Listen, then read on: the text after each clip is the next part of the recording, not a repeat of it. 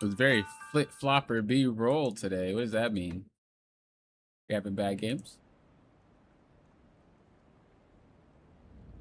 I haven't played any today.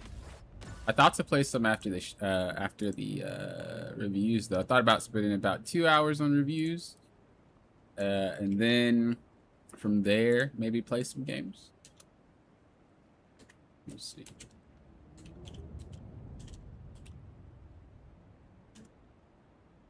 I'm just posting that I'm live in my Discord. So how are you guys doing today? You guys doing good? You guys doing okay? Today's a pretty, I don't know. Today's a pretty sluggish day for me.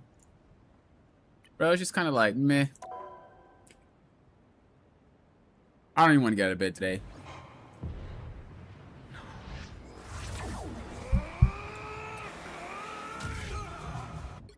Like, actually, I just laid in bed for like a few hours. I didn't really get that much sleep. It's one of those like nights where you go to sleep, you know, but you wake up, or you know, just didn't really get that much sleep. Maybe I did. Maybe it just felt like I didn't get enough sleep, but I did. Because I don't feel tired now. But I didn't feel like getting up. So.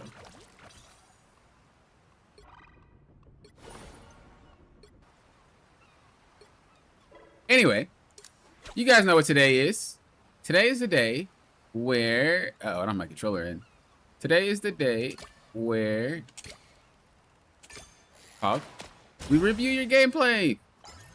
So if you guys have any burning questions you guys would like to ask, you guys can. Oh, I have enough for all the rewards? That's what it was telling me the entire time. How was I supposed to know? Can I just get them all?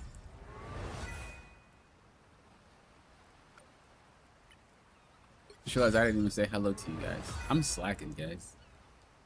What's up, Adolfo? What's up, Nash? Kato, Lauren, Mads. Wait, Mads, you were a freaking member, bro? Okay, so like, I don't see members unless I look at YouTube chat specifically, but I just remember who's members. You know what I mean? So I just know, but I don't remember you being a member, Mads. I guess you did play with us that one time, huh? And you did become a member that day.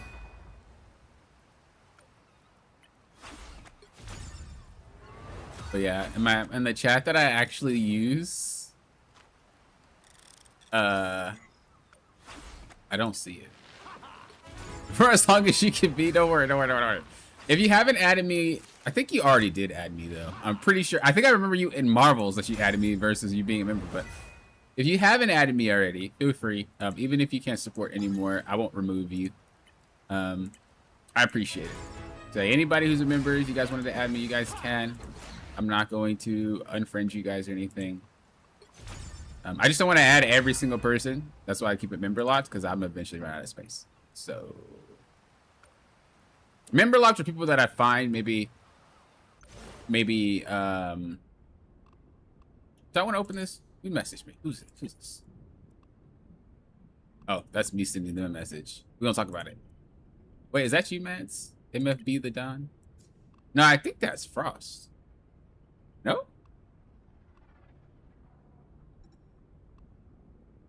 I think that's Frost. You love my channel? That makes one of you.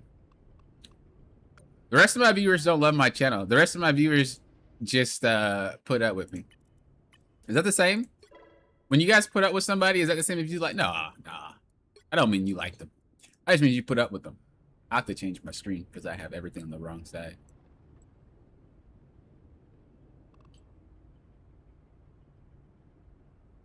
Lauren, I played some FF yesterday. I ran like maybe 3 dungeons, and then I got off. I was super tired. But I wanted to see if you were online. Of course you weren't, though. You know how late that was? You ain't gonna be on. But I did run some. Someone, because I was leaning near like a pillar or something, and someone sat right down next to me. And then I guess their friend came and sat right down next to me too. And then another person came up and just looked at me. It's like, what are y'all doing? Okay. So the one that sat next to me, I have a little photography emote. I don't know if you guys ever seen it, but the one that sat down next to me, I pulled out the camera and I took a picture of him. and they're probably like, bro, what are you doing? And then they just hit me with the shy emote. I was like, yeah, don't get next to me. I'll start snapping pictures. I need to put this in my portfolio. That's what I need to do.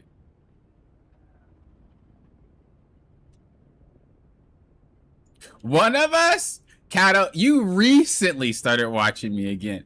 You recently started watching me again, bro.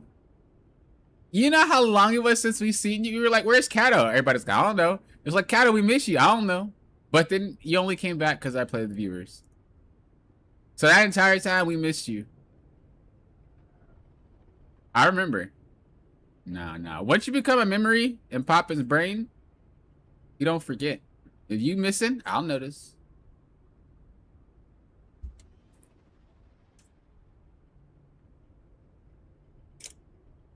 Chaos, are you here? Dude, if Chaos is not here, when Chaos gets in, this fool gets all his reviews done. No, we doing them all.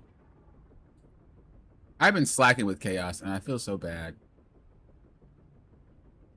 And not necessarily like I've been slacking on purpose. I just know, like I hate not doing his stuff, or when he asks me to do something, I hate not doing what he asks. Cause he's a good dude. And I feel like I let him down every time I don't. Everybody else I don't care. Who are y'all? But him? Nah, we can't just let this dude. We can't just let this dude not get reviewed.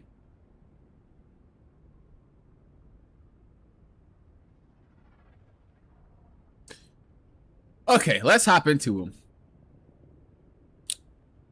You think you want to submit a review? Feel free. Feel free. Guys, my content creation stuff has been wonky because I still haven't had that schedule. But it should be coming up whether this week or next week, where all my stuff gets pushed back, and we will be able to have a lot more fun. But right now, everything is just so all over the place. I can't really promise a lot. But after about either this week or next week, we'll be chill. Everything will be kind of like normalized, and I'll be able to we'll be chilling. We'll be chilling. Streamception. Is there? Do you guys hear a streamception? Do you guys see one?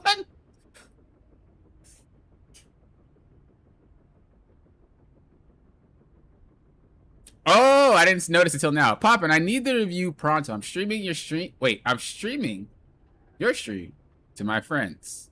And I'm not watching? See, this is why I don't even mess with you. Because you over here, friends. Lord ain't there. I'm not there. You know what I'm saying? Who could not there? So we just nobodies. That's toxic. Did you even put in a review, bro? You didn't even put one in. When was the last review did you put in?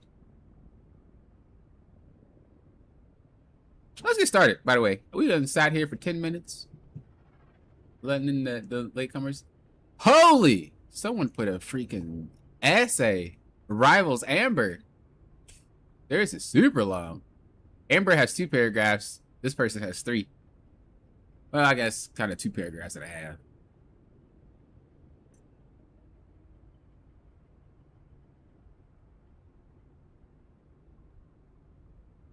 You got 2 DPS, 1 support, 1 tank, 2 tank, and a strat.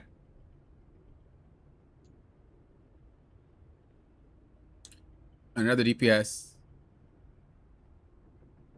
I'm trying to see if I want to just grab Murray's real quick. Because I was going to say it for a video, but like, we'll just grab Murray's real quick, bro. Actually, we'll wait, because Murray... Bro, Murray be late AF. Like, Murray be here 3 hours later. We gotta wait for Murray. You're trying to join the Discord, but the link is expired? Is it? Chat, is the link expired? Honestly, if it is, blame Lauren. She's supposed to be one that's supposed to be handling that. I never told her to, but she should know. Let me get this link. situated.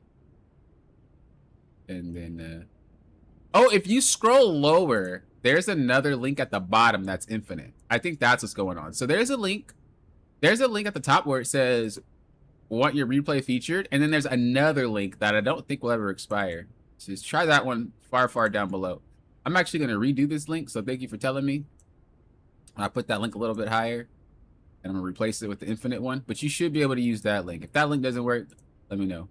If that doesn't work, Lauren's fired, I guess. Guess that's just how it's going to be. What you got to do. Do what you got to do to survive. Can I get an amen?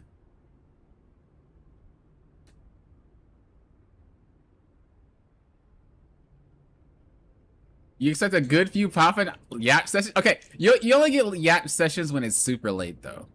That's when I'm like, bro, I don't even feel like playing anymore. I'm tired. But I don't usually get that tired during the middle of the day. Okay. Who did I just say I was going to pull through from? I was going to do Murray, but I think Murray will be late. So we'll just pull from this guy. This guy has 3,000 freaking words in his, so we're gonna look at this, guys. He put the time and the effort in to write me a whole freaking. We gotta do it. Can I get rid of these, considering that those can't be watched anymore?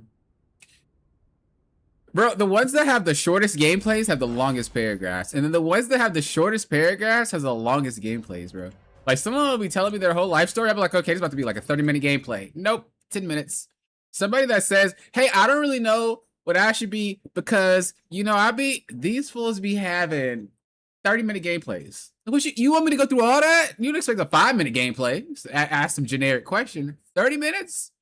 Y'all crazy.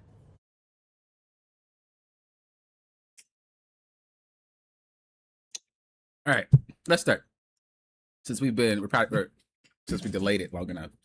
So this player said, does he have his name showing? He doesn't, but he played Star-Lord and Daredevil. Oh, he's right here. I don't know if Adolfo's here. Adolfo! You want to do something fun, Adolfo? If you're here? Want to do something fun? If you're not here, I won't ask you. But I did it with Lauren, so I thought it'd be really fun to do with you now that I see it. But we'll see. We'll see if Adolfo responds. I'm gonna read what this guy says, but we'll see if Adolfo responds. Okay, so this person says, so prior to this, I had 3 very rough games in GM lobbies, and 2 of them were losses. So it's not a great start since I was a bit on tilt. Fair. I was also let me just move this over here. It's easier to read it without me having to overexert myself. Okay. I was also sleep deprived from watching tons of World Cup matches. You should have been watching my content. You wouldn't be worried about it. For this game, I tried to communicate with my teammates and being sweaty. Okay, the team was actually pretty good. Okay, the vibes were good. Okay, everyone kind of chill. We even upvoted each other by the end of the game, despite we did not win the game. Okay. I was calling out for an ultimate cooldown. Tanks were letting us know if they were taking space. Supports were telling us for incoming flanks, so the game should be easy in theory. Do you guys feel like when there's a lot of communication, it makes the game harder? Or do you guys feel like when there's no communication, the game is harder? Or bare minimum? Like, what do you guys think? Do you guys think more is less or less is more? I was doing well on neutral, kind of, but sometimes as DPS, I tend to bait support ults with my ult, even though knowing that I have a win condition. First round, bait 2 ults. Second round, my Thor told me to use my ult to take point after he bait them first. Okay. Third round, forcing Luna. That's a lot of context, my guy. Luna ult, but my teammates died. Okay. I also tend to walk out early at a crucial time, like near overtime, and the opponents happened to be aware at my presence, so I had to get back. All right. I did one very stupid mistake. Everybody says that. Whenever I do a replay, everyone is like, there's always one stupid thing that I did, and I know they did it. And this glitch was cost us the time bank on domination on third round. My teammates were enabling me, and I helped peel for them to enable my DPS as well, which is Cyclops. Yet we were still being overwhelmed by the opponent ultimates. Please, I want to get better. I feel like I keep on making dumb mistakes often. Thanks, Poppin. No problem. No problem. Let's get through it. Let's do it. Let's see what's up. I'm gonna call for Adolfo one more time. He might be in a match, actually. Well, he was here at the start, yeah? Adolfo, are you here? The link for the bottom works? No problem, no problem. Communication always helps. Communication helps focus targets. Fair. I never really noticed someone asking someone to focus a specific target, though. I always yap, but I have to try not to get a mic ban. Is it that serious? What's up, deleted? I actually play better when there's no comms, but I don't mind occasional comms. All right. If I join stream early, it doesn't auto start, so I'm just now rejoining. Really? Oh, maybe that's what happened to Adolfo. Let me see. Let me DM this guy. Adolfo gonna be like, you don't know me like that. Let me see. What should I say? Are you around? We need you. I shouldn't be ruining this dude's Saturday. My guy over here spending time. We're not gonna message him. We're not gonna message him. If he pops up out of nowhere, okay. But we're not gonna message him. We're not gonna message him.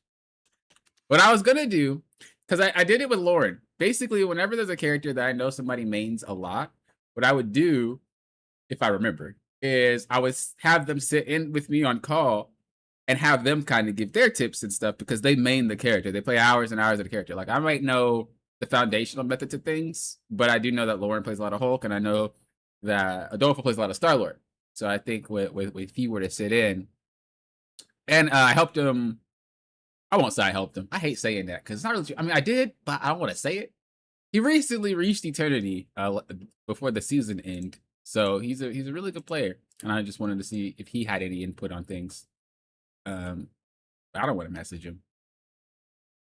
PSI is overheating and throwing my games. Wait, is it lagging you? All right, let's see. Just for context, I'm gonna just type you AFK. Just for context, because I want to help you guys do better. We're gonna see if he's around. It's only toxic if it's not true.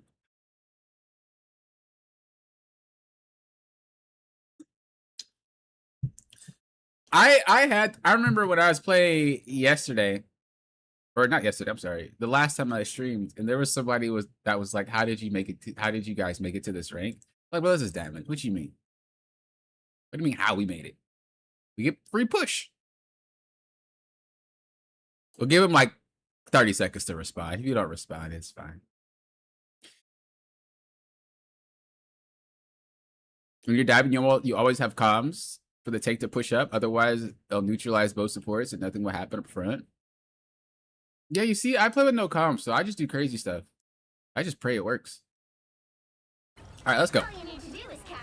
Let's see what we got. Oh, yeah, let me get my pin out real quick before we get started. Y'all know I need to draw my stick figures. That art stream is coming someday. I don't know when. We have two promises, chat. We got art stream and cooking stream. I don't know when. It could be 3 years from now. I don't know, but we're going to do it. I'm going to cook a Krabby Patty. Guys, do you know if there's a setting for Marvel Rivals that allows your mouse to not leave the application? Or is that something that I'm going to have to fiddle with in my system settings on my computer? Because I don't usually care because I use a controller. But when I'm doing reviews, sometimes my mouse will slip out. It doesn't affect the review. You guys don't even notice it. But I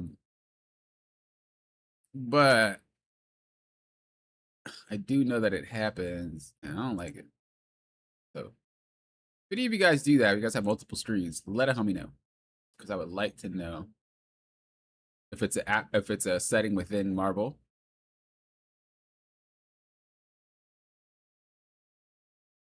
I would assume if it's because I looked at Marvel and I didn't find one. I'm gonna check my display settings real quick. Let me just see if there's an option there. Well, no, because you wouldn't want that. You wouldn't want it to not go to the other screen unless you're.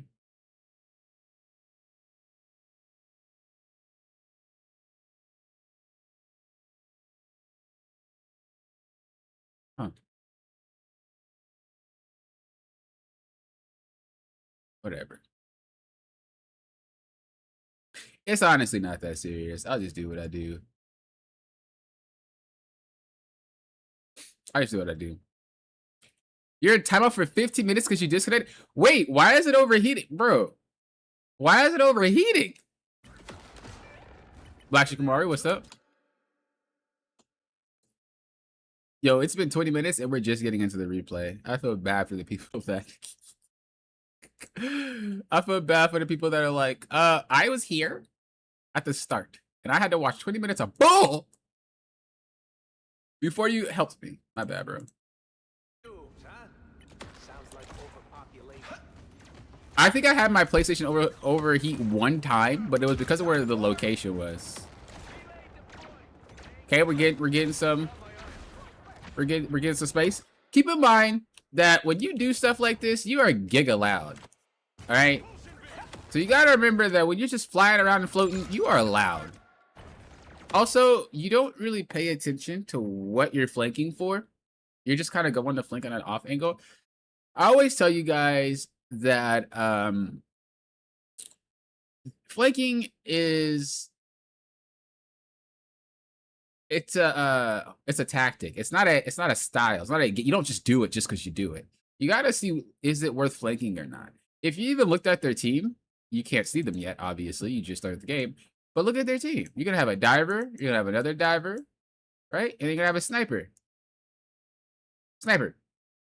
This means you have two options. You could either sit back, kind of play, let them dive, and then take yourself back to their team and then do your thing, like play back and forth.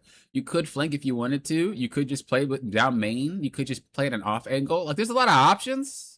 But we just automatically decide to start flanking, which can go bad if, you know, if you do it on, if you don't do it right, or if they catch you just doing it and they just get you.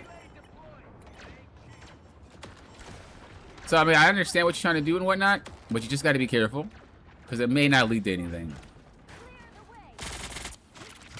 Like right now, let's just say their entire team runs your team down because they have the team to do it. You're in position, but they can fight so fast that it's a possibility that your team just loses. This guy is trolling. You're what rank was this? You said GM? You're never seeing a tank do this. You're like 3 years away. Why is this guy not just pushing your team and just running you guys down? Because that's all he has to do. Look, I'm telling you, all they had to do was push and you'd be just sitting back there by yourself. Because you decided to flank when you didn't necessarily have to. And the team has enough potential to just run down your team. They're a very push your team down type of team. They're very kind of brawly. So the fact that you got away with it is crazy. Because I don't know what tank gonna sit here and just put his shield up for a Star-Lord. He ain't doing nothing to that character. That character got free real estate. I ain't never chasing no Star-Lord. I'm not. I'll wait till his loud self comes by. This guy's crazy. There you go in. You get a KO. Okay, I see you. I see you. You gaming. You're gaming. That guy's trolling. Okay.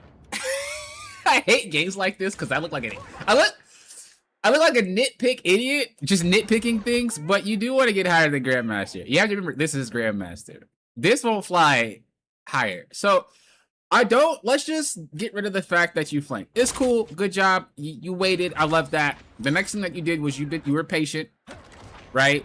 You saw an opportunity. You went for it. Now, I don't think you thought to go for the Cyclops. He just appeared in your vision and you were going to go for the strats. That's something that you have to cut out. You got to make sure that when you're going for a play, you know what you're doing. You don't just fly in just to fly in. It's pretty obvious that wasn't what you were doing. Because look where Cyclops is. He's on the right? Look where your camera is. It's at that rocket. And then he just happens to show up and you're like, oh, this is free. You can't do stuff like that because all it takes is you're loud. Like I said, Star-Lord is a very loud character. All it takes, you only get like one shot to do things. The higher up you go, the less margin of error you have. You can't just go off willy-nilly. Even if you were to go for that rocket, let's just say he never happened and you went for the rocket, you wouldn't get anything out of it. You also, unless you're on comms, which you did say you were. You did say you were on comms, so I'll give you that credit. You did say you were on comms.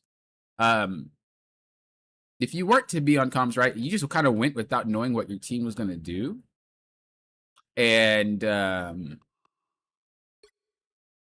what happens if they're running away at the time that you go in? Just, it's all bad. It's all bad. It's a very active gameplay. You gotta be a little chill. Gotta be a little bit more chill. That guy's trolling though. I like that you dipped out. She's also trolling.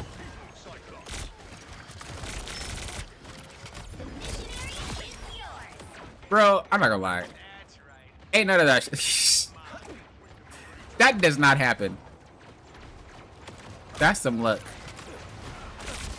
Alright. We reset. I like this. I like that. I like that. You're trying to make it so that they can't push your team. I mean, we're chilling. This is good. This is good.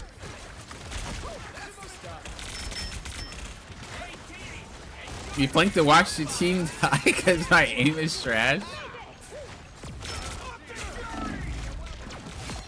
Okay.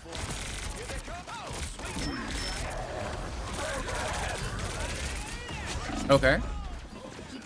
So, that guy is Lord Cyclops already? Has he been out for that long and I've just noticed? So just like what I told the person that I was going to bring in, also Black Chicken Mario, I don't know if I said hello to you. I told him that he used to be, I think he was like Celestial. No, he was actually Grandmaster before I started working with him. And then he hit Celestial and he was stuck there. And he had this issue where he was giga active. Like, this guy was always on. Like, stop. And I know Star-Lord is one of those characters that feel like they should be always on. That's not how it works. When you play a character like this that has a very high uptime type of vibe, you have to make sure that you treat it more like an on and off switch, not necessarily a how high can I be in uptime. There's a misconception, and I don't know if maybe other games has this be accurate, but for Marvel Rivals, a lot of people think that uptime equals I'm doing something. And if I'm not having that uptime, I'm not doing nothing, which means that I can't win my matches, which in reality, having really high uptime is something that hurts you. It doesn't help you. So instead of treating your uptime like I should always kind of be on, treat it as like an on-off switch. When you flip your switch on, have your uptime. When it's off, don't do anything. Just keep doing that. When you get used to playing in Windows, especially as you start climbing to Celestial, Eternity, One Above All, when you start playing like that, that's when you become the most dangerous. And even when I play, it doesn't really matter what character I play, to be honest. This is the type of style that I adapt, is that I play in Windows, unless I'm strat. I'm not gonna lie. If I'm playing Mantis, bro, I'm throwing hands.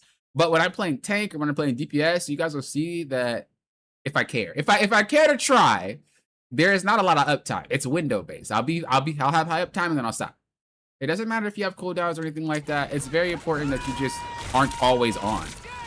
You have to wait for your team. You have to wait for fights to actually take place. You know.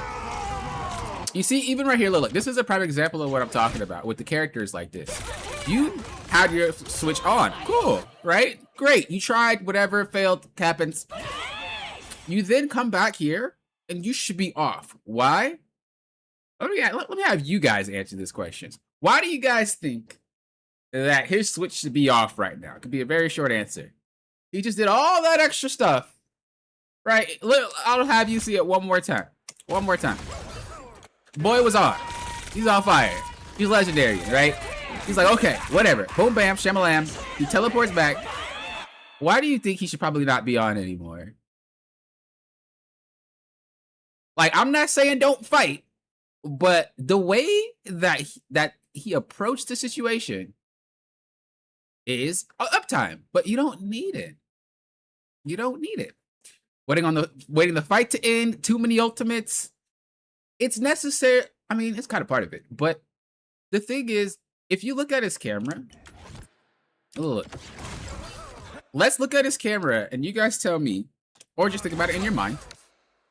What do you guys see the enemy? What do you see the enemy team do, and what do you see your team do? We'll watch this entire clip and you let me know what happened.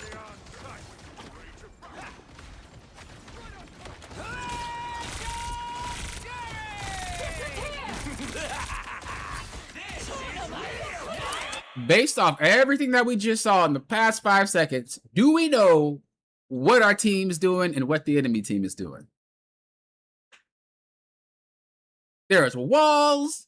There's invisible and blind. You teleported back, which took you about a second. That's a lot of commotion that could happen, right? Now look what happens after we realize we have no vision. Instantly going in. You don't even know what just happened. And this is what I mean by you gotta slow down. I don't know if I said hello, Amber, but hello. We gotta slow down. You don't even know what happened. You're just putting yourself in a really, really tough spot and forcing yourself to kind of play through it. But you could just wait, maybe go around back to where you were. You know, maybe come right here, look down there, that way, maybe look this way. And then you play after you have enough information. But you're playing blind. And this is what high uptime characters generally do. They all play blind.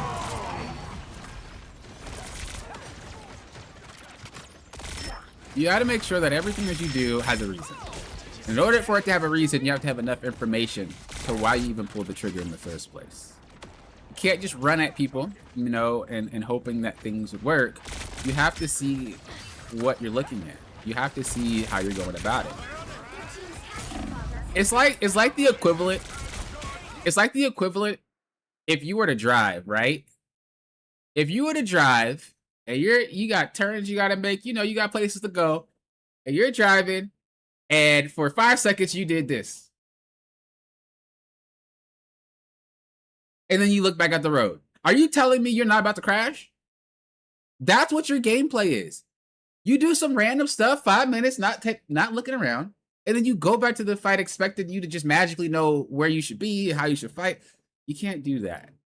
You have to remember that if you are going to look away, if you're going to do something, you got to stop, right? If you know you have to look, you will stop your car and look and then go back. It's the same when you're playing. If you're going to make a play that you can't see your entire team, you can't see their team, and you got to go back and reassess the situation, then stop moving, look real quick, then go for the play. I promise you, when you start doing that, you're going to realize how much easier it is to get a lot of picks and how much easier it is to make sure that you're not getting KO'd so often. It's very beneficial for you. Even right here, don't need to do this. Go set up.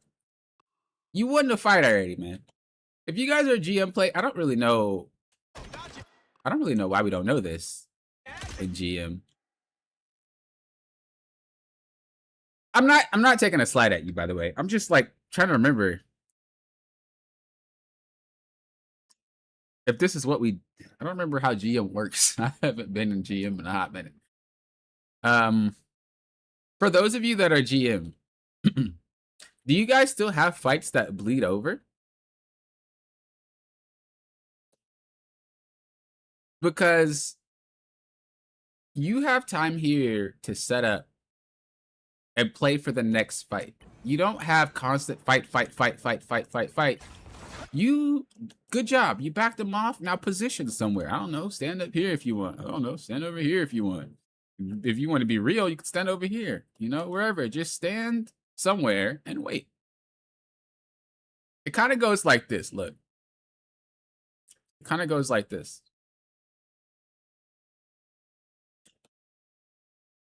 Okay? Here's how Marvel Rivals works. At least domination. What you have here is neutral, right?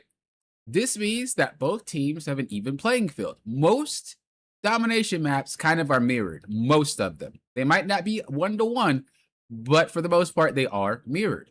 This means that if you could go this way, they could go this way. If you could go this way, they could go this way. If you could go this way, they could go this way. You guys could come from every angle.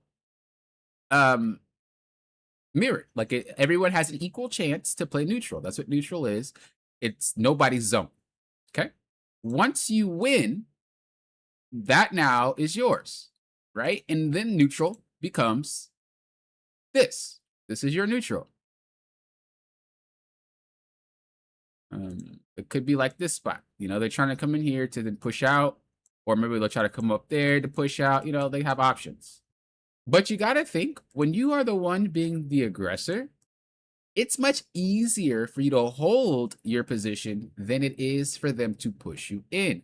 This is why people get spawn trapped. This is why it's very hard to push out. If you've ever been in a situation where it's just like every time you walk out, you get exploded and you can't do anything, that's because they have the advantage. So when you have the advantage and you know the next fight is going to start pretty soon, get into a location where it's easier for you guys to abuse that advantage. What you don't want to do is just ignore having the advantage and play down main. Because what they'll do is pretty much what that guy did, which he would probably try to come up, go around, and get you guys. However, if you had yourself held up properly, maybe if you were like chilling up here, you would see the person go this way, or you would see them go this way. This would allow you to react. You go stop that guy, boom. But when you're constantly shooting down main, when you're constantly just trying to react it, like all this stuff goes out the window. And the higher rate you go, the easier it is for you to lose a team fight. Because they'll just do one stupid thing and they'll toss the game out the window or the fight out the window. So you got to be more aware about things that can happen like that so you don't end up making it a hard time for your team. Like right there, he shouldn't even be there. He shouldn't even be there. He should have had a harder time pushing you guys. If he walks this way, he gets shot. He walks this way, he gets shot. He should have just pushed you off that like that. But you teleported 3 miles away, and that makes it rough. You're back? You're too late, Adolfo.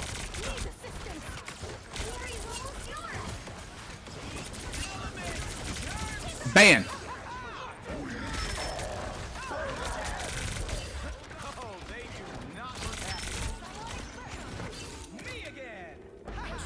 Wait.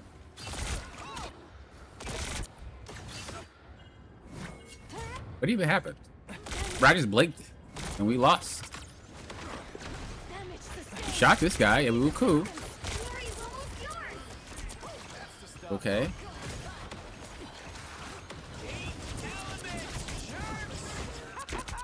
Okay, you guys just... Oh, you guys still have your tank. Yeah, how did we lose this? What happened? We see it from just kind of like... Okay, then where did you go?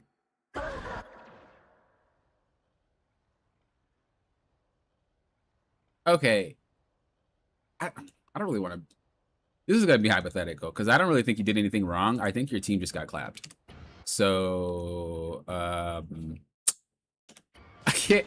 I don't want to do anything... I don't want to say, like, anything's your fault, but I'm gonna just kind of let you know about this so you don't make the mistake in the future. So, when you start noticing your team is getting pushed, what do they generally do? This is a rhetorical question. You guys don't have to answer. When your team gets pushed in, what do you most likely see them do? They run. So if your team is running this way and you decide to go for their back line, it just puts them at a numbers advantage, right? Because you're already losing. You're already losing. So the pressure is being put on. You're not alleviating the pressure by attacking the strategist. You got to go fight the front to alleviate the pressure. If they're pushing you guys, you can't just dive. You have to deal with the pressure in the front. That's what you have to do. So, if you sat here and continued to play kind of up front, and just kind of chilled back for a second, like hung back here. Not saying you would have won the fight. That's not what I'm saying. Again, this is very hypothetical, because I don't know how this fight would turn out. It looks like you guys already lost. But if you stop the pressure, your team doesn't get eliminated. You guys walk back. You guys are still playing with the squad, right? But you're attacking the back line when it doesn't really matter. And so, this is why I say, when you're playing characters that are divers, a lot of people say stuff like, like, if they watch me play a diver, specifically, a lot of people say, like, you should be diving. Or if they play on my team, I think you guys have seen it when I played stream. Or when I was on stream. I think I was playing Magic. They were like, you should be diving. Match, you should be diving. It's diamond players, so I mean, I don't even know what they're talking about. And I'm like, bro, that's not what you do.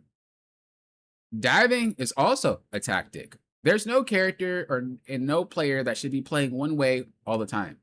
Sometimes you dive, sometimes you don't. Sometimes you peel, sometimes you don't. Sometimes you flank, sometimes you don't, etc., etc., etc. You've been so focused on diving this entire game or flanking this entire game that you're missing out on what you should be doing as a team player. And when you hit Celestial, that is going to be the thing that separates you from Eternity.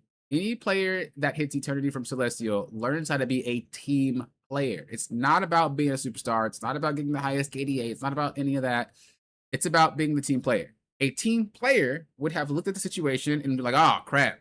I can't dive right now. My team's getting shoved in. And they'll help deal with the shove. As I said, I don't know if you would win that fight. It looked dangerous.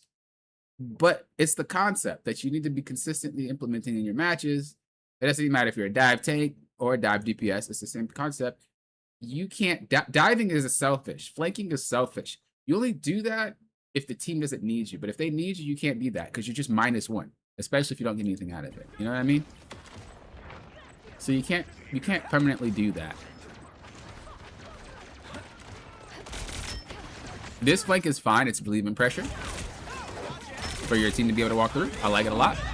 Yeah, that was good. That was good. You see the difference? You see the difference? That's exactly what I was talking about. Look. Right now, does your team need you? No. They're chilling. Nobody needs you. They're walking back to point. So if you did a selfish play, like dive, right now, it's not really selfish because it's helping your team be able to push through point because they are getting shot. You know, they're just holding the entire area. So it is a selfish play, but it helps your team proceed. However, if they were currently fighting and you decided to do this, again, you would just be in the wrong because your team needs you. So it is a balancing act between, you know, should I be assisting my team? Should I be diving, et cetera, et cetera, et cetera. But once you get that ebb and flow, I'm trying to tell you, that's when you start being a god. I don't like how much you'd run away, though. That's a bad habit that you're going to have to break.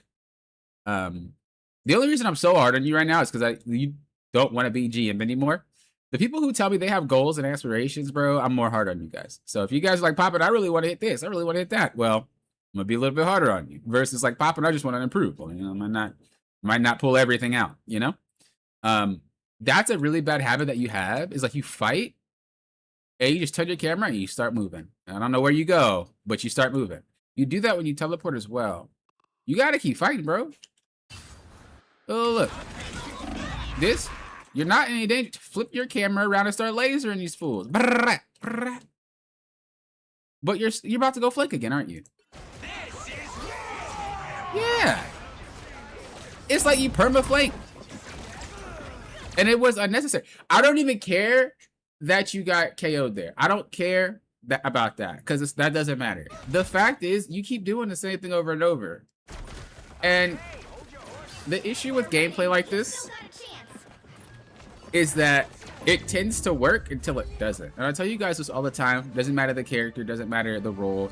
There's certain strategies that I see you guys do, and you guys replicate it over and over and over and over again, and it works until it doesn't. And then you guys are like, well, I can't get out of this rank. Well, that's because you did the same thing that didn't get punished, and eventually it got punished, and now you don't know what to do anymore.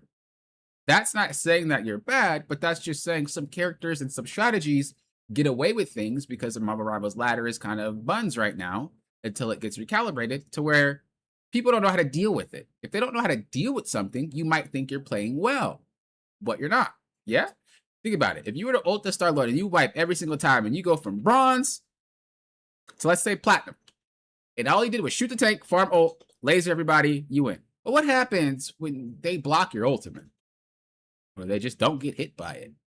What do? I don't know, my strategy was just to farm ult off the tanks and then, oh, yeah, it was, but now it doesn't work anymore. See what I'm trying to say? So that's the way that your flanking is going. It's like, well, you know, I don't know what to do after it doesn't work anymore. It doesn't mean you're bad, but it means you're not adapting to the gameplay.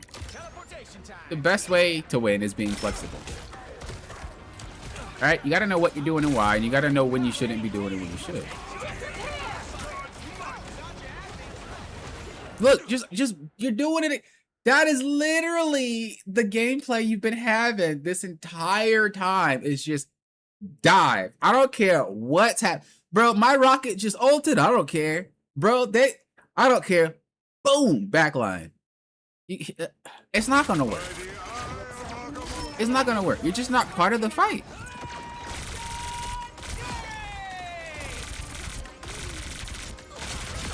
So you got away with this because you ulted. Like, this exactly what I was talking about, right? You do something that shouldn't work, it doesn't work. But because you have ult, it works. Last round, you didn't have ult, and you kept playing that way, it never worked. This round, you had ult, you did the same thing, but it worked because you had ult to rely on. If you guys ever really want to know, if you guys ever really want to put your skill to the test, think about what character you play and see if there's a safety net to it. And if there is, play a different character that doesn't have that safety net, and you're going to see how much harder it is to win your matches. I wouldn't do it in ranked, I'd do it in quick play, but it really goes to show what your weakness is. One of the things that I had when I played Cap, and solely Cap, I don't just play Cap anymore, but this is like back in like season 1, season 0, I would only play Cap. And one of the things that I noticed that I relied heavily on was just kind of like having people look at me. And that's part of him, don't get me wrong. But like, what happens if people don't look at you? Right? I don't know. At that point, I was confused. I was like, well, shoot. I don't know what I'm supposed to do now. That every character has some type of safety net like that. And if you want to improve, you do have to figure out what it is and be able to swap to another character that doesn't provide that. And then, you know, see what happens. Once you do that, you have a different perspective and you're able to improve drastically. So for you, because you're so active, because you like to flank, play characters that can. You're gonna feel like you are naked, basically. You know?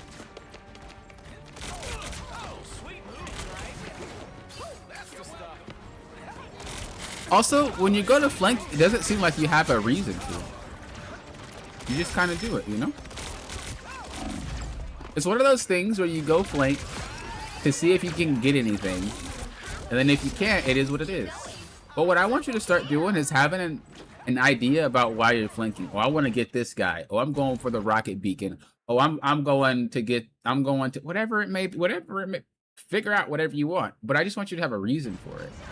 Now, you could have a reason for it, but I don't notice it within the gameplay itself. So obviously I don't want to put words in your mouth that you're not really paying attention to stuff like that, but just visually, I can't tell why you do what you do. You just do it. And you always want to have gameplay that speaks values.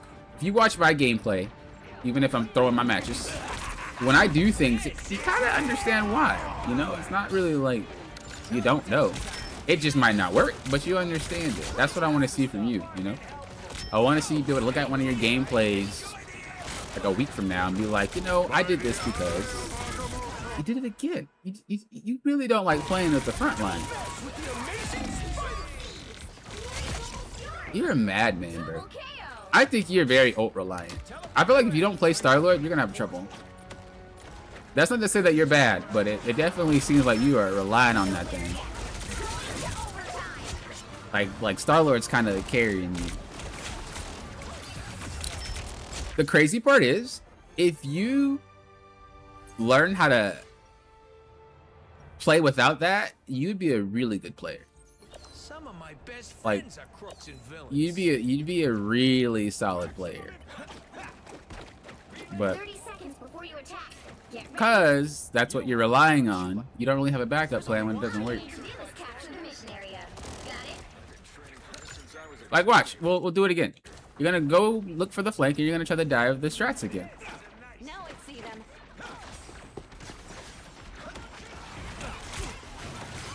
Okay, 1v1ing? I wouldn't do it with a snowflake, but you know, you're godlike. Okay, well, you see what I mean. You don't know how to do things like that. You don't know your timing. You don't know how to actually fight somebody. All you know is to dive the backline.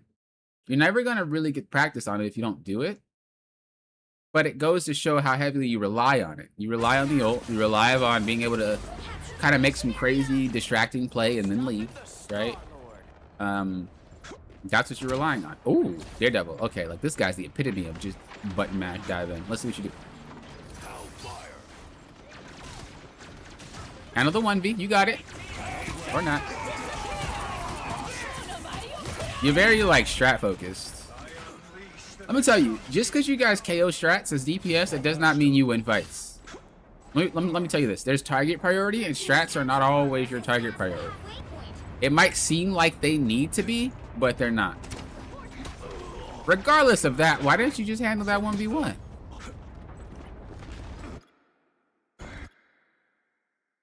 Why didn't you handle her?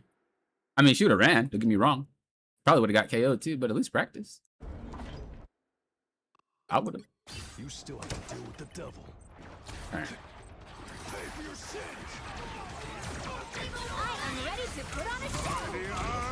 Every time you try to go from main, you don't really do it that well. Like, you don't approach well. You're better at flanking, but you're really flank reliant. No winner yet. Going to overtime. Control C's. And that's not to say, guys, that, oh, well, I'm a flank player too. I'm a dive player too. I don't, are you saying that I can't do well because I'm a flanker and a diver? That's not what I'm saying. But objectively, flanking and diving is far easier than actually playing neutral. And if you don't know how to play neutral, in a lot of situations, you are going to lose matches. There's a time and place for everything, and that's what you have to play to. More than half of the mission area. Keep going. Like, I do like your setup. You could break that wall. I don't know if you know that, but you could break that wall.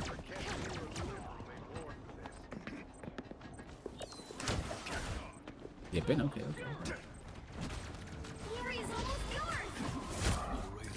Okay, wouldn't have went for that. Why?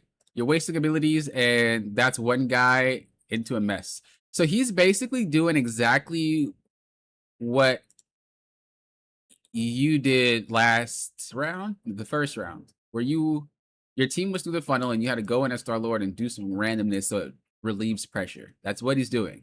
So basically, he's making it so you just wasted your abilities to go on a guy that's just there to make space, right? And now you're down abilities. And now you can't do anything.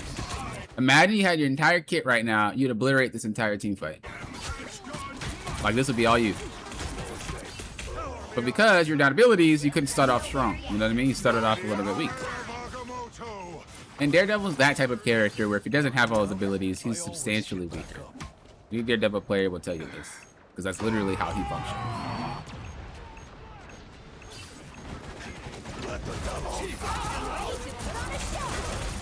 I mean, not really much you guys can do. You guys lost that fight. I would have made... Nah, I don't think you would have ever had time to teleport. Okay, well, I think for the most part is that we gotta stop being so ultimate reliant. You actually play two characters that are ult reliant. Like, you play two characters that general player base of those characters don't know how to play neutral, don't know how to do anything but dive or flank, and then they just spam ultimate and they win. It's okay to have that in your toolbox, but we shouldn't be using that and relying on that every single match, because it will get to a point where people don't allow you to flank. Like, you got scared of Psylocke. Psylocke could handle you, and you didn't fight her anymore. You're like, okay. Well, you don't want to be put in a situation where a DPS player is better than you, and you can't 1v1 them, so now you can't flank, because every time you try, they're there. It will happen, especially when you start breaking into like Celestial 1. People that will stop you. So it's like you're going to learn how to fight that person to win, or you don't flank. And then what? Well, if you don't flank, you can't get in a really good position to dive. And if you can't dive, that's also part of your toolkit. Then you have to play main. But your main neutral gameplay is weak. It's weaker than your dive and flank gameplay, which means that you're just going to be losing matches. We got to strengthen up your neutral gameplay. We got to strengthen up being able to off angle rather than flank, rather than dive, and waiting for opportunities. We got to strengthen up your ebb and flow. Do I dive? Do I play front to back first? Like, what do I do there? If you can strengthen up that gameplay, it'd help you out a lot. I think what you should do is play a different character that doesn't allow you to reposition so much. Be whatever character you want. I'm trying to think. Like Hella. It doesn't have to be a sniper. I don't really want to recommend you a sniper if you don't like them. It could be Elsa. Could be Phoenix. I mean, I would probably flank as Phoenix. I'm not gonna lie. But just Hawkeye's another one. Just characters that don't typically reposition a lot, and they tend to play main or they off angle more than they flank and dive. Strengthen up that part of your gameplay, because that's really what it is when you guys are breaking into Celestial and then Eternity. Celestial is like, if you can get out of Grandmaster, make it to Celestial, that's saying to the game, basically, that I understand my character, I understand my role, bro, I understand what to do, I'm the star.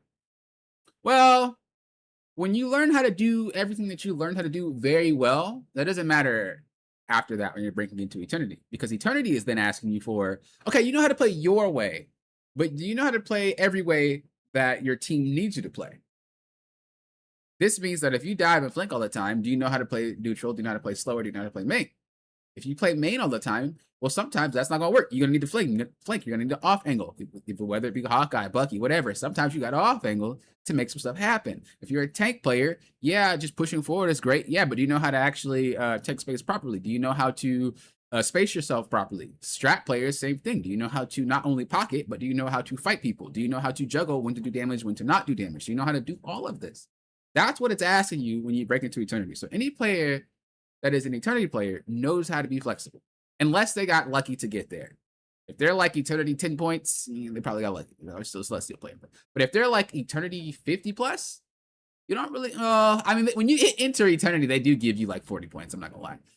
If you're eternity like, I don't know, 80, is that better? 80 to 100, you were able to maintain your rank and actually put points into that rank.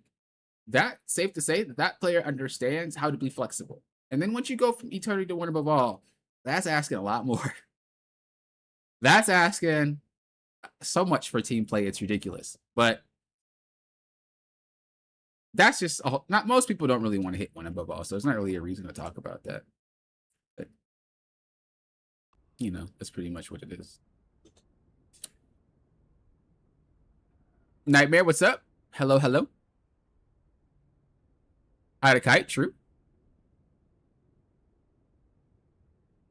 Wait, oh, don't worry about typing. I'm not like ignoring chat. I just, if I start looking at chat and reading, and if I'm in the middle of something that I'm saying, I'm gonna lose track. Or it's not gonna be coherent with the person watching, because I keep going off topic. So I'm not ignoring chat. I see it. I just, for the sake of my mind and the sake of just being able to understand what I'm saying for them that are watching it back who probably don't read the chat, it's better that I just stay on point. Okay. So let's go ahead and mark that as complete. Deadwalker, hello. I don't know how many games I'll be doing. We'll have to see how good I feel. I'm chilling right now, though. That was our first replay. That was like an hour. No, that actually wasn't. That was only like 30 minutes. Not bad. All right.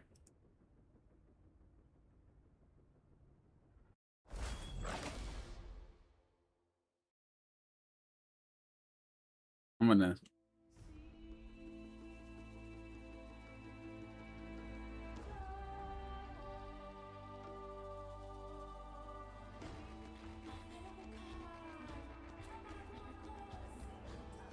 Oop. Bro, what the... One of my members in the Discord said to add them when I did the replay. Someone will say, I shouldn't be adding you because you should be here watching my content. But I'm about to do the replay. They'll be coming in 30 seconds. Stay strong. What if they're like, I'm here already, Papa? Shut up. Well, you should have said something. I forgot who you were in Discord. I forgot. Yeah, we have like 2 Jeff mains, and it's the same people every time. It's Voltage and this guy. Stop playing Jeff. You climb faster.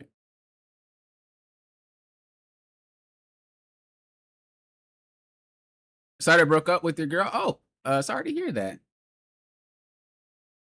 Sorry to hear that. It gets better. Trust. You just hope you're not annoying me? Nah, not at all. I feel like I need to send you my last couple of ranked matches. Couple? I don't know about that. You can send what? Maybe 2? Couple? Like popping couple instant. Because in the game I just played, I feel like I made a lot of stupid mistakes. Or if you feel like you made stupid mistakes, why do I have to review it?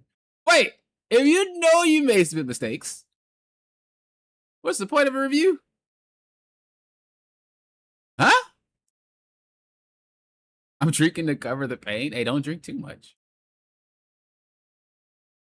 I said Jeff main, W Jeff.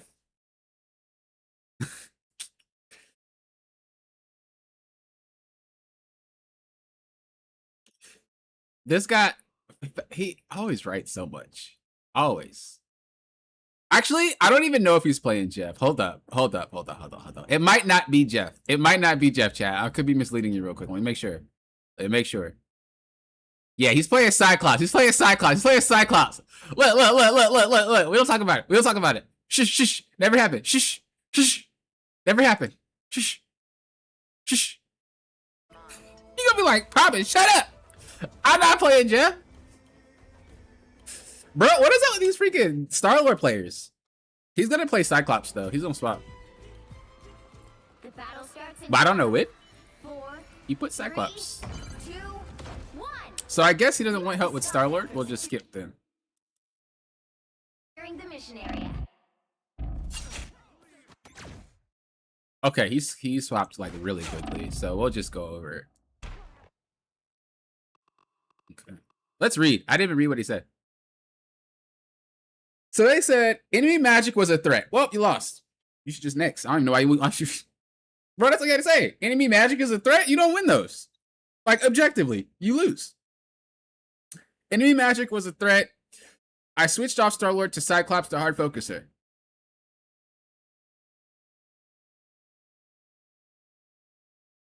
Chat, I think that Star-Lord is better against Cyclops or against magic.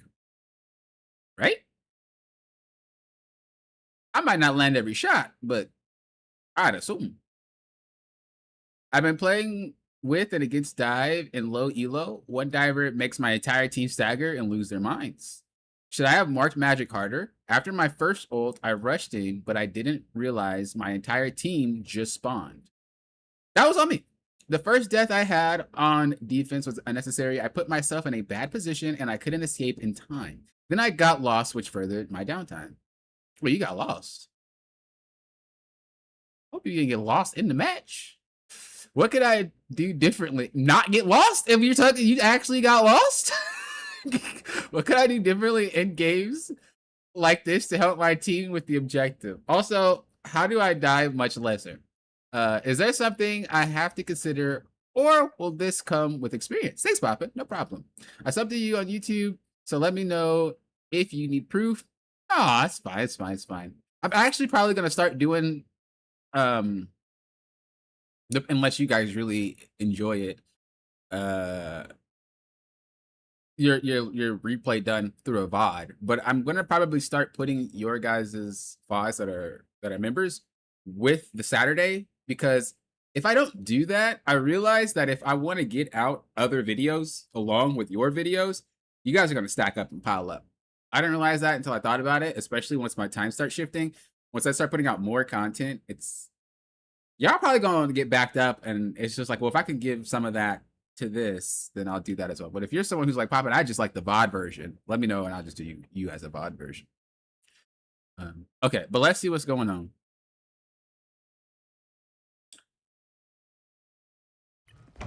You have to stop them from securing the mission area.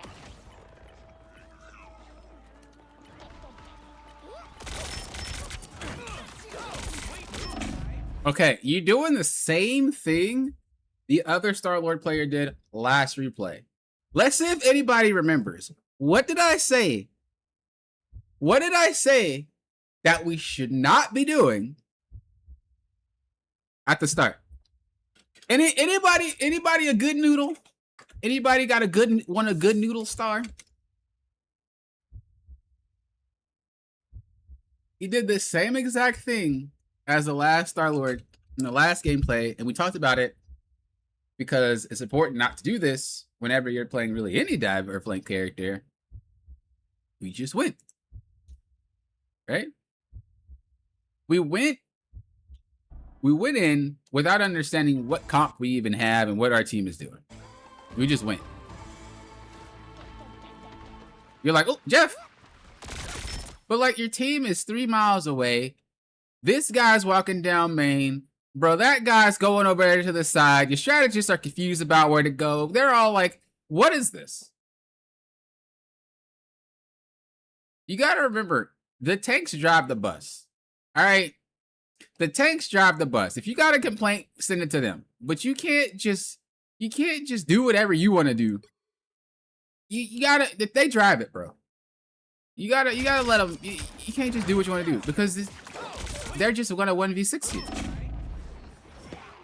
Like that magic isn't even better than you. She just ran at you because your team is 3 years away. Even Thor got the memo. Thor was like, oh.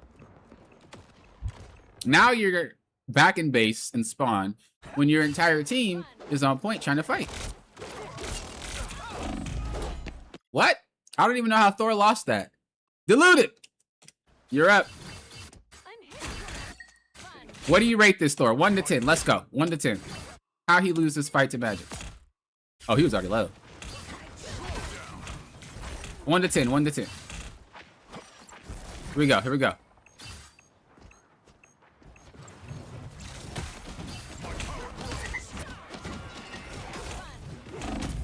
Is that a gamer? Is that a Thor?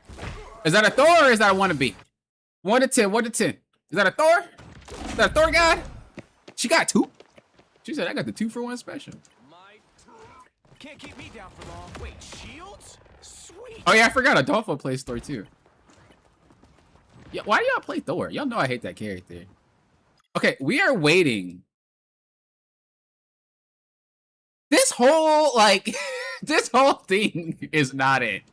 It's not even your fault. It's just like, I mean, it kind of is because your team went right and you went left, and then Thor went down the middle, and then all you guys got picked off. So we're kind of like, it is kind of on you. But at the same time, nobody's doing, like, what happened? This type of stuff I get suspended for if I were just standing there.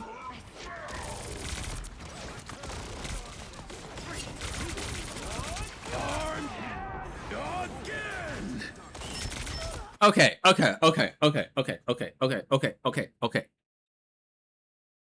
Your team is chaotic, bro. And whenever your team is chaotic, you can't play with them.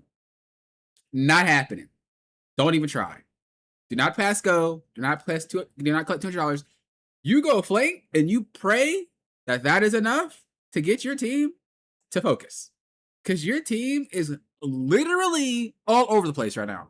And the only way you make this work is by going to flank, drawing a little bit of the pressure off of them so they can play. Okay?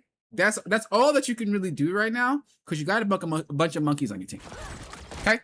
No, they escaped from the zoo and they haven't been caught yet. Because, like, we're doing the most outlandish routes. It's not even your fault.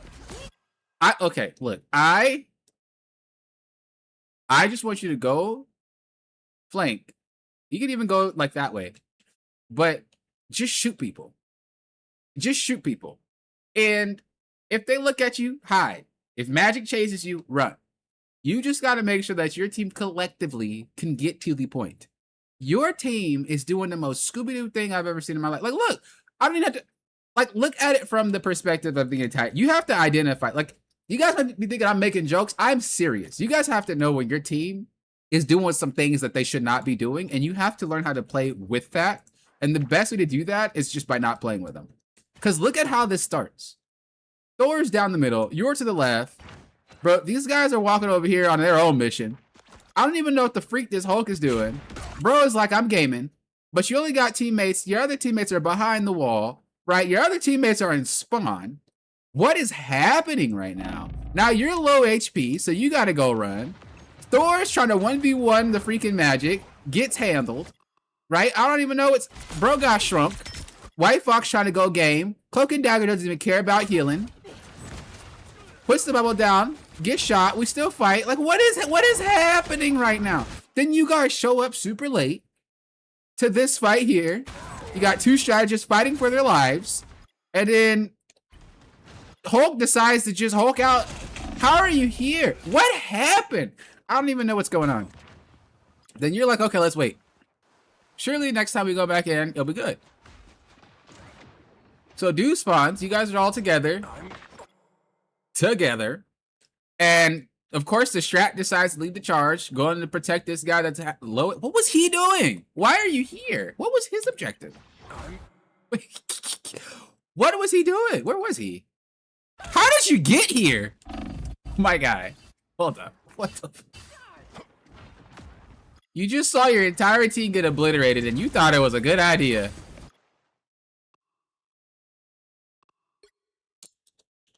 Okay, you got Mr. Inspector Gadget over there.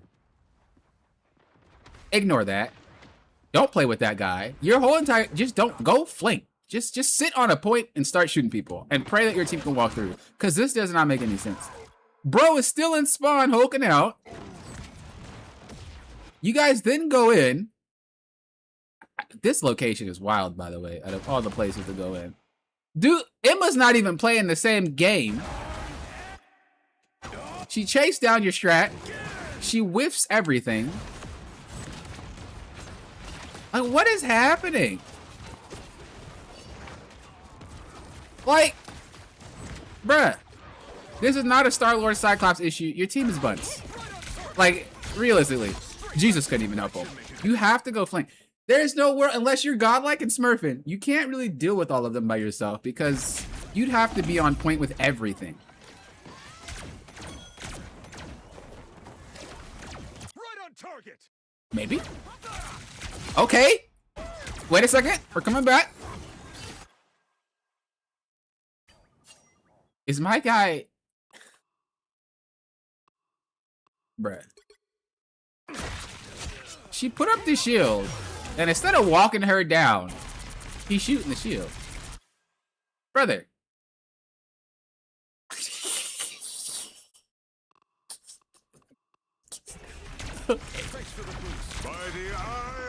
Where did that even come from? Why is this guy over here? What the fuck? What is happening? Why is there like 8 fights happening at once? Bro, what rank is this? How did you even get over here? And why is Thor and Cloak and Dagger on the right side? You guys just got picks. Go down main. What is happening? How did you get here, bro? You were here this entire time? No way. Bro, y'all didn't see this?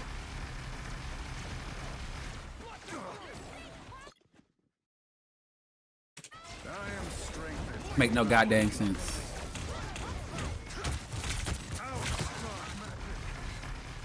By the eye of Agamotto. If you survive, all right, bro, I'm about to crash out. Thanks for the boost. Unfortunately, that delayed your push, but if you guys can get 2 picks here, huge. Huge! Okay, you guys win. Easily. You guys win, easily. Now, your goal is to find that freaking magic, because you know she's about to 3v1. There it goes. Okay. You should have went up at all times. When you're dealing with magic, she can't really attack in the air. So if you have any character that can get off the ground or reposition to higher ground, always go up first. You went backwards, but she could slice you from like 3 years away. So, you know, typical magic gameplay anyway, where she just hits point after you guys take it and you guys lose. I'm an X-Man. We always It's what it is. We already knew that she was going to come in and do that. Why are we ulting? Who is alive? Bro, I'm actually getting frustrated. Okay, the take is alive. What do y'all plan to do? Does this work? Of course not. Exposed. Bro decided to go that way instead of that way. Brother, that's like 2 or 3 exits off the highway. That is literally direct access. What is going on in this match, bro?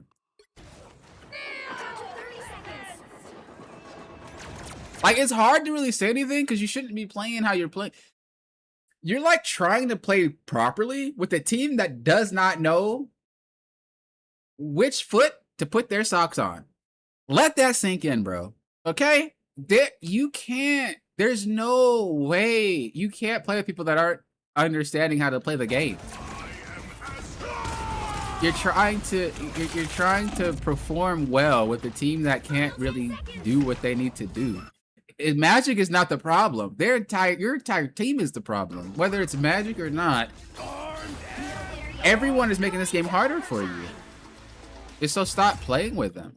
That's all you have to do is stop playing with them. When you know your team is that bad, You have to try to create openings somewhere. If you feel magic is the issue, then you should be doing something to make it so that magic is not part of the team fight. You'll then realize that magic was not the issue. Your team still gets obliterated. And then you have to figure out, well, okay, well, dang, if it's not magic, who is it? That is where you start shooting people from the side and you pray that they look at you when your team fights, because all they need is a numbers advantage, okay? Whether you have freaking Bobo the Space Chimp on your team or not, if there's 4 or 5 of them versus 3 of the enemy team and they lose that, you should surrender. Like, period. So if you can manage to get three players onto you while your team pushes at the exact same time, you don't actually have to play with your team, but you got to make sure that you're not getting KO'd for it. Now, if you're a strategist, good luck. Tanks can kind of do the same thing, but it's really like nobody's even playing well. This is literally just your team making this game way more difficult than it needs to be. Like, actually. You don't need to be aggressive here. You know you're gonna get blasted. Chill. Chill. Chill. Like, you gotta make this make sense in your own head. Okay? This isn't a slight at you. Think about this real quick. Okay? Go have fun. You're shooting with a laser. Okay? You're shooting, but you said, let me walk up. But you're shooting with a laser, my guy. Why do you feel the need to move forward? If you have the ability to shoot something from far away, why do you say, let's get close? 2 characters that are better up close. You know? You just make it hard for everybody. You just make it hard for everybody. I honestly think, though, this is not a game you're supposed to win. Let me be 1,000% honest with you, bro. Like, it's not like you're bad. This is a very hard game to win. And the only way that you'd win this is if you were smurfing. Like, I'm not even going to be... Doesn't mean we can't play better, because we can. But this is not a game that you're realistically supposed to win unless you flank. If you decide to play with your team and actually fight, you got to be godlike. Because the game is hard. Your team, you guys do not have... Nah. Nah.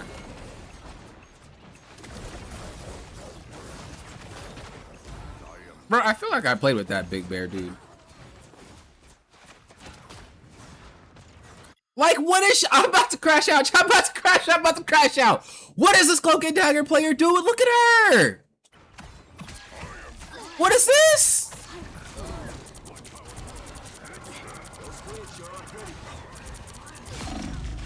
How did you survive for that long, bro? I wish I could do that. Is that Cloak and Dagger's passive? Be invisible? She literally sat there for like 5 seconds, bro. I wouldn't be able to play this game anymore. If I had a match like this, I'd play another game. I'd go play freaking Roblox. I don't got freaking time for this, bro. I don't got time for this, bro. This type of stuff that made me just not want to play my rivals. I lost all hope in everybody that plays this game if I had a match this way. Ain't no way. Ain't no way. Nice. Okay, you gotta not get shot. Okay, now you're gaming. Use cover. I like this. No, don't walk forward. This is good, but just use this as cover at the same time. So that way you don't get like shot from here. I mean, I don't know who's on the right. I'm just saying don't do it. But I like what you did. Okay, Cloak and Dagger doing Cloak and Dagger things. Okay, you're gaming now. Now we're gaming. Okay. Now we're seeing some good stuff. Now we're getting juicy. Now we're getting juicy. No, don't do that. You know what happened last time you decided to walk and face check things, you got obliterated. You should know by now that that shouldn't happen again. Once you make one mistake, don't do it again. I don't care if you got 2 tanks there telling you it's okay. Don't. Okay? Remind your spacing. You're doing it again. Look. I'm going to tell you this. If one person jumps off a bridge and midway down, they say, hey, it's fun. You know what I'm saying? And the current drags them away and you don't know where they went. Are you going to believe that, hey, it's fun? Or are you going to just say, you know what? That looked a little dangerous. I don't even know where you went anymore. I'm chill. Because right now you're like, hey, it's fun. You saw Thor do the most outlandish stuff this entire game. And you said, let me follow this guy. Where's Thor? Oh, no, way back there. For what? I don't know. Bro, sightseeing. Oh, he's coming back. Don't trust him. We know he's crazy. We know he's crazy. Don't trust him. There you go. That's what I like to see, man. Okay, you can't hold that by yourself, but I see what you're trying to do. Oh, one more shot and then a secure. So if you don't know, the laser that he does that bounces is pretty much the same damage as your primary fire. I think it's a little bit more or it's a little bit less. I totally forgot, but it doesn't chunk. So it's pretty much the same as your primary. So if you can't KO him with one more primary, then don't use it. Shoot another primary and then fire. You be good. You be chill. Okay, okay. I like that. Reposition into it for focusing the left team fight. This is good. This is solid. This is solid gameplay right here. Okay, there's magic. So if you lose this fight, it's your fault. I'm not gonna lie to you.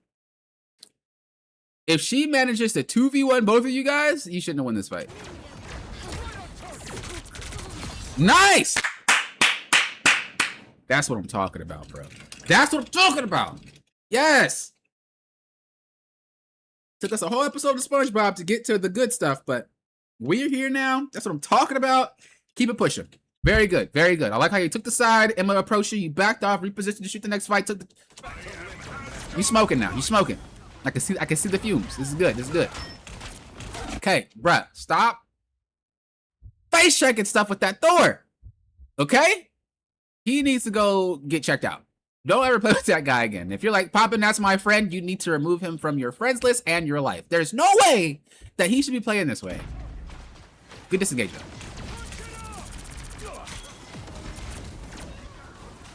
Okay, you keep checking your right. You didn't really need to do that. You could have waited. Okay, double ult. I like to see you like fly more often. Like fly, when you fly, it's not only really good to reposition so you can shoot things, but it's also very good to allow you to assess the situation. You can see and understand a lot more of what's going on when you're at height. So do that more often, and you will realize you'll be able to read fights a lot more. So we know that magic's on the right side. We know that the way that she fights is linear. So you want to make sure that you get up into the sky. Okay, you know, she's up there. Bro, how did that even work? I gotta see that. What? Bro, she missed. Look. She went that way. What does that look like on your screen? I climbed out of window. This is nothing. I got you.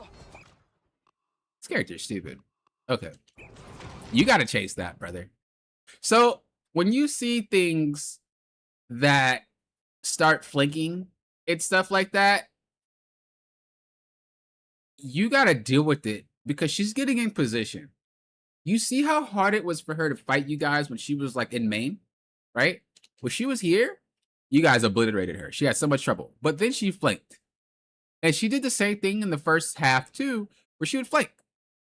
You got to stop these characters from doing this. Even if you suck, bro. I mean, even if you feel like you're going to lose the fight, hey, yeah, I mean, you learn. But you can't just let characters do this. You should fly up there, be like, what's up, Magic? Try to get the 1v. If you get taken out, you should play better. I don't know what to tell you.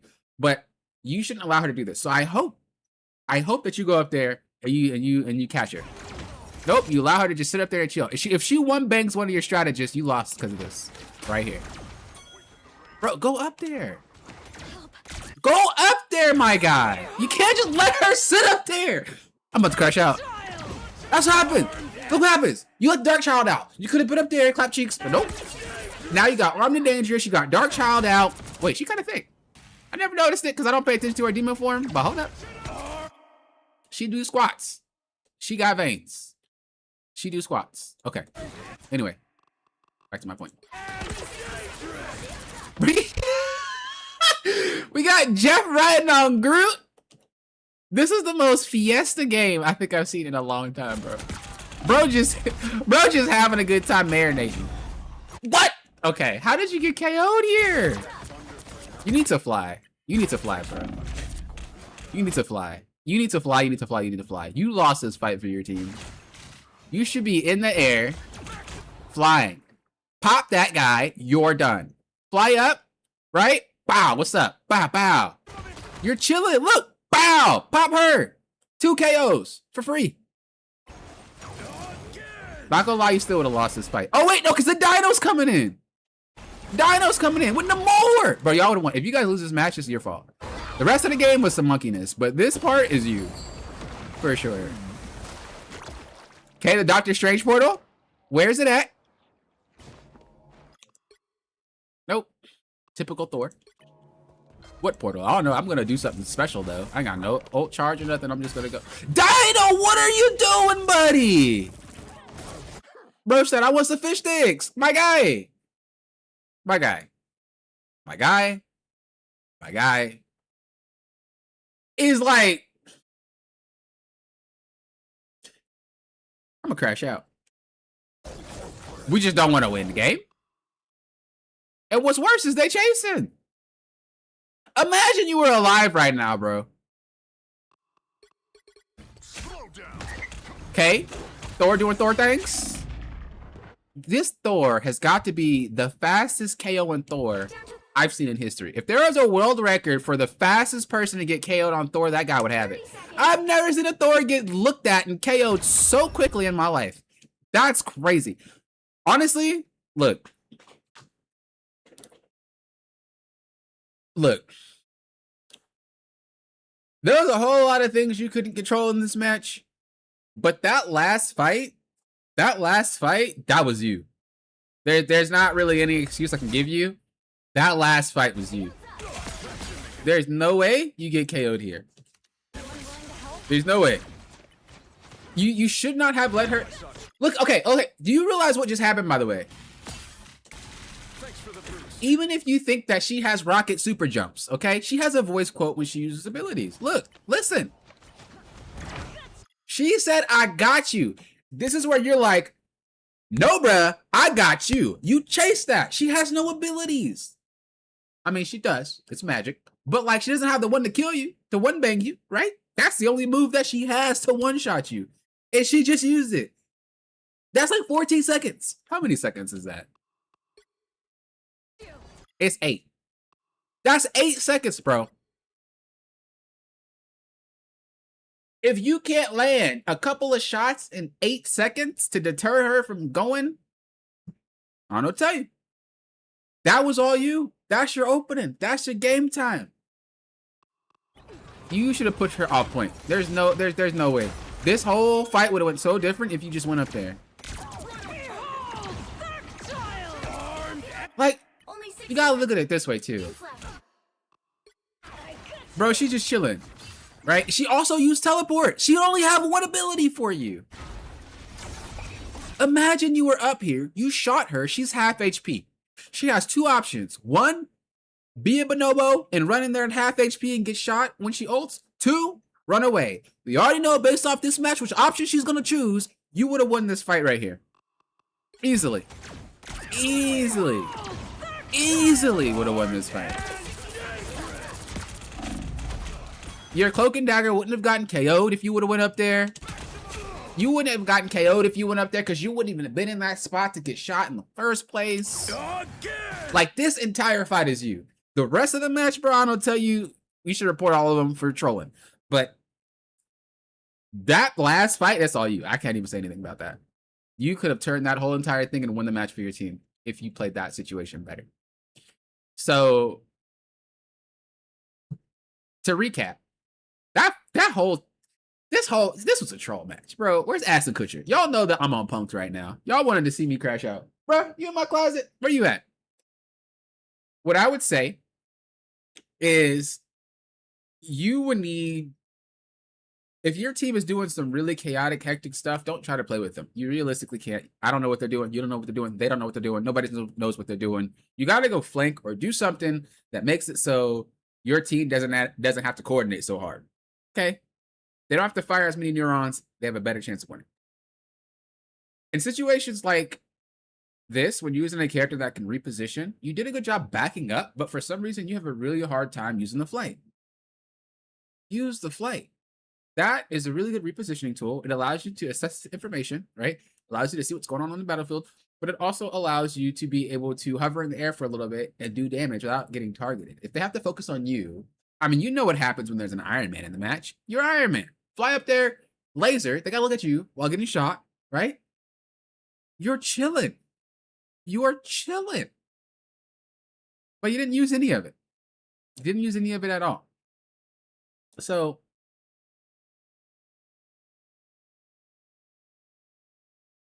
this review is kind of hard because the whole thing really wasn't your fault, but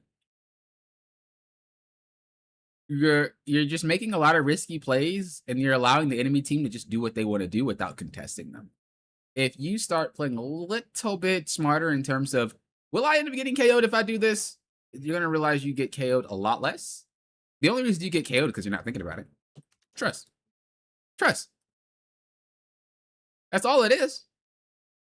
You walk into a Bucky and a Magic assuming you're not going to get KO'd. Brother or sister, if I asked you, what happens when a DPS walks into a Magic and a Bucky? Doesn't matter which one it is. I'm pretty sure 99% of the player base, there's always that 1%. Well, actually, if it was this character, it wouldn't. No, okay. If you're walking into a Bucky and a Magic, no matter what DPS you are, you're gonna get one bang. That's how those characters work. But you do it anyway. It's little stuff like that. It's little stuff like that that you should already have the answer to. But you do it anyway. If you stop those and really just think about what you do, you'll realize that you only get KO'd because you're not asking yourself those questions. You're not really thinking about it in the moment. You're just waiting until it happens and trying to reposition or play to it. And that always gets you KO'd. Doesn't matter who you are. Doesn't matter if you're a top ranked player or a low ranked player. I do it all the time too. And I hate when I do it and I call it out when it's like, I should have known, right? We're human. We make those mistakes. But the difference between lower rank and higher rank is the amount of mistakes. You're not going to catch me walking into 2 DPS characters with no team and it's a Magic and a Bucky. Why? Because I got my butt kicked by both of those characters far too many times to do it again. Okay, I learned. Those are little things that we should take from game to game to game to game and being like, I shouldn't do that. I shouldn't do that. I shouldn't do that. No. When you start getting that kind of thought process down, you'll lower your KOs. How many times you get KO'd? Contesting is something that's very hard to learn as a DPS, but basically, if you just think about matches as kind of like a tower defense, right? If this is all you, and you know that there's a character getting ready to pass that line, you got to deal with it. You got to deal with it. Same way that you deal with it, you dealt with it here. Same way you dealt with it here. What makes this any different? Whenever you saw someone come this way, you shot them. Whenever you saw someone come this way, you shot them. Why can they just play for free here? You're telling me if the entire team goes this way and comes up here, because you're sitting down there, you're just like, dang, I guess you're too high. Anyway, like, no, you were going to find a way to deal with it. There ain't no way you can just ignore something because it's out of you. That makes no sense at all. But that's pretty much what you did. Magic, I see you. Dang. Well, you got away. What's up? What's going on over there? Don't do, bro. Seriously. You got to contest these things. And if you're afraid to fight 1v1 as a DPS, don't worry. Everybody gets that way. It's scary to fight someone as a 1v1 because it's scary to 1v1. You know what I mean? Like, it's scary. And anybody that's ever learned how to play DPS, not the egotistical players that hop into Marvel Rivals as a DPS player already from other games, but if you've ever are a tank player or a strat player and you start to play DPS, that is probably one of the scariest things. You have to try to 1v1 someone who's probably way better at DPS than you are. You're scared of certain characters. You're scared of certain abilities. You're scared of certain health pools. You're scared of certain, like, there's a lot of things you're afraid of because it's hard 1v1ing as a DPS. You don't have the health pool of a tank and you don't have the survivability of a strat, period. So, you know, you just gonna have to try it. The more you do it, the easier you get at 1v1ing. I promise you. I even had that problem with Elsa. I was telling the chat, like, you know, I'm scared to take 1v1s as Elsa. And I'll tell you guys, you know, I feel like it makes me human. I'm not going to be one of those guys or girls like that be trying to stream, you know, that'll lie to you guys. Nah, bro, I'm human. If I'm afraid to take a 1v1 because you look like you're better than me, I'm going to tell you. You know, it's okay. It's okay to have these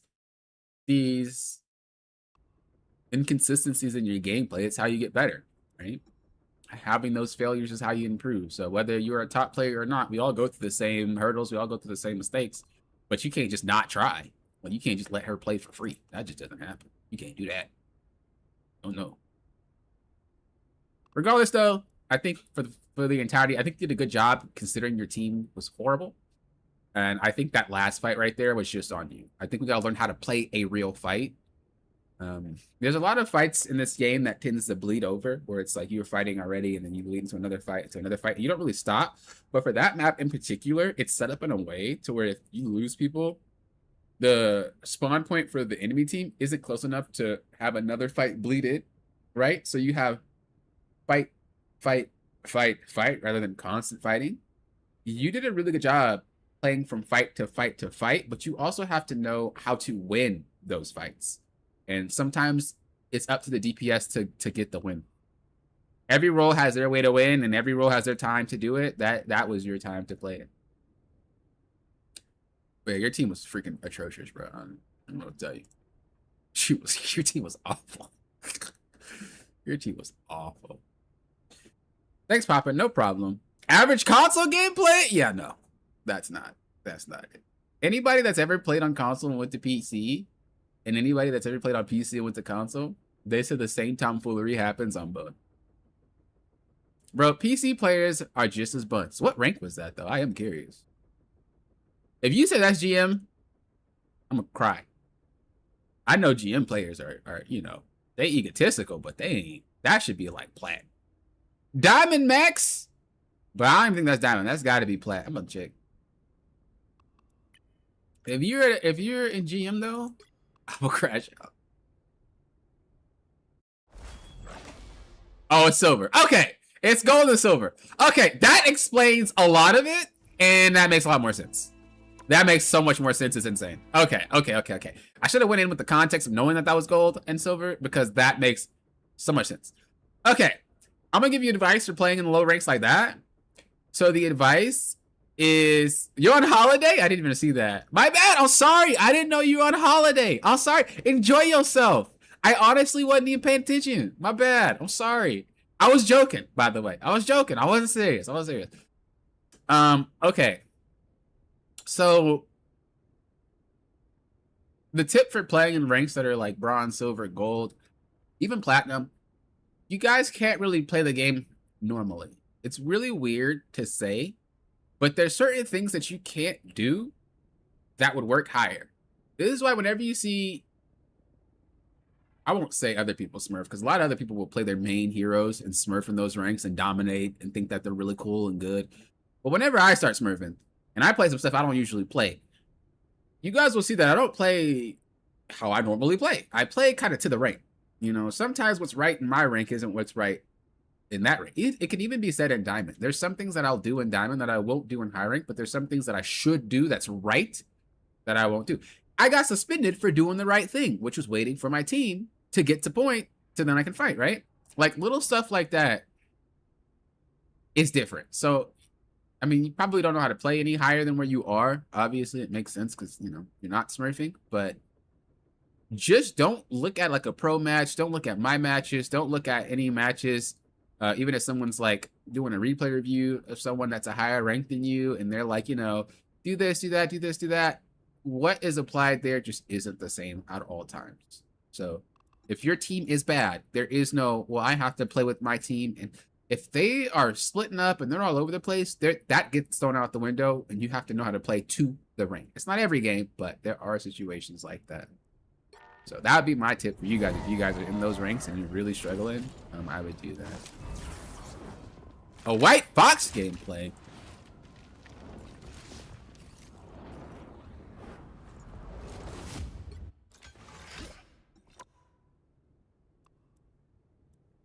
He's playing Cyclops though? What does Cyclops have to do with anything?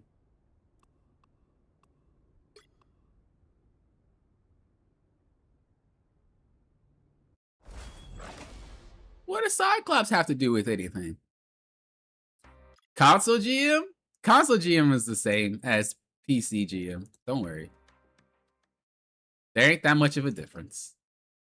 I'm going to be right back, and I'm going to use the bathroom real quick. All right? Then we're going to look at this gameplay. We're looking at a White Fox. Y'all know I love me some White. I haven't played White Fox in like 2 seasons, though. Like 2 halves. Right back. And if you have any questions about that game, Armageddon, let me know. All right, be right back.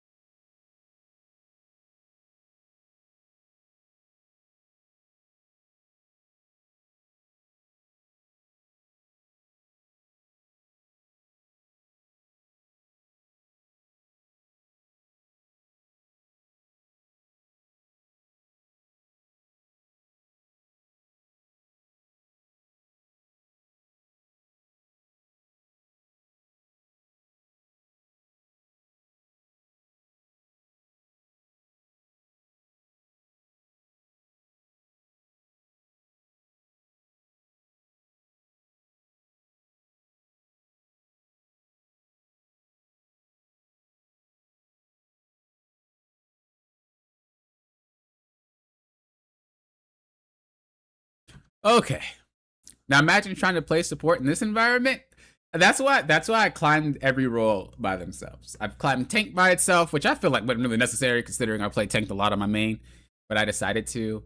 I climbed DPS and then I climbed Strat. They're all in their own accounts, and I played characters that relies on fundamentals rather than BS gameplay. So for tank, I played Strange and Mag. For DPS, I played Bucky and Human Torch. I think those are very like generic flying and like sitting characters.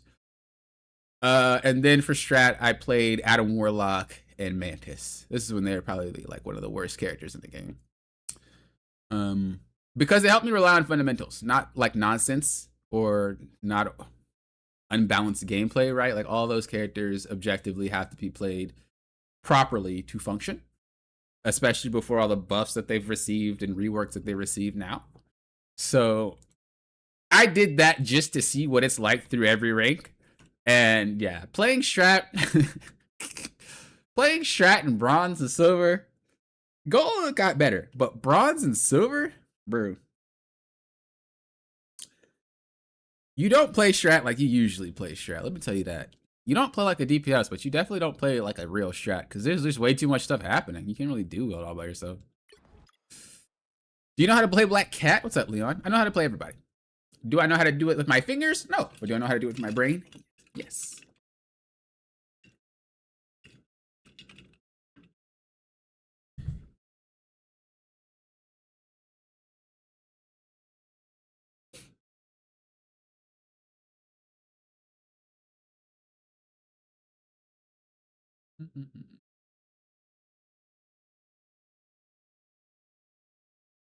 Hope for competency. That's funny. That's funny.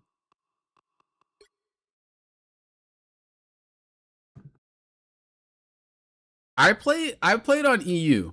I played on EU because I was tired of seeing the same people. Now I haven't played on EU on PC, but I played on EU on console. Well, I guess I did play on EU on PC, but not like for real, for real. I played on EU on console for like I was in eternity because I was tired of seeing the same players, so I was like, bro, I'm gonna just play on EU. EU players are very toxic. No offense to anybody that plays on EU, but I mean, even in League of Legends when I played on EU, y'all some toxic people, bro. I don't know, y'all just hate people. But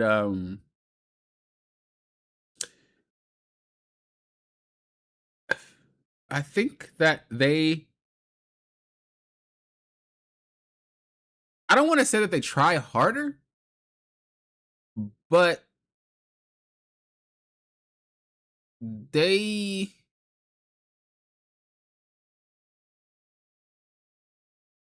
really like go for the win.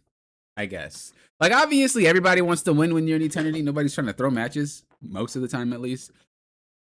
The EU players, like, they don't play. They like to squad a lot. Like, they like to actually play together, whereas I think that NA players generally like to flank a little bit more, or they like to off angle more.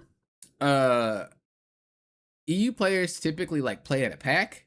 I don't know if that's changed because I haven't played on EU in a hot minute, but they typically play like in a pack.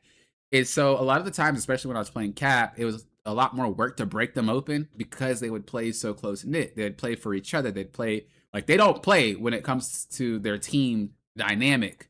Whereas NA players might let some stuff slide and go do what they want to do. EU doesn't really do that, at least in my experience. They will definitely play with their team more than they will on NA. Doesn't mean one is bad or, better or worse. I'm just saying. How far down the list am I? I'm finally off of work and can watch it live. Username is use cover. You should be next, actually. Unless Chaos comes in. I'm still waiting for him. Dev, what's up? How you doing? All right. White Fox, one of my characters. I need to play her some more, man. I miss her. All right. So far, so good. So far, so good. So here, this is something that a lot of people frown upon, but as a White Fox player, I think I broke top 30. I mean, I don't know if it means anything, to be honest with you, because I stopped playing her and kept playing Cap until I had to play her. I played her less when I got to Eternity because nobody wanted to tank, so I just played Cap. But regardless, what you do in a situation like this, when you see that they're low, aim for the ground. And I know you guys are like, well, Papa, if you aim for the ground, you can't heal them as much. And a lot of people say that. But you have to, or the wall, you can hit the wall too. But you have to realize that it's more consistent. I think it's 40. Oh no, it's 35, something like that. I think it's 40 to 35 per hit if it bounces. And I think it's 45 or 50 per hit if you're direct. But if you hit 45 and then you miss 45 and then you hit 45, that's less healing than if you land all 3 shots at 40. You know what I'm saying? So it's better to be more consistent, especially if they're already low, than trying to line up and land all your shots, because you might miss and that's reduced healing. Even though if you go 1-1, it is more, it's less if you're whiffing shots, because you whiffed here, right? And then I think you missed another one. Yeah, you missed 2. That could have been 2 shots healing her already. So when you guys are playing White Fox and you notice there's a character that you kind of have to pocket, aim for the ground, aim for the wall, aim for something that makes it so you don't miss the shots because you're pocketing them. When you're pocketing someone, it means that they need to have consistent healing or they're going to get run over, they're going to get KO'd, they're going to get whatever.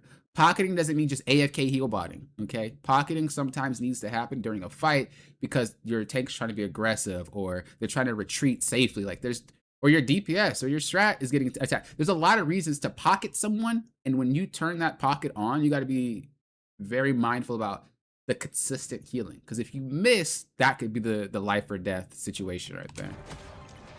You missed 3. So don't be afraid to do that. Hopefully we can duo soon, bro. I'll donate whatever. Let's get to the toss together. Dev, I appreciate the super chat. I actually thought about having an account where I play with you guys. It wasn't gonna be my main account, but I was like, I probably would have a lot more fun if I just play with you guys. Probably calm with random players. Talk crap. Have a good time. We'll see. Look, when I do that, you'll be the first to know.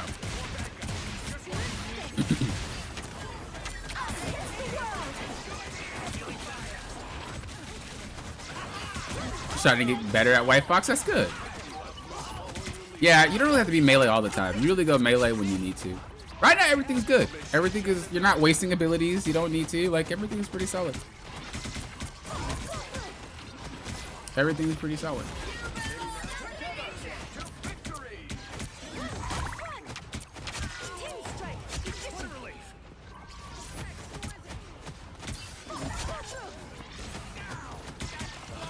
Oh, did I even read? I didn't even read it. My bad. Let me go ahead and read. So they said, "Hi Poppin, always appreciate your viz and your in-depth analysis. In this game, the enemy Venom and Daredevil kept diving us, and it always seemed like we couldn't get enough space. The rocket was tilted." Yeah, that tracks. I don't ever see a rocket not tilted, bro. Rocket players swear that they know what to do and they have all the answers, bro. It's like you just sit there AFK and heal. I'm not talking about. Shut up. All the rocket mains are like, "Poppin, that's not me. Might not be you, but it's the rest of the player base that plays them." Okay, let me be real. They always seem like they got an answer. As he kept saying, there were no peels at all. Yeah, that sounds about right too for a rocket player. Looking at the VOD, I see that I am trying to make the effort to peel/patty cake, and I did give him more heals on the second round after he, I don't know what word that is. Oh, after he calmed. That's what you're trying to say. Okay, after he like used comms. But evidently he wasn't feeling it. Okay, so I'm wondering if I'm using my skills correctly to peel. I was trying to focus on the front line as well as peeling for him, which was why maybe I should start. I don't know why I keep reading on this screen. The words are like uber small. As well as peeling for him, which was why maybe he didn't feel like he had full attention. Was I right? It seemed like Venom was taking up way too much of our attention from the front line, so that's why I didn't fully commit to peel. Which is why I rarely popped the Fox form, because I wanted to stay healing at the front line somewhat. Do you think I made the right decision? Well, if you got to pocket your tanks like throughout the entire match, your tanks aren't playing well. At the end of the day, good tanks know that you can't pocket 24/7, especially if you're a dove, and it's up to them to play back. You could type it if you want. I don't usually communicate. I just like lose slowly, but there's sometimes I type in it, you know, sometimes. If I'm feeling it, if I'm feeling vibey. You're my favorite streamer. I want to see you get bigger. You deserve it. Dev with another super chat. Thank you. I appreciate the support. I think most of the time, even if I'm not like super massive or whatever, you know, I still like being able to help you guys, you know. That's why a lot of the content that I put out is pretty much for you guys rather than for massive views, you know. I want to help people that want to be helped. I don't want to create anything crazy that looks like DS or anything that's like, do this and you'll win more games. Because, like, bruh, I could say some stuff. You guys think that I'm right because you don't do it. You guys do it and you still are stuck and you guys wonder why. And it's your fault. It's like, no, that just was some generic advice given to you that gets a lot more views and clicks, but it doesn't really help you climb. You know what I mean? You know what I mean? I'm very stubborn like that, though. I'm very stubborn.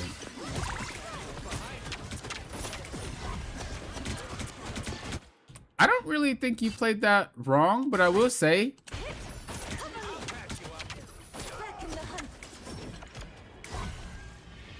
I don't really know why you're a rocket jetpack forward, but I think you're doing your best. Again, when you're pocketing, throw at the ground. Stop trying to hit them directly. Throw at the ground, because you don't want to miss.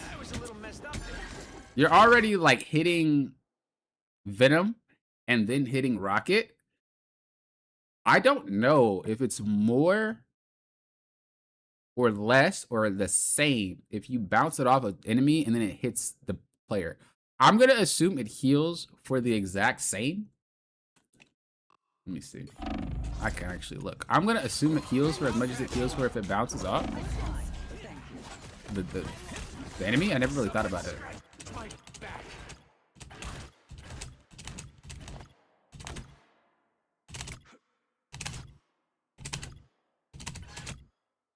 No, it doesn't look like it healed at all, actually. It's like 50? Oh, no. Yeah, that's right. That's accurate. It's the same. That rocket just shouldn't have dashed where he dashed, though. That's not even on you. You were fine trying to peel for him. The guy's just trolling. You're doing a good job here. Don't just ignore him. Just ignore him. Just ignore him. When I play strategist, this is something that I always stress. Is like, if you're not in danger, stop looking at him. Period. Another super chat dev. Relax, you're spoiling me. You're spoiling me. I'm not allowed to feel nice. I'm a content creator. You guys have to all hate me. That's how I get my views. Okay, last one, because you the GOAT and we duo soon. Thank you again for the super chat. I appreciate it. Yeah. So here, just chill. If you really want to play it like for real, just go in here. He can't hit you past this, and if he does decide to do his tendrils, you just break it like that, and you continue to play with the Emma. That's all. Use walls and cover to deal with things that are behind you. There's so many support players that I see, and I mean, it does not matter the rank. So many support players like try to do so much when they're getting dove. Just put something between you and them and focus on the fight. Should you have to fight them, that's a different story. But there's a lot of players that just don't use cover. Use cover when you guys are playing strat. I tell you, whether they're melee or not, it makes so much more of a difference. Venom actually has ranged attacks, so it won't even go through here regardless. He has to walk in like through its entirety to do things. Damage sustained. Need assistance. Like you're paying attention to him. There's still a chance to stop them. For what? Just snap it. Wow. Back on Emma. That's it. That's all. You know what's funny? Even high rank players don't know how to deal with Venom. Like they still let the tendril or whatever it is wrap around them and they don't break it. Even magic chains. I'm like, bro, bruh, if y'all don't freaking snap this thing. They hit a checkpoint. Now might be a good Okay, don't do that though. time to stop them. So you have to think about all your abilities selfishly. It's not there to heal your team unless you are panic healing, okay? So I'm gonna break this down for you. Here we go. When do we use this one? This one is used when there are 2+ targets, okay? If there are, and when I'm talking about that, it could be your teammate and the enemy. It could be 2 teammates. It could be 2 enemies, whatever. You're using that when there's 2+, all right? Otherwise, or if you're looking for a KO secure, the thing does like giga damage. So it's okay to just kind of toss it out. This is just kind of the baseline. I'm sorry, not 2. I'm trolling. 3. My bad. 3+. This is just kind of like the baseline guideline I would give you as if anybody wants to play White Fox. This is like a baseline guideline, okay? Yes, there's situations where you do other things, and yes, I understand this. But just for the sake of understanding when to use your abilities and why, so you do not waste them, you should be only tossing it out when there's 3+ characters, okay? So if it's 1 tank, or 1 player, boom, and 1 over here, then you toss it through your 2 whatever, and then hit it at the enemy, right? Same thing if there's enemies. Now, I do want to say, there are certain times where you have, like you're trying to heal someone in front of you. Well, I guess that's the 3+, huh? I was going to say there's times where you're trying to, like, maybe you're here, right? And then you have 1 player here, and it's the enemy, and then 1 player there, and that's your teammate, and then 1 player there, that's your teammate, and you're trying to heal this guy, but you can't because it's 2 bounces. You would use this ability. Or if you're trying to do damage and you can't, you would use this ability. So no matter how you slice that pie, when it's 3+, use the ability. Do not just spam it to spam it because you're not going to have it when you need it.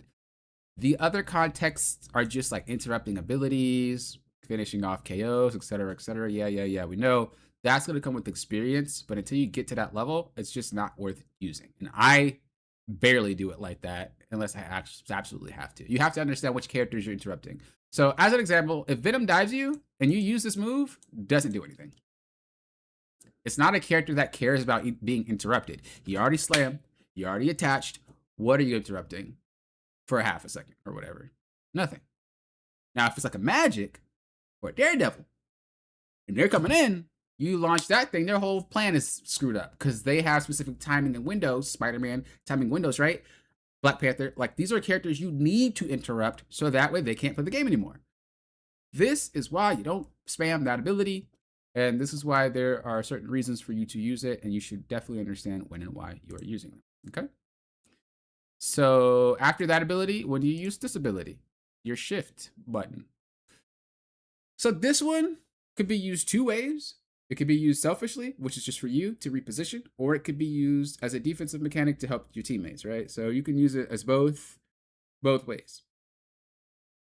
I don't usually use this move unless I know for a fact I'm already safe. So let's just say we're fighting here, right? And I want to put the circle on my teammate, and I'm right here. Well, there's already cover here for me. So if I use my when I shift onto you and I know that there's no divers or anything in the vicinity, I'm kind of chilling. You know what I mean? I'm kind of chilling. I'm fine. I don't have to worry about anything. But if I'm not sure, I'm not going to do it because that thing breaks instantly and the heal isn't as potent as just like primary firing anyway. Like it's not that strong. So you would just primary fire and keep it uptime. The only time you would do that is if you really, really, really need to do that. Otherwise, save it for yourself to reposition. Okay? It is not to actually save a teammate being stupid, because what you're going to do is teleport to the person being stupid. And guess what? Now you're in the spot where that player is being stupid. How do you come out of that alive? I don't know. Good luck. Right? Don't do that. Save it for you unless you really, really, really need to save somebody from something. And then the last ability here, which is your melee form. You really should only be going into this form if you're looking for a pick. So like you see someone out of position and you take them. I wouldn't necessarily do that until you get really, really good at this. Use it for a defensive tool, if anything, or AoE healing. Okay? I think some White Fox players sleep on it, but you could just heal AoE without attacking. And that's sometimes good enough. Kind of have to know when that is acceptable, but sometimes it is good enough to get that AoE healing off and just move around that way. But more often than not, you would just kind of wait for someone to get close and use that as a defensive mechanic. I don't think you should use it offensively until you get really good at it. And or if you're, again, pushing, you know, if you're pushing with your team, you can just go ahead and go ham, whatever. But that's how I think you should use your stuff. You also have to keep in mind, depending on how many you have, it's going to last longer. So 1 tail is 7, 2 tails in melee is 8, and 3 tails is 9. So if you want to be in fight stance for as long as possible, it's best for you to have 3 tails instead of 1. This is also another reason why you should not be spamming constantly this alt fire here, because you're not going to be able to actually have 9 if you need 9 for that long. That's a very long time to be scrapping, by the way. 9 seconds? You're permanently healing for 9 seconds? That's crazy. But that's my advice on using her abilities. Anything else? Again, it's just kind of like meh. I guess I can tell you about the ultimate. So with the ultimate, honestly, I use it more offensively than defensively. Basically, I use it to try to force them to do something, to make a play. On defense, generally, you're not trying to be offensive in playstyle, but you can. Don't use that as it, like, I'll say it's like 80-20, bros. It's just 80-20. Very rarely you're going to pop that ult as a defensive ult and you're going to survive. It's not happening. So what you want to do is try to get your ult off before and then have them ult your ult. That way, you're not trying to save. You're at the advantage, and they have to ult to counter to put you guys back in neutral. But if they already have the advantage because they're ulting and whatnot, and then you try to like counter that ult, the pressure is on you to stay alive long enough, and it's on your team to play around you. Think of it this way. When you guys play White Fox, or when you guys have her on your team, do you guys find yourself in her AoE when she's going offensive more? Or do you think that when she uses defensively, you guys are like, huddle up, gang? More often than not, if a White Fox uses it offensively, the team is in her ultimate way more often than they are if they use it defensively, right? So if you use it offensively to get the party started, your team is already with you. They don't have to worry about like running around. They're already there. And so that then chain reacts to the enemy ultimate. You guys will then back out together. It's a little bit more safe way to do it. As I said before, though, that one's kind of rough, and you're going to have to get really good at it. But I do tend to use it as an offensive ult more than a defensive ult, because it's not that great as a defensive ult. They hit a checkpoint. Is it possible to add Twitch emotes over here? I think I can.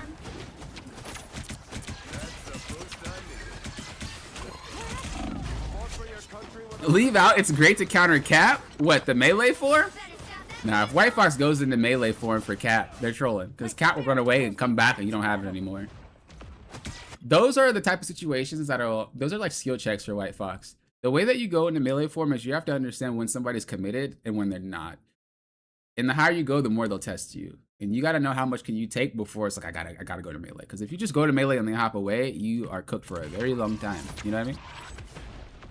You gotta be careful about it. It is a good counter to a lot of melee heroes, though. Okay, so right there, not really your job. Little. What you would do here is focus on this guy. Rocket is chilling.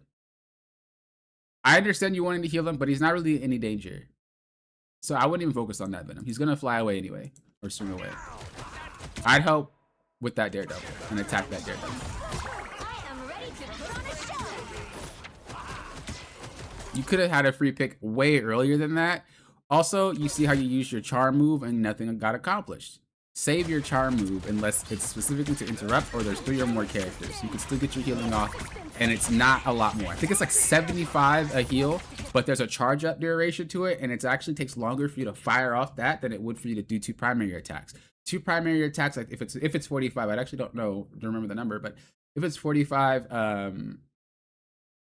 if it's 45 each, then that is more than how much it would be for the alternate fire. Well, that's 95. Or it's 90, not 95. I'm trolling. And then she fires it. I think it's 65 for alt fire. I don't remember, but it's still more. Two primary is more than the alt fire.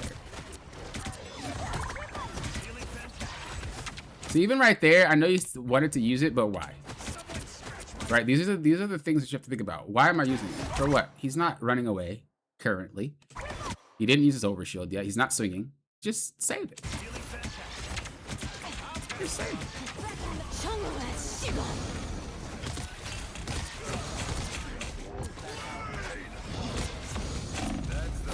Okay, so the problem with this ult is that you didn't really need it. If you go back, you didn't need it.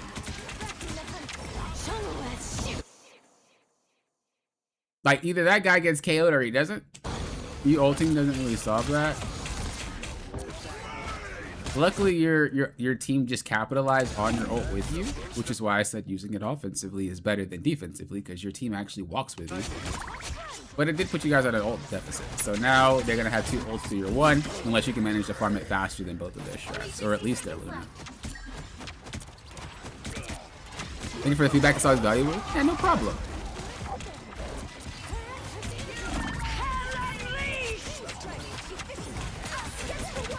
Some tried hard to be the perfect healer. That's true.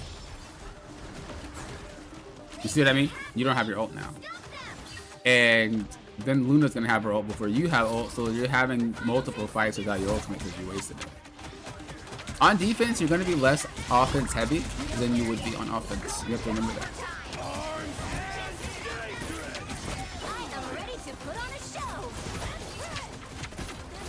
Yeah, you could use it defensively like that, Amber.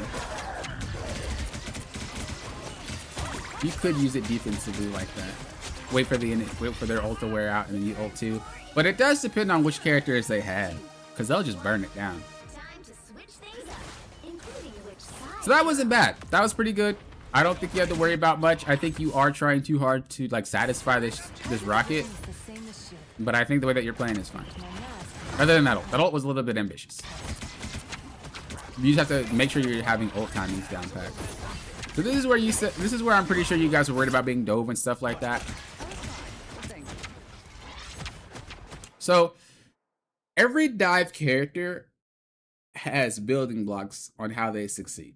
Okay, this is something that every dive character in the game has. They need to do XYZ for whatever it is that they need to do to work. If you guys main any dive character, you guys know there is things that need to line up for you guys to be successful, right? When we're talking about Daredevil, he needs to be able to have resets. He needs to be able to get in melee range to get his flame back. He needs to be able to do his combos. All that is interrupted by a charm or just distance between them. Venom, when he dives, he needs to be able to latch onto you. He needs to be able to hit you with primaries. All that is not going to be interrupted by a charm. You just have to heal through it, because once you heal through it, what's left, right? So those two characters have different approaches. So every time one dives, you have to say, well, it's Venom. I have to just pocket. Go at the ground, pocket. That should be good enough. He will eventually leave, especially because once your rocket gets to a little bit, like 75% HP, start throwing it through rocket so that it hits Venom as well. Or start hitting Venom and it'll bounce the rocket regardless. You're damaging him so he can run away. And then when it's Daredevil, you got to just fire your charm off instantly. Either he's going to get charmed and start deflecting, which means his whole plan is ruined, or he's gonna just deflect the charm, which means he's probably not gonna come in if he does his KO. Those are the two ways that you would deal with those characters. That's what we would need to see next time. So next dive, we need to see that's how we do it.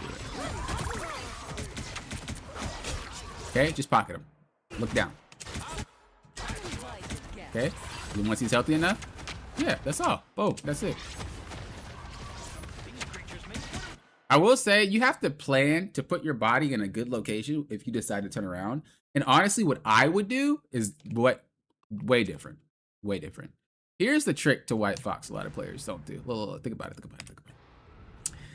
Sorry, divers. But we're about to tell on you guys today. What do divers want? More often than not, divers want players isolated. What do you have that other supports don't have? A teleport. Fake it. Sit right here and fight. Let Rocket always be in front of you. And if he doesn't, tell him. Say, it's okay. Play up. I'll sit behind you. If he gets dove, you don't have to do any movement. You don't have to turn, teleport. You don't have to do anything. You shoot where you're already shooting. You're in position. You're chilling. If Venom decides to dive on the White Fox, you fight him for a second. You teleport to that Rocket. If he decides to chase, you go melee. Chill it. Right? Daredevil too. He runs at you. You fight him for a little bit. Let him commit. Let them do stuff. Let Venom latch you. Okay, good latch. Bye. He wasted his entire kit diving something he's not going to ever catch. If Daredevil dives you, let him waste his kit. Bam, bam, boom. Teleport. You wasted your kit too. Spider-Man comes in, tries to do his little kick. Let him grab you and kick. Teleport.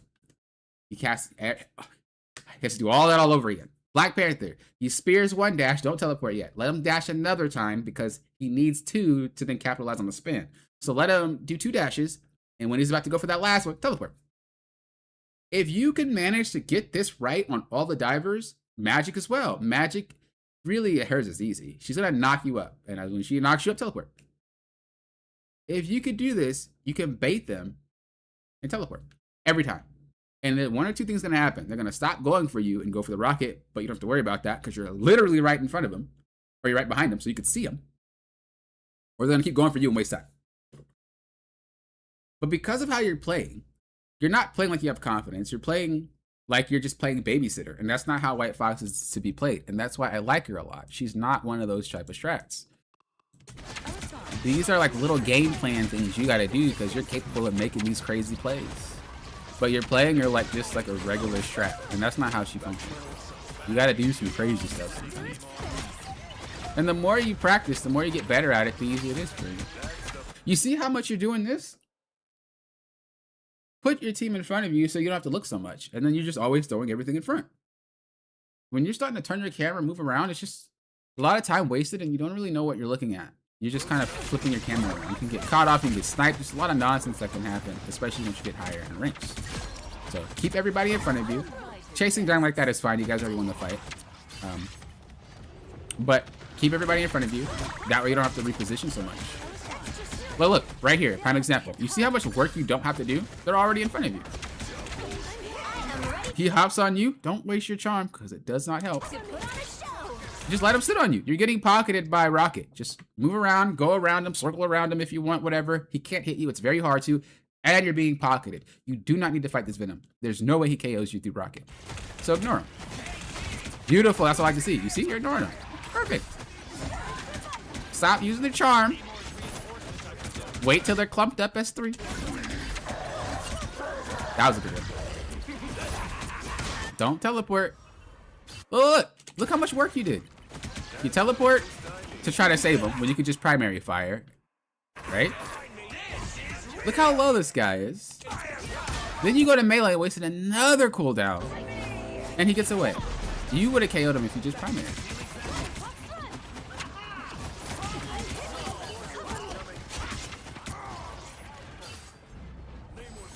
I think you're just working too hard. Just because your character is capable of a lot of things doesn't mean you have to always do it, you know?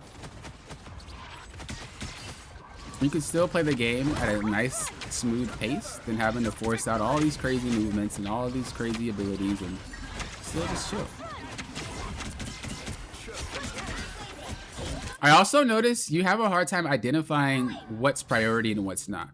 Do you see how you decided to just walk and go for this fight? For what? If someone's playing Captain America, let me tell you. Anybody who's ever played that character is not about this hope that their strategist walks up with them. We understand you can't do what we do, and we will be back.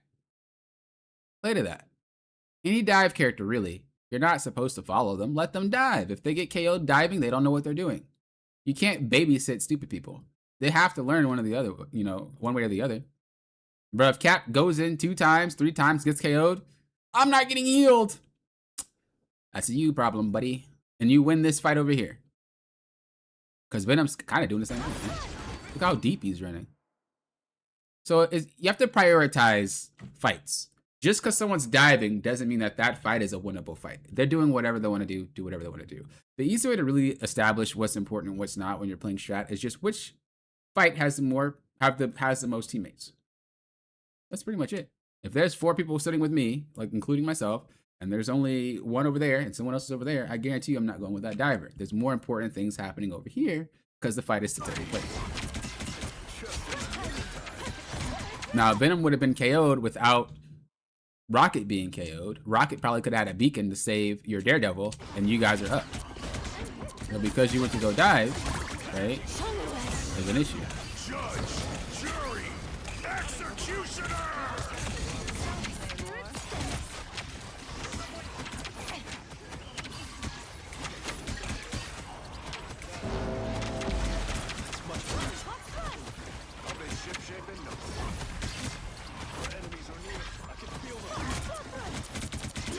You make me miss White Fox though. Maybe I have to play it.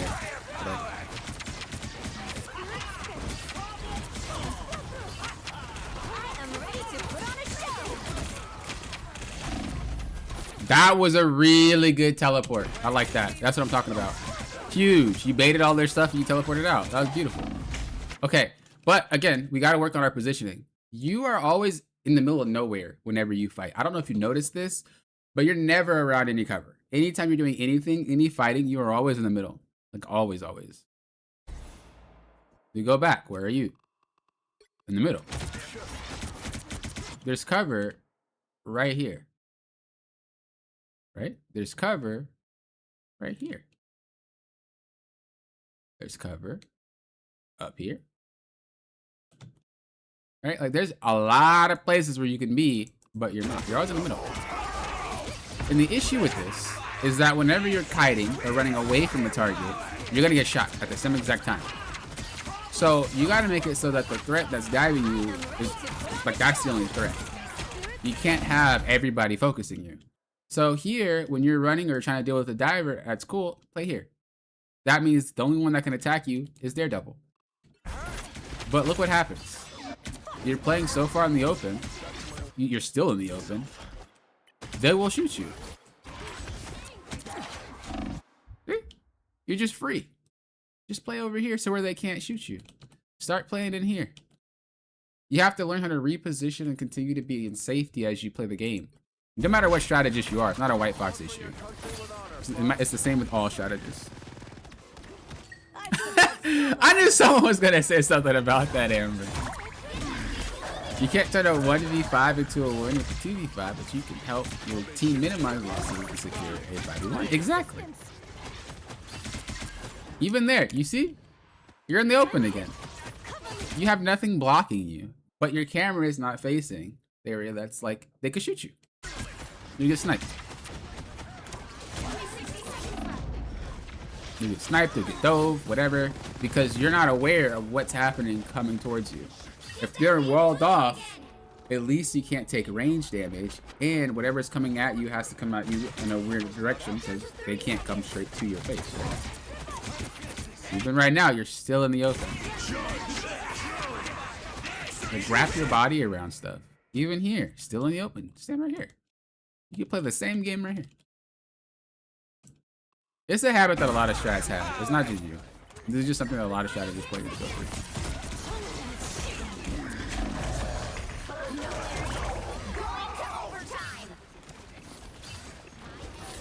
I think if you wouldn't have used your ultimate, not this one, but the one before that, if you wouldn't have used your ultimate when your team was down at a deficit, you probably would have had a better chance at winning. But for the most part, I think you played fine. I think that you just have to get better at using your abilities, and you also have to get better at understanding how to deal with the diver.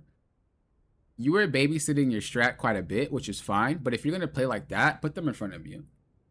And then when it comes to your ultimates, when you're using them offensively, you really got to make sure that you're getting something out of it. Don't just pop it just to pop it because you want to fight. But for the most part, I think knowing when to use your abilities and how to use your abilities and how to really get the most out of your kit will help you tremendously. Kind of hate when a strat follows me to a dive. I lose track of where to go. There was this one White Fox player that knew who I was. And they wanted to play with me so bad that when I dove, they would teleport into the entire team. I was like, I'm not about to fight with you, by the way. I'm going to leave. And they were just left. And I was just like, bro, I get you want to, you don't got to show out. Trust. It's so, you don't have to dive with me. I'm doing a lot of stupid stuff when I play cap. Y'all know this, okay? You guys watch me. You guys know. Don't be trying to teleport to my location. It's not going to go well. I promise you. All right.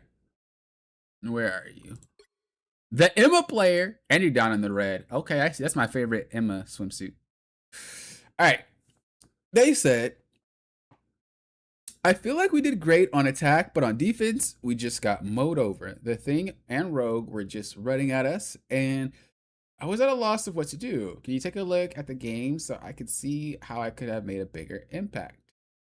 Yeah. You viewed my gameplay a few months ago, and I said I was holding on to my abilities for the perfect time. I've been trying to use them a lot more. I got to 98 out of 100, Diamond 1, almost GM. I could taste it. I feel that. Thanks for the advice, no problem. Okay, let's go ahead and go to the second round. Here we go. So a lot of the times when you get run over, it's because you're not minding spacing. Every character has a certain range that they have to be in, and there's like a word for it, but I don't use it. There's, God, this is a time where vocabulary would be nice.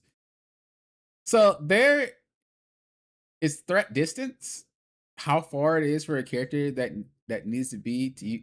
Like how far a character needs to be in order to be a threat to you, right? And then there's also a threat range when it comes to your HP bar, where I'm this low and I know for a fact that this character can KO me. So there's a distance, and then there's a, for your HP, there's a range, okay?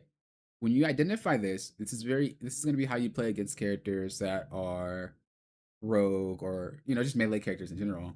You have to understand their threat range. The threat distance. So it's probably what's happening is you weren't respecting that and they just run over you. 2, 1. There they are. Well, let's see. This is just a guess. That was cheeky AF.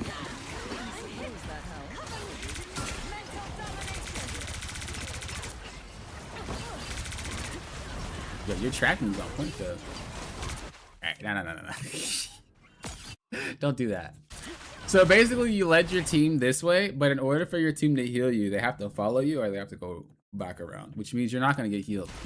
You could get picked up in that time. So you got to be careful on doing stuff like that. Luckily, it didn't punish you, but remember that you're... Okay, it did punish you. Remember that your team has to wrap itself back. They're not going to go where you went. You're the tank. They have to wrap their bodies around the way that they came. Also, you're not a character that can...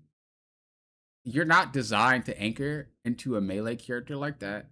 You got to give them space. There's a threat distance, right? Where would a character need to be in order to get you? This is one of those things that I learned to do playing against Thor when Thor was popular. My God, that character. Something.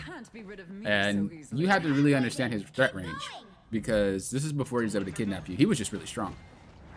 And so you had to understand like how far Thor needs to be away from you to be safe. Because I've told you there was that one season I played a lot of Magneto, right? And Magneto into Thor, it's very powerful for Thor if Magneto doesn't understand spacing, but it's powerful for Magneto if he does. You can't get close.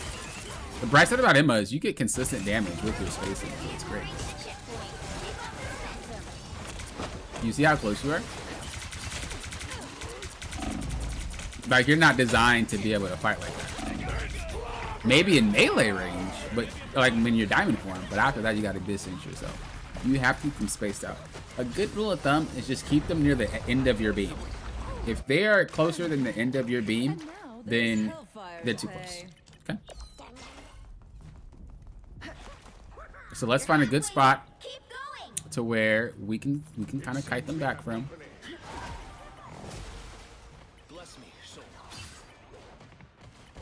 You're really struggling to find out where to stand. It's okay. This is fine. Just play here. If they decide to chase you, wrap around this wall. They're not going to get healed. You can probably grab them. You know, your team can burst them, hopefully. You have a Jeff and the strat pull? Yeah, I don't even know why you send this game in. You're not winning. Come on, man.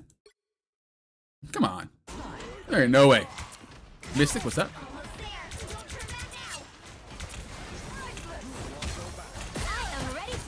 Okay, we disengaged. You lost. You lost. You lost one and you're about to lose two. You leave.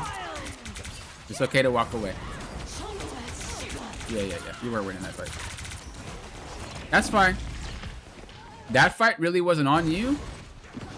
That fight was on, that was just a bad fight. Like, they had ult charge and everything. That's okay. You can still probably hold this one. Again, mind your space. Mind your distance. If anybody's on, I want to demonstrate it with you guys. If anybody's on and wants to hop into practice with me so I can demonstrate it, let me know. Because I'm going to do it afterwards to demonstrate kind of what spacing is and how you do it.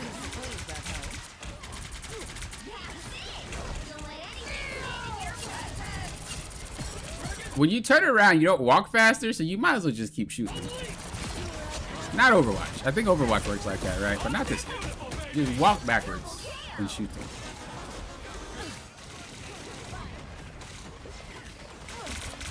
Again, they're really, really close to you, right? You can't be that close. Even if you're trying to hold this choke, there's just so much cover that they can use. They can go that way, they can go this way, they can go this way, they can go this way. They don't need to walk at you. And by the time they get to you, you're too close. So you have to learn how to kite backwards.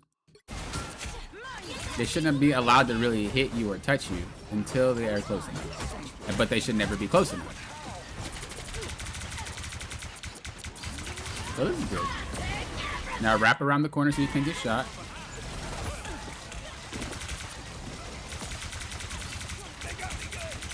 I don't think you should be using your diamond form as much either.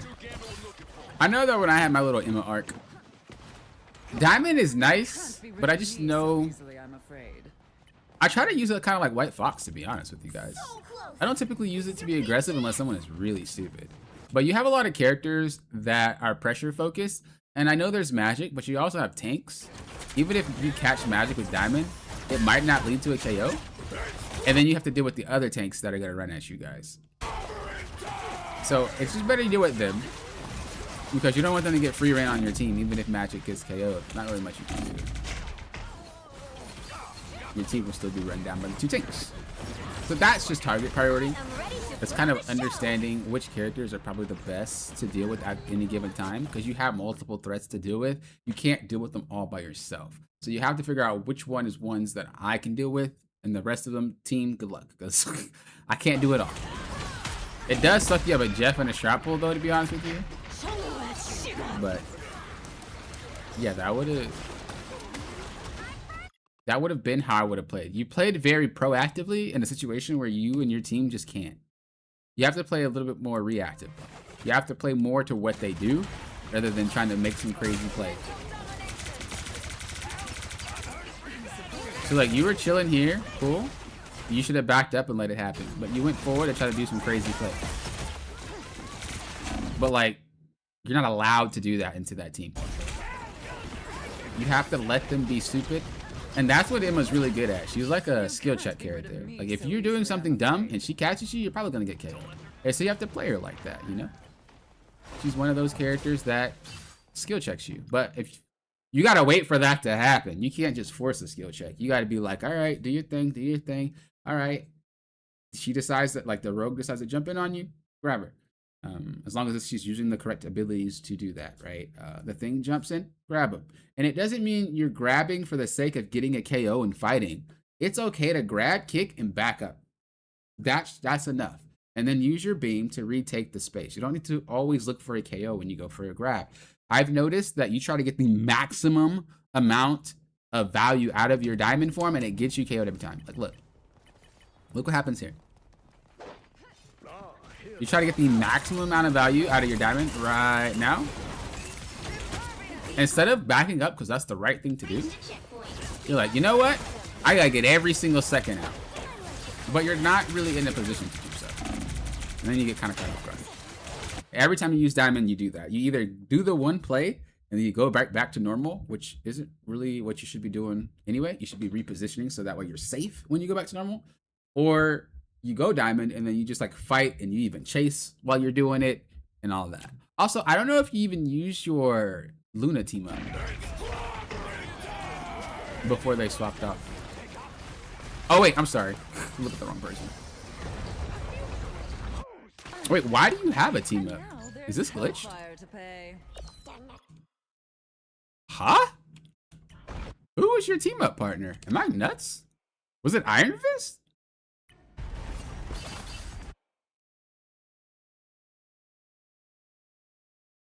What team up am I? Is this glitched? Does she have a team up with somebody? And now there's hellfire to... No, it's glitched. Surely it's glitched, yeah? It's factoring in the Luna on the other side. This is a glitch. Bro, I was about to crash out. I'd be like, what? That she not even your team? Dude, that'd be crazy. Bro, imagine that no matter what team you're on, you get the team up. I bet you they're making that mode. I bet you they're making that mode, bro. We got a secret leak. We got a secret leak. No matter what team you're on, you get a team up. That'd be a wild mode, bro. That'd be crazy. I mean, not every team up is crazy impactful, but that'd be nuts. I would not even go in front. All right.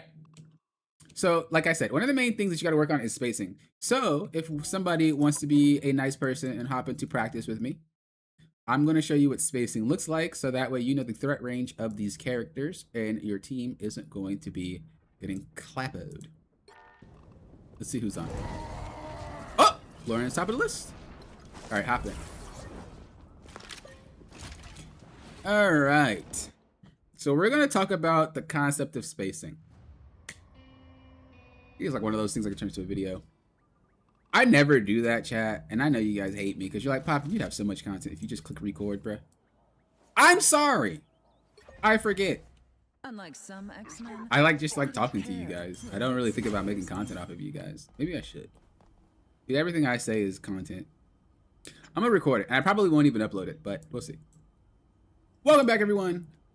We are going to be talking about spacing. Spacing is something very important for characters like Magneto, Emma Frost, Groot relies on spacing, Penny relies on spacing, Dino relies on spacing, Deadpool relies on spacing. Almost every character relies on spacing in some sort of fashion. The characters that generally are trying to push you and push into your space, that's going to be called a threat range. So when we're talking about threat range, we're talking about which characters can get close enough to you to do damage.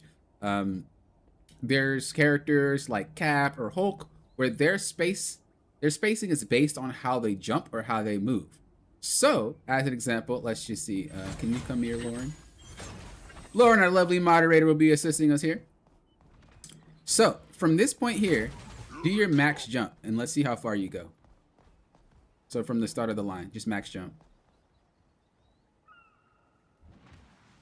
That is his threat range, right? So, if Hulk, go back over there. Go back to where you were. I probably should just be in call with you, but I don't think there's that much delay. So if I'm going against the Hulk and he keeps jumping over me and into my team, right, then that probably isn't a good idea to stand here. So go ahead and jump when you need to. You see? Then we have to like turn around, you have to look, you have to do all that, right? But imagine if we played space into his threat range. Okay, now try again. And you're fighting, he hops in, boom, you go for your play. And now, obviously, this is just a very This is a very like generic example, but I'm telling you, if you think about it that way in terms of what characters can move where, it's going to help you out a lot. Another example is like, so go from there and go up there. Go to the top right there. And let's just say Look who's here. your team is right there and you know your backline is there and that's pretty much where Hulk is going to jump to. Why would you try to hold here, right? You would back yourself up. In turn, they would back your teammate up. You know where Hulk is. This means he has to jump over you into your team. But because they backed up, because you backed up, he can't do that. And so he would then go to reposition elsewhere. Maybe he'll go over there. Maybe he'll go over there. But basically, you're making it so this guy just can't jump over you. This is how you deal with characters like Cap. This is how you deal with characters like Hulk. You have to understand that distance from which they can create that threat. If you understand that, you can outspace them. And if you can outspace them, they don't really know how to play the game anymore. They have to go through a lot of effort. So I want you to play like Rogue. So go to Rogue, since that's who we were dealing with. And just like you did with the Hulk, I just want you to dash from there to wherever it lets you go to. So just do your circle dash. Wow, fancy seeing you here. Okay, so it's that far, right? Now, from there, do your shield dash from there forward.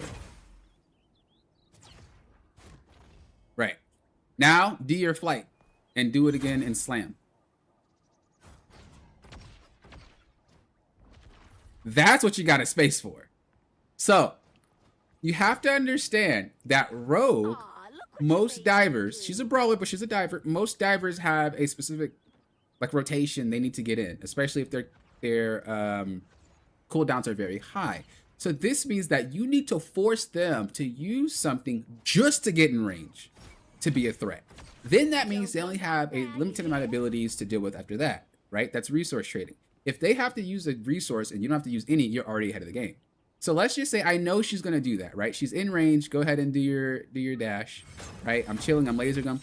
She's in range. I back up, right? We continue to back up. We back up some more. We back up some more. That means the only thing she has left is that somersault kick, bro. If she does that, she's cooked. She has nothing else left. But because you spaced her out, she's unable to do anything to you or anything to your team. Remember, the tank is the one that's driving the bus. There's, depending on what rank, maybe, there's not a lot of players that are going to sit and see their tank back up, especially if it's a Mag or an Emma, and they're just going to sit there and not move. If you move back, they move back. But it's up to you to understand the threat range of these characters. Now, it might not be just the tanks you have to worry about, right? It could be Magic, Black Panther, all those things. You can't really worry about everything. You got to pick and choose which threat you're dealing with. If you're getting run over by the Thing, or you're getting run over by Hulk, you're getting run over by Rogue, well, that's your 1v1. You got to play to that and do your best. It will all fall into place once you do that. Because once they commit, then you can grab them. Or after they're done, you can go ahead and fight whoever you're fighting near you because they already expended all their abilities. But the spacing is very, very important. So go back to that line and do it again. But actually like hit me with your circle dash. And then just combo me. Do whatever. Doesn't really matter. Just button mash. So I'm like fighting her. Oh wait, I forgot. Hold up. we gotta make friendly fire. Okay. For a second I was like, what? Okay. I proudly wear So, the X. let's just say whatever. You caught me. You get dash in, right? You're doing your thing. And then I go diamond and I try to do all that, right? And we fight and whatever. All that for what? Mind you, there's 5 other players on each side fighting. Okay? Remember this. You're maybe the Deadpool, or not the Deadpool, I'm sorry. Maybe your Black Panther's getting dove, or is diving. Your strategist, right? Maybe your Magic is 1v1 and they're whatever.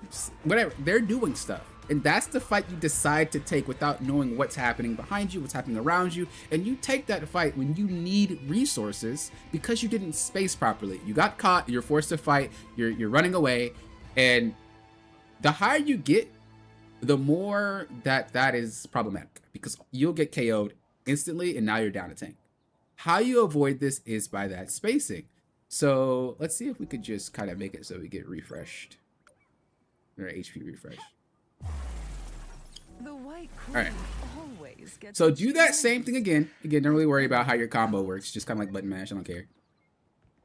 And I'm gonna outspace you, and you're gonna see the difference. When mutants are in danger, the White Queen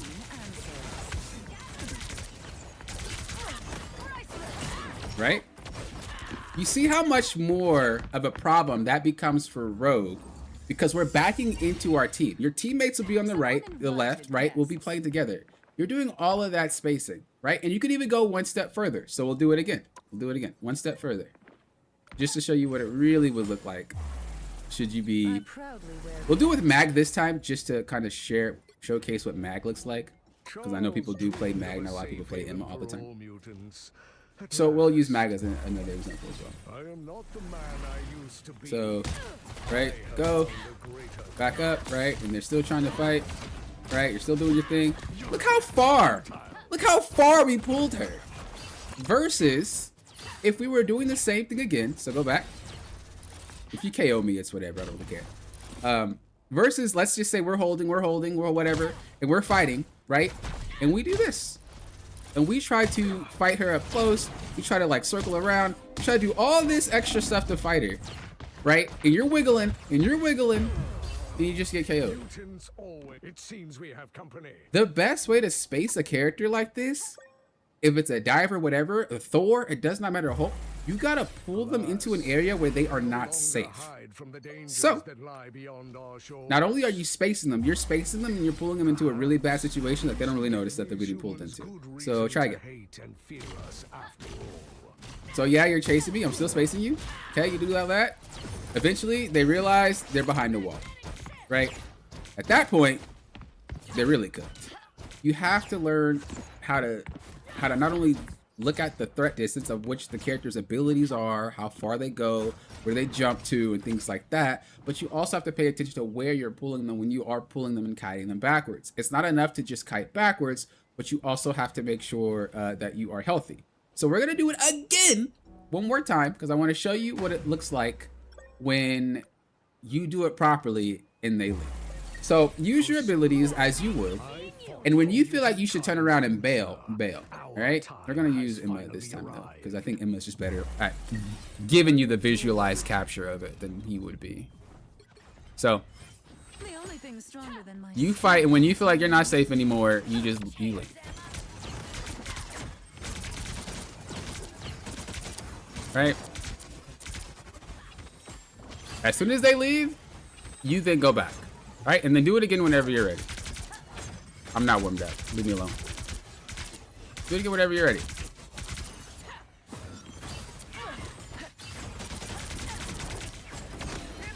Now who's caught out? Right? Gonna be her.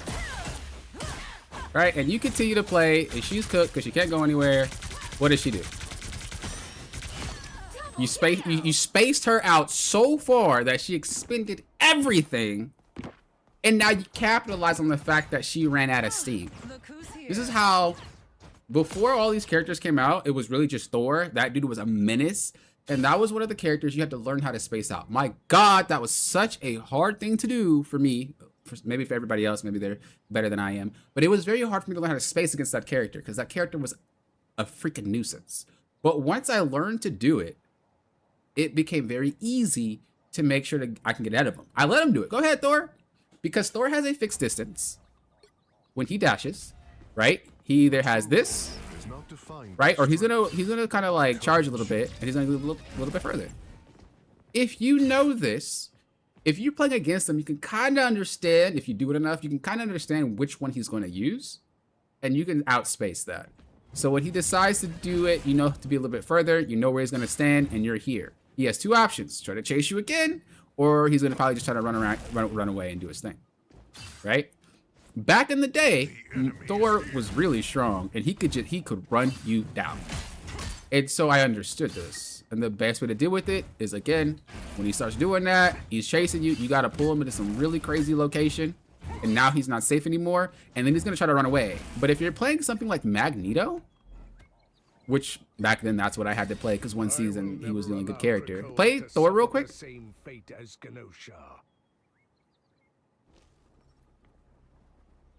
Play Thor, and then Like dash at me a couple of times, but don't actually reach me. I just want to demonstrate it.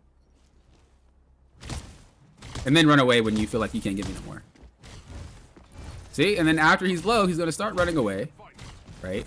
And that is when you kind of get this guy out the back foot. And as soon as he get healed, whatever, you space him back again and you let him burn steam. This is what kiting is. We keep them at a distance. Keep at a distance. You never want this guy to actually get close to you. But you have to play the push and pull method so smooth with him. Nowadays, it's not as bad. He's not really that much of an issue as he was before. But that's the mindset you got to get into. You have to know how far can you get, or how close do you need to be to do damage to me or my team. And if you're dealing with multiple divers, if you're dealing with multiple brawlers, if you're dealing with multiple characters that just run your team down, you do have to understand that distance between not just that one character, but maybe the other one, maybe the other one.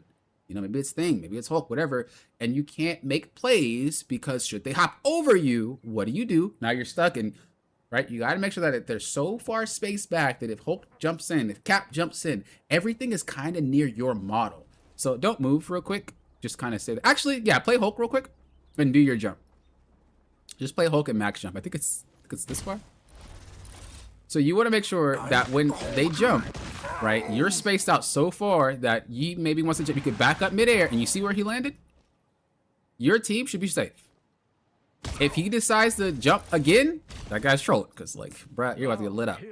He's gonna then jump away. So jump back. You should jump back to your team, or not to your team, but jump back to that line. So we fight him, he jumps back, right? And we push forward, we push forward, we push forward. When he gets healed up, you know he's gonna do it again. He's gonna jump back again. So jump back. And as soon as we back up again. We just can't let this guy get past us. Same thing for Cap, Rogue, Thing. When you guys start letting these characters get up in your face, especially when you're not playing a character that likes that gameplay, when you start letting these characters jump over or get behind you, or like when they start doing that, that's when they have the power. This is why it's important for the tank to learn how to check these characters by having great spacing. So, I mean, it was a kind of, maybe it was a kind of a little bit long of a recording than I wanted it to be, but I really wanted you guys to understand that spacing. When it comes to DPS and when it comes to strategists, you guys also have spacing, but it's not to the extent that the tanks need to do it. It's more about kind of just where you're standing and why. And I have a lot of other videos like that on my channel already, so you guys can just search that and you guys will find that. But or I'll probably link in the description some of the videos for you guys that kind of talk about spacing in the relative light of DPS or strategists. But hope you guys enjoyed the video. Hope you guys learned something. If you guys had any questions, let me know. I will answer them in the comments below. We were just doing our VOD reviews on Saturday, and I was going to explain this, so I thought to make a video out of it so that way you guys can see it as well. Till next time, you know what I always say. Thank you guys for doing what? Popping often. And thank you again, Lauren, for helping me out with Lofted. Peace, peace, lately. Okay, that was good. That was nice. Good job. Okay, Lauren, how many peanuts? I think that's worth about 4 peanuts. Yeah, 4 peanuts, 4 or 5 peanuts. I think that's good.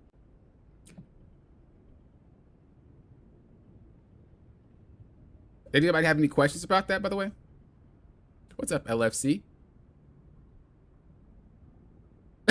Actually toxic. Ro creates all that space for free. Yeah, that's a lot of space. But again, if she is out of cooldown, she's cooked. Lemon B, what's up? Hello, hello. I want you to review my replay. Is that how we ask? That kind of seems toxic. That didn't seem like a question. That sounded like a direct order.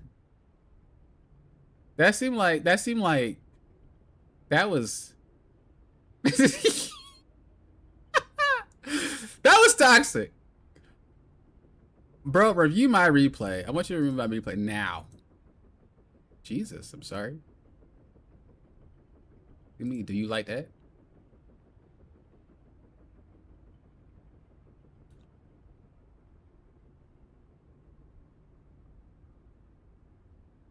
No, I'll review yours. Where is Chaos, bro? Whenever I need Chaos here, Chaos is never here. I'm gonna review his in the VOD. I'm gonna be sending out like 3 VODs of Chaos in a row. Y'all gonna be like popping. Anybody else? Nope. Chaos got all these VODs. I'm doing them. Nah, Chaos, I'm doing your VODs this week, bro. I don't know if you're here or if you're watching the replay back. I'm doing your VODs this week. Trust. All of them are getting done. I promise you. Every single one's getting done. Gonna be driving and looking for a bit. Appreciate the lurk, Nash. Yeah, B, we'll do yours after this one. And then we'll call it. And I think what I'll do is I think I'll eat. Maybe let me work out a bit. And then I'll stream again and maybe play some late night rivals. I have to see what time we end. Maybe I'll just play. Nah, I probably should eat first. And then I'll play some late night rivals. So yeah, I'll do that. So we'll do these last 2 replays. Like get off stream for about an hour or so. Give me some food, give me some workout in. Come back, refreshed. And we play a few games. We'll see how far we play them. And play some tonight, some late games. Okay. Anybody got any questions about the spacing before we move on? Hope you guys were able to like get that down. It wasn't weird. Eat for your elo? Yeah, that's what I'm gonna do. That's what I'm gonna do. It's funny because remember whoever was here during that talk about my eating. I feel heavier. You guys are probably like, you only ate for 2 days. Relax. I feel heavier, but then I weigh myself and I don't go nowhere. I'm like, bro, how the I'm eating so much more. So I just thought it was funny. Cause like, bro, you didn't go nowhere? But I feel like I'm so heavy out of nowhere. Okay. This player says, want to review my decision making to see if I'm playing my character at a Celestial ring. Cooldown usage or target priority. I did hold my ultimate at the end of attack because I was waiting for my team to come back since they were staggered hard. On defense, my team just wouldn't shoot the penny nest, which was right in front of us, and our DD didn't want to switch to help. Yeah, I don't like Penny. I tell you guys this all the time. That character's stupid. Permaband. You're playing Emma. Okay. All right, let's see. What we got?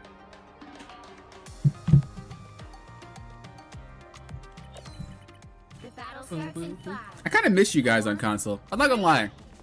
Because some of you guys be running into on the regular. Maybe not on the regular, but I'd be like, man, I miss running into y'all. But I can't because I'm not on console anymore. I should just play console for the fun of it. Go back. Okay, good push. I like that. Okay, so that right there was a good idea. Honestly, I probably would have got the cloak and dagger. Decision making wise, you did well. Monkey brain wise, and if it were mine, it would have won out. So you're going for Rocket because cloak and dagger is behind Rocket, right? If Rocket is shooting cloak and dagger, the odds of you KOing her, especially with other abilities, is very low. Now, my monkey brain would have said, she half HP almost, let me go for her. It wouldn't have worked. So you did a really, really good job. This is something that we talked about. This is great. I do like that. You go for the one in the back because that is the one that's going to be healing. Now you could say, well, Papa, she's healing him from that direction. But I am pretty sure that Rocket actually heals more than Cloak and Dagger pound for pound if she's using her primary. So it was a very good idea to go for him and not for her. What I will say is I wish you would have shielded between them. Or shielded where they're running to. So you put a shield to where they're running to, and Cloak and Dagger would eventually get, like, you know, Rocket will go behind the shield, and Cloak and Dagger would eventually be in front of the shield. And then you fight her. But, you know, neither here nor there. I think you played it well. Good job. Those are just some advanced things that I would do. Nice. Cool. That's a good push. Very, very well played. Loving these immovas? There are a lot of immovas.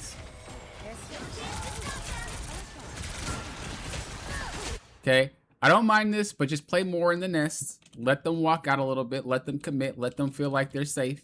So how you would do this is by just kind of like backing up a little bit and looking like you're giving space. And as soon as someone walks out, you just grab them. This is kind of what you do. This is kind of just baiting. You want them to feel safe when they're not really safe, especially because you know that they're wasting a lot of time they're going to try to rush the cart, right? So you can use that. This is a really good tactic to use if you guys, doesn't matter what role you play.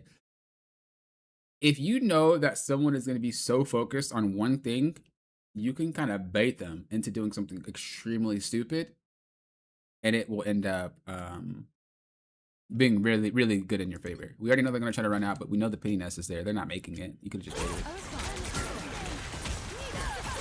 That way he couldn't get pocketed should he heal or something. You know? Again, just a little micro adjustment. Nothing crazy. I wouldn't have ulted only because you guys already won a team fight. They lost the tank already. They also lost the DPS and his strat.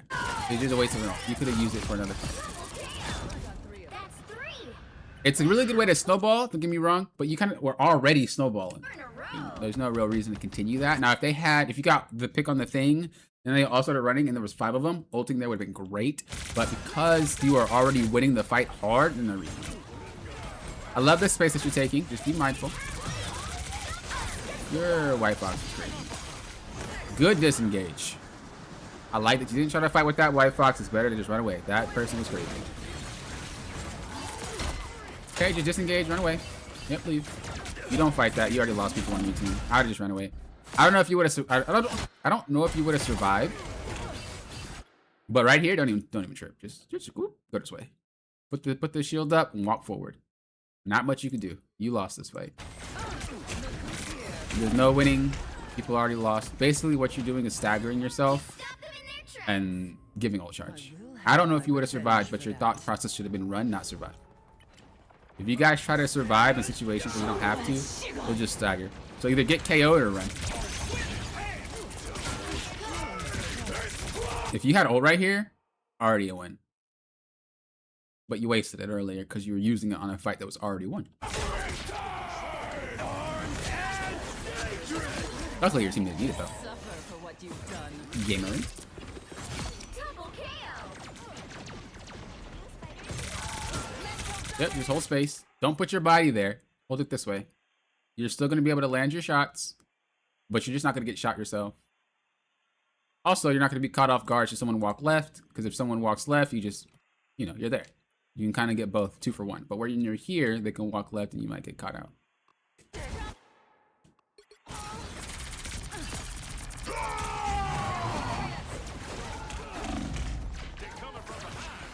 Yeah, if you didn't take any damage, you would have survived. And that ult wouldn't have hit you because you would have walked to the left. So, I understand your thought process, but just in that, learn your angles. So that way you can get the most out of your shots without taking damage yourself. Yeah, let that wear out. That's fine. You stopped them in their tracks. Huge W. You're up, little. I would go up, by the way. So I would come up here. You got to make sure you're clearing out all the space at the top and then going forward. Because what's going to happen, luckily Penny was already up there, but should there be people waiting to shoot you guys down, or there's divers waiting to get you guys, how are you going to defend against it? So if you guys are ever reclaiming points, or you guys are ever trying to push anything, as a tank, you need to clear out things. Clearing out these angles is what they're called, clearing out angles. Clearing out these angles is very important, especially if they're snipers, because you can just get them. But if there was a Namor up here or something waiting to just put the squids down and light you guys up, then it's just a lot less effort to just walk up here, see nobody's there, you clear them, and then drop down, and then play that way how you want to play. That doesn't mean you play up here, but just make sure that there's nobody up there. Because look, exactly what I just said, yeah? That happens because you didn't clear.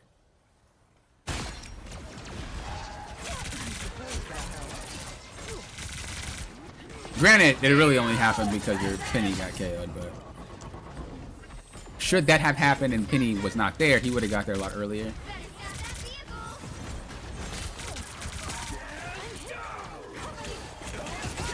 W. Oh, this guy's popping off.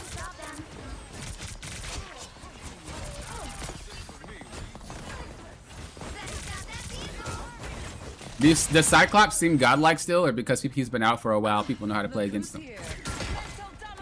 Was my guy just sitting down? That's crazy.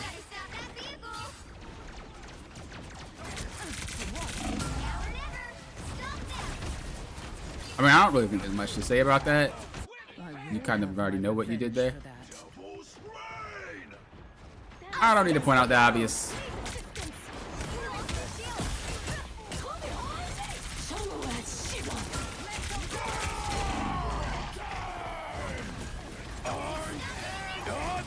Not really say about that one either, to be I honest. will have my revenge for that. Again! Only 60 seconds left. Okay, I like how you went from one cover to one cover. What I would like you to do, jump up here. Just go like that. You gotta get really good at the time, but it doesn't seem like a lot, but it is. I mean, you could also just hop up here and do the same thing, but really get used to just having these weird little spots that you stand on, because you're just face tanking for no reason. That was a good little sidestep, but you cover more space by getting higher or going to an off angle. So let's just say that we're fighting here, right? And this is where you guys are fighting. In reality, if this team were to back off, the only way that they'd back up is if you walk through, right? But if you're up here at an incline, or up here at an incline, you're gonna back up just because you're higher, right? A threat is more scary when it's up, even if it's in the same location. Think about it. If they were fighting you here, let's just say this is not a good spot, but let's just use this, whatever. Okay, let's just say you're pushing this, right? Or you're holding this. If they were to be here or here, you feel like you kind of safe. You just like walk back maybe, but you're chilling here. If they were to come up here, even if you're safe, you feel like you're more inclined to have to walk out because they're looking down at you. They have a lot more presence being above you. That's just kind of how life works, really, right? Even animals in the wild, the way that they get scary is they get up. They're down, right? That's how you get scary. So we still kind of have that primal instinct in our brains where if anything is higher than us, it's scary. So do that to them. Whenever you can, get higher, get at an off angle. So that way they have to decide, are we going to fight this fight? Are we going to back up? And that's when you go ahead and play the game. But you just kind of sat there, allowing them just to sit there. And then they just pushed when they felt like it, because you guys are more of an even playing field. It's a really weird thing 30 seconds. that you can just kind of use how the brain works for some games. It's crazy. If you really think about the psychology behind things, you can get away with a lot.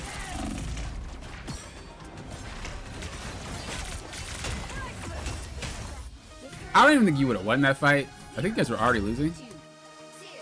Yeah. I don't think you would have won the fight. I don't think that's your fault or anything. We just kind of lost the fight. It's good.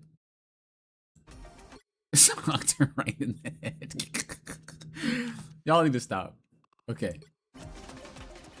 Peanut butter jelly and so interesting. Wait, this skin goes ham though. Relax. Got clobbed. Y'all toxic. All right, same thing. That blade is trolling. How did he even KO there? That's crazy. Off angles, off angles. I'm writing it down. Yeah, anywhere that makes your camera have to look elsewhere is an off angle. So it doesn't have to be like way over there to be an off angle. If you're fighting here and you go up here, it's an off angle. Why? Because the players that are here, let's look at Bucky's screen, have to move his camera up, even if it's just a smidge, to look at you. That's an off angle. Anything that requires the camera to go anywhere means that they're not looking straight. And if you need to off angle to push a point or to get picks or something like that, their focus is not on the main, it's on the off angle, right? Now you can have some extreme off angles, like something like over here. This isn't an off angle and it's extreme, but tanks can't really do that all the time, right? This is why those little small micro off angles are very important to learn. You can get a lot out of it as a tank.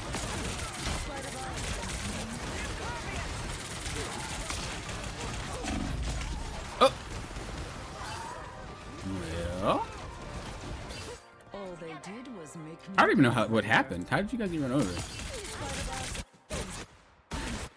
So you're saying on offense, you're having problems with pity?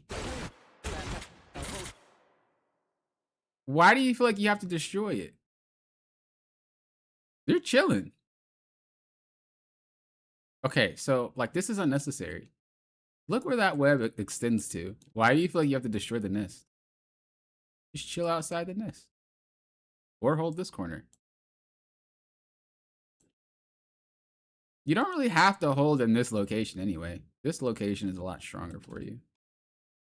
Sometimes you're going to have to let the cart go to a certain spot on each map to be more advantageous for you and your team. In a situation like this, it's just better you hold here. Especially because your team is a very sightline heavy team. Right? You have Luna and you have Invis. There's a very sightline oriented team, so they can't shoot around corners like a rocket. So it's better that you just sit in a position where they can line you up with a shot without having to work too hard. Where you're standing right now requires them to have to be out of position to help you, and they can get sniped. You see? Even if they kept you up, you see how much damage they take because they're there. However, if you wrapped yourself around this corner, they're not taking those shots, and you can do whatever you want, and you'll be pocketed. Make sense? Remember, you drive the bus, bro. You drive the bus, it's a tank. You got to make sure that everybody in the passenger seats or in the back is chilling. You can't just drive the bus off a cliff and expect your team to be all right. It doesn't happen.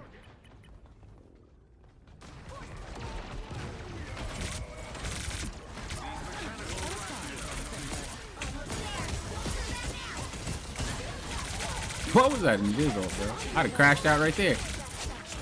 I'd have typed. And this, what are you doing?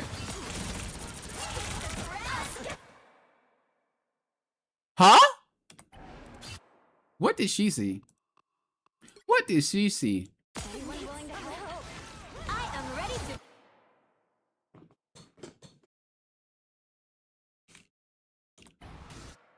What?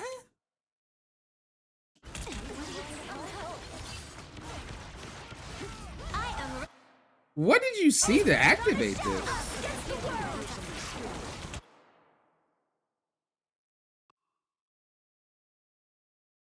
Oh, their name is Crazy Chloe Kick. It tracks.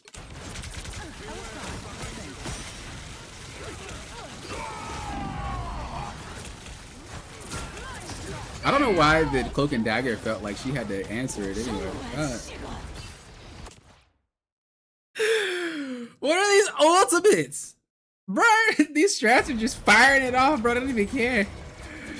These strats are just firing off ultimates, bro. Your whole team gets wiped? You just wiped while starts ulting for no reason.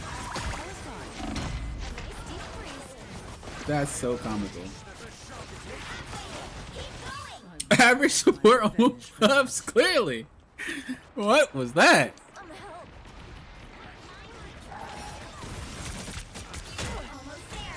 It's just a lot of staggering. You gotta let it breathe. I know you feel like you should be able to do something here, but you gotta let it breathe. You're not saving that point. But I'll talk about the fight before that point happened. So you got killed the first time, right? You came back. Or is this that same fight? This is the same fight. Let's go a little bit further back. So it's this fight. Okay. So we came back. You got to figure out where it's best for us to fight. It's not down there. It's up here. Remember, which spot is best for you and your team? Your team likes sight lines, so going down here is bad because you don't really have a way to leave, and they can get sniped because, again, they're just free. There's no cover for them. There's nothing they can do. Where do you go from here? And should they have to defend, like, they're gonna get shot. You should have held up top. Bro, that guy was trying to make lemonade out of oranges with that ultimate, bro. Here, again, let it breathe. They just won the fight. Remember, each map has a certain amount of fights you guys can fight. I would have fought here anyway because the Invis ulted, but should she have not ulted, I wouldn't really approach it. I don't think you guys would have won without it. But yeah, each map has a certain amount of fights that you fight, and you gotta play to it.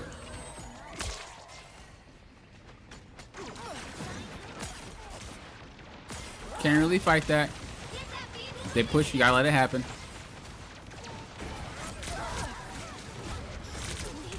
That guy is crazy. I mean, it just wasn't a good fight. It wasn't a good fight at all. We should never be fighting over there anyway. Like, at all. We should never be fighting over there. So...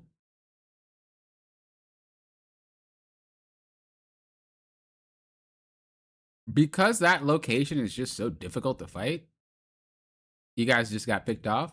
And the strats, again, couldn't really heal the Doctor Strange anybody. It's just a hard fight. You guys are having hard fights.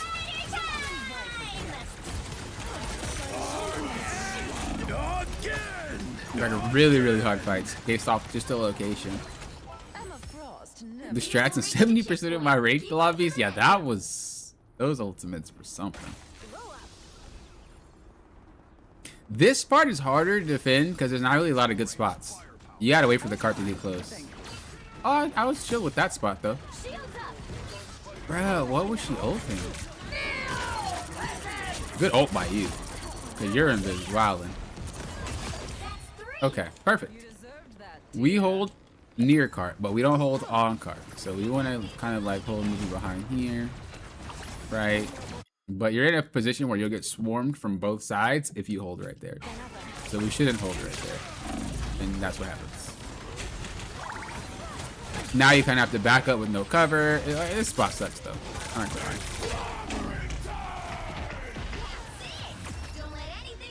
But you got to make sure when you're holding, you're forcing them to come down a funnel. You're forcing them to play how you want to play.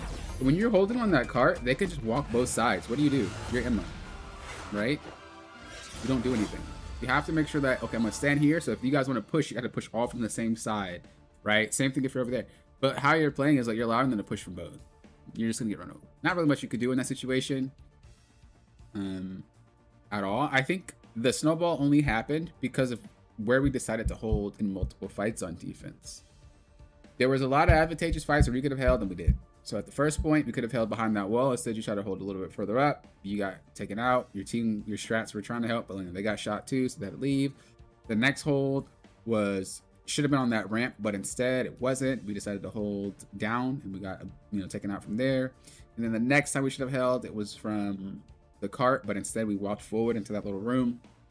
So they were just literally all spots where we shouldn't have held. That's all that was. For the most part, I think your decision making was good. Those are just like positional holds, but how you fought and what you use your abilities on and stuff like that. Aside from that one ult was a problem. You ulted when you guys were already winning the team fight, but like everything else, your ability usage, your movement, I think everything was good. I just think you have to learn where to fight based off your team. Like where's the best place for you guys to fight, especially on defense. Offense doesn't really matter, but defense, you have to pick really good spots. That's all. When you learn how to do that, especially with a character that requires spacing, you'll be chill. All right. Next one we have is Moon Knight and Magic, the double M's. All right, B. Lemon B, I hope you're here. 18 minutes? That's a whole episode of SpongeBob. What should be 18 minutes? The heck? And you demanded me to look at this replay? You didn't even ask? You said, look at this? Bruh. Holy. I'm getting abused. All right, what'd you say? I think everyone played decently for the most part. That's the problem. You're never gonna climb if you think everybody plays decently. You gotta say somebody sucks. I don't care. Pick somebody randomly. Spin a wheel. Somebody gotta suck. That way you got someone to blame. I want to know what I could have done to edge the win for my team or for me and my team. I also chose this game to review because I swapped a couple of times so I can get advice for each hero without taking too much time, as well as some advice on counterpicking in general. I am new to Torch, so any text positioning advice would help a ton. Thanks. No problem. So when it comes to swapping, I feel like I made a video, or I wanted to. I think I wanted to, but I didn't, because I wanted to talk about swapping. But I don't think I did. But maybe I did. Maybe I forgot. Anyway, when it comes to counter swapping, you only want to swap to characters that you know. There's no reason to swap to characters that you don't know. As an example, if I am, what role are you playing? Let me see. You say you're playing Moon Knight? I don't even see Moon Knight. What? Are you griefing me? Oh, you're playing Torch right now. Okay. So for example, if we were playing Torch, right, and you realize you're getting shot out the sky by a Punisher, well, it's probably what's going to happen. And you're like, okay, I got to swap to counter the Punisher. If you don't play anything else and you only play Human Torch, just play better. You know? That might sound really toxic, but, and I don't mean like you play better. It's like a general speaking. Like if I were to just say in general, it's not saying you play better. So that's not what I mean. But like in general, play better. If you only play one hero and you are struggling, there's no reason to counter swap. What are you counter swapping for? You suck at everything else. Play the one trick. It's okay. Just get better at playing the one trick. Now let's just say, okay, well, I play Human Torch and then I also play Hela. I'm going to swap to Hela to deal with the Punisher. I think that's valid. But why would you swap to Hela if you don't play Hela? So that's my stance on counter swapping. If you have an answer that's easier than what you're currently playing and you know it, swap to it. Cool. But don't just counter swap to some random hero expecting you to get value out of it. And I notice with Marvel Rivals, especially PC players, I don't know what's wrong with y'all, but PC players, they will counter swap to the moon and back. I tell you, they'll swap to anything and everything under the sun. And they'll start doing that in like silver. I'm like, y'all crazy. There's like 3,000 million other things y'all need to worry about than swapping on silver. Come on. But on console, people generally only swap to the characters that they know, which is literally what I'm telling you guys to do. In my opinion, I'm not saying that I'm right, but this is just my opinion. You should swap to what you play. If you don't play the characters, don't swap to them. So I don't know if that gives you all you need to know about counter swapping. If that's what the answer you were looking for. But that's how I view the game. This game is not as complex where you need to counter swap all the time. Even in Overwatch, I know this kind of sounds weird because I haven't climbed that high in Overwatch. I want to play a little bit more of it though. I wouldn't be swapping, bro. You got Hammond, Doomfist, pick. That's all I'm playing. But even in Overwatch, there's people who one trick that don't need to swap because they one trick. The thing about swapping is it alleviates a lot of stress on your gameplay. If playing something else makes your life easier, why not? That doesn't mean you can't one trick. It just means when you one trick, you're about to have a lot of hurdles. You know what I mean? So there's no reason to swap if you don't play it. Okay, you're trying to push through. I don't think you should be using your abilities like that. So you should take out that nest. It's in plain view. We should be looking to take that out like ASAP. What you could do is just throw like a fireball there and they'll take it out. You're still focused on... Okay, we're like in the thick of things. Y'all got here fast. Let's go back. Okay, let's look at it. Let's just look at it like we're trying to push, right? So we get out of spawn. We do our thing. We're trying to push through. You're going with your team. You decide to take this way because it's safer. No problem. We notice that your team kind of went to the right. So right here, I would check real quick and be like, what are y'all doing? And I would wait for our team to push up before I really do anything here. Just so we can see what they're committed to. Okay, you're committed to pushing. All right, let's go ahead and push. And then do what you did, which was come over here, which is I like. So far, cover to covers is, you smooth. I wouldn't have like dashed to it, but... And then the nest. Take out the nest. Your team's trying to push. Take out the nest real quick. Because what you're doing is not enabling the enemy. It's not enabling your team to push. First of all, the nest heals. So that would be important. Second of all, the nest prevents your team to push. So that would also be important to take out. Also, if you really want to get spicy, slam this so you break it. I don't actually know. Does he one bang? Does he one bang structures? I don't remember. If not, just break it with your regular attacks. But I think he does one bang structures. He does it like Cap. But I could be wrong. I haven't done it in a long time, so I can't really be too sure about it. But basically, break this so you have much more freedom to play. So my goal would be break the nest. That allows your teams to push. And then try to play through this, but also get this out the way if you can. If he's too weak, he's too weak. But if you can, get it out the way. And that way it allows your team to push forward for free. Your goal as a DPS is to try to see what is it that's preventing my team from like getting the objective, and how can I make it so that they can get the objective. What you're doing right now is attacking the back line, but nothing's going to come of it. A, you're not going to get the KOs on them. You're not close enough. So you're just going to make them move around playing hot foot. B, your team can't really capitalize on it because of the nest, and there's players also in the front. So nothing really happens by attacking the strategist. They just look at each other and heal each other. So you got to think of something else to do in order to get them to move.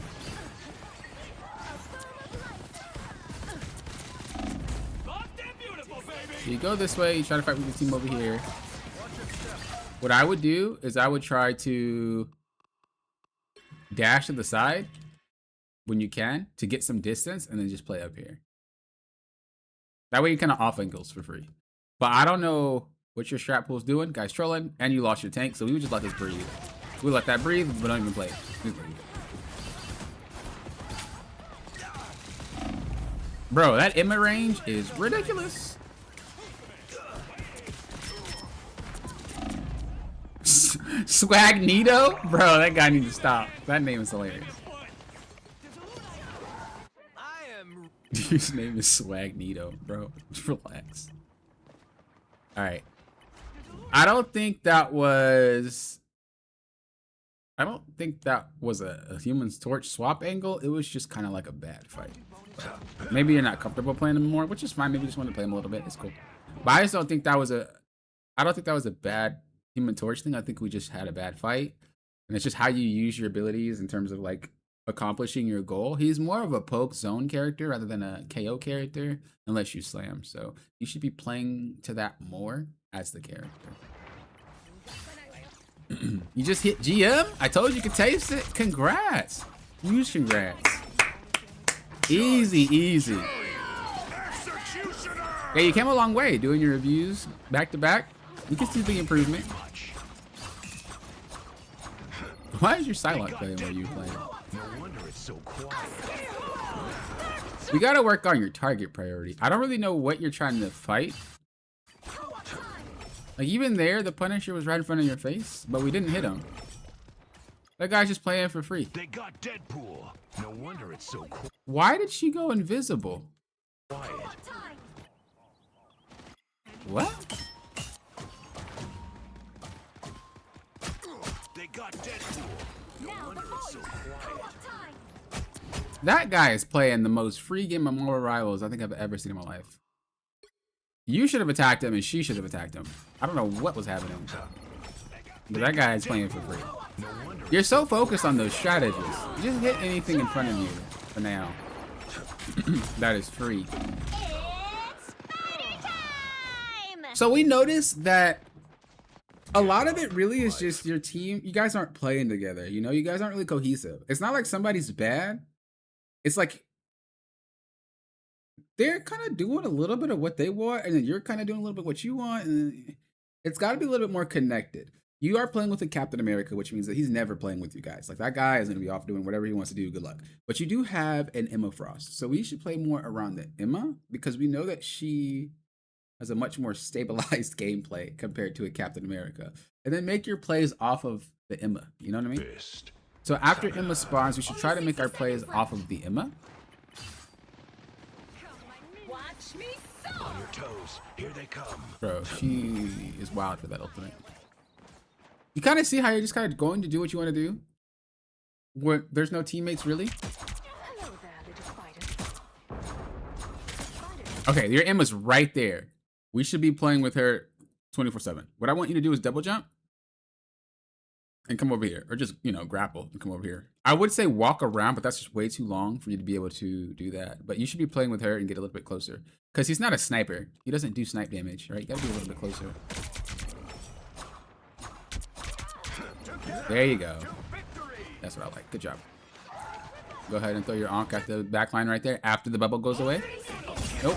After, because that bubble is going to heal him.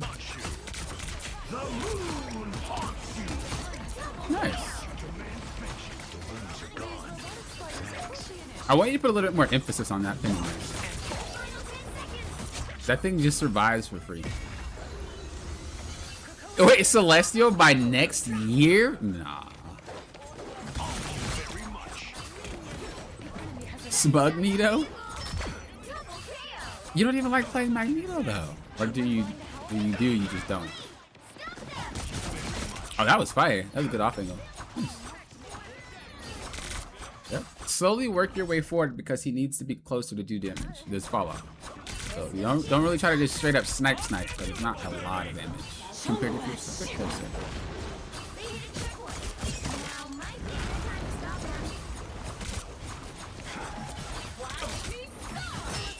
Go back up high. Try to always be up in the air, like above the fight if you can as Moon Knight. Unless you're in a really hardcore choke, it's just better to be up. Yeah. There you go. You're like, popping, shut up, I did it. Just wait. You right, Michael. I'm sorry. Just the way I like it. Be careful overextending. You know, let your team do your thing. So here, I would let this breathe. You already know that there's a support ult coming out. You already know that you're probably not going to get this KO because she's going to teleport, and there's a Cloak and Dagger ult sitting right there. It's better for you to just let this play out because if you start attacking, they'll know where you are. Just chill, let the ults wear out, and then fire. You're going to pick. Fight's over. You guys win. But doing this lets everybody know exactly where you are, which means you can't make this play in the future because they already know where you are.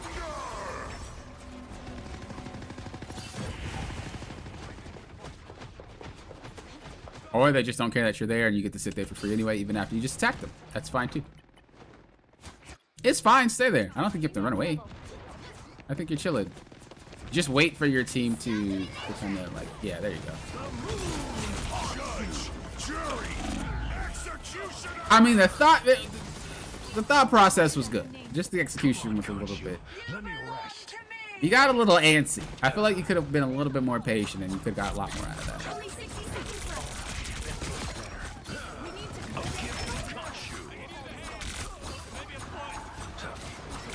Again, try to get high. There's a lot of up spots you can get. A lot of high ground. There you go. Okay. So one thing I noticed is you're doing a lot of like air gameplay. I know this guy can jump and float and stuff like that, but don't rely on, like, you can't really do air combos. You might see a lot of Moon Knight players like jump, throw the onk, slam the onk a little bit, get a KO. Like, don't really rely on that. Rely on your game knowledge first, and then you can go ahead and do that afterwards when you understand when's the best time to do things like that. Just play at high ground.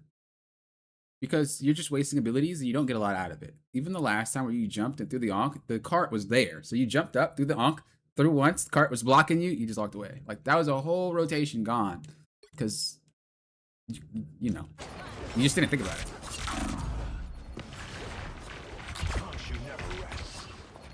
That was good. I like how you backed into your onk. A lot of players don't do that. That was a nice try. You could have probably floated to the... Oh, back, but... I think you played that fight well. That was a good try. Behold the god of thunder! Okay. You're double gaming. So, what I think, for the most part, when it comes to that Moon Knight gameplay, is just learn to let the game play out. Like, it's okay to do nothing for a second. And just... let the ults wear out, you know, let the fight kind of die down a little bit and then attack.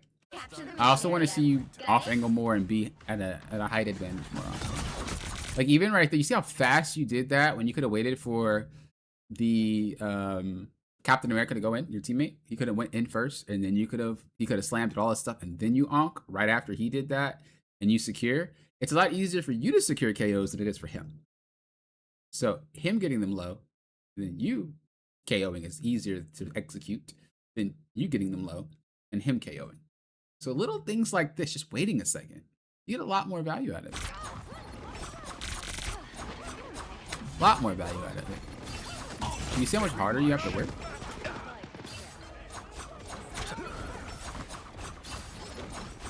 I'll be disappointed if there are no show. I do like how you tried to play around cover, though. I like how you try to wiggle and move and stuff like that. A lot of players just sit in one location, so it was kind of nice. But yeah, I think you just gotta slow your gameplay down with that character and just wait for the one bang combo. Otherwise, sit main and throw stuff. Now we're going to magic.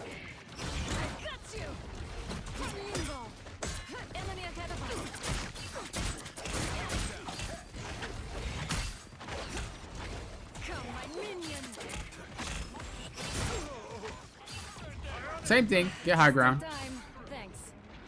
if you can. And be ready to go downwards. Oh, that's all you. Oh, okay, good. So I would like you to learn how to do the spin combo. I mean, I guess if you land that, though, he should get KO'd. So generally, if you didn't throw this, you would have to spin it. But I guess you don't have enough time because he'll react. So this is good. After you go up, knock him up. Why didn't that work? That looked weird, didn't it? Did you just miss? Is that what happened? Yeah, you missed. Okay, that explains why that executed that way. Never mind. Disregard. You just missed it. I was like, that should have done way more damage than it did. But I climbed out of limbo. This is nothing. By the eye. did you do that? Oh no, that was mad. Does she have AoE damage on old pop? That's wild. Executioner. Dang. You tried. Wait, he's not even looking at you. Wait, all you. You got it. You gaming. Just in time. Thanks. Okay. Oh, that was a crazy portal. Nice. I would have liked for you to just sit on the side and then just primary attack as they come through. Not only do you get your overshield, but you do damage for free. You don't really have to do anything. You're gonna try to go through the portal, which is just unnecessary. Just sit there and just swing. Yeah, like that.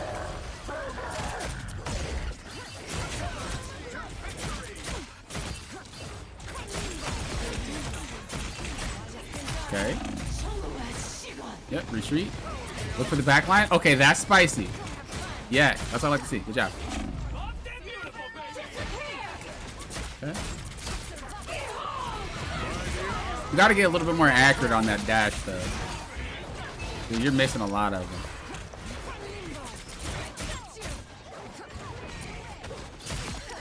The thing is, you miss a lot of your dashes, but you're really good at overcorrecting them when you mess up. So, like, the way that you play is like, it's like you know you're gonna miss. So you already try to correct it when you get to the destination. I don't know, like, if you realize that's how you play, or at least that's what I see in this game. It's like you already know that you're probably not gonna hit it, and so you have like a gamble in your head, and like, I probably won't hit it, whatever. And then you try to play to not hitting it. Whereas if you just got good at hitting it, you'd probably be like popping off so much harder with magic. Like every time you dash and you know you'll miss, you just like you like you compensate for the miss before you even get there. That's how I know. Let's see if you do it here a little bit. How we gonna do it?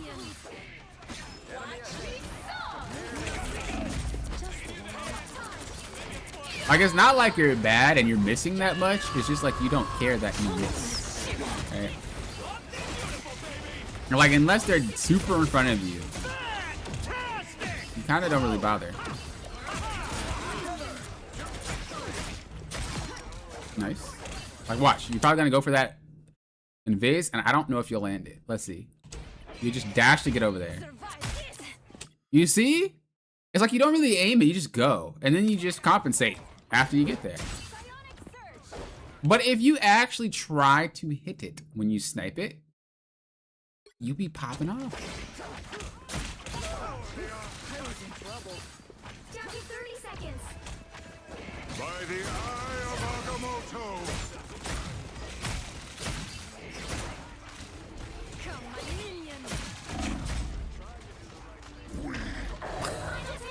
That wasn't even in your hitbox. What? Square. Yeah, Square Enix made this game. NetEase. You and I both know that does not look like that's nah, bro. Nah,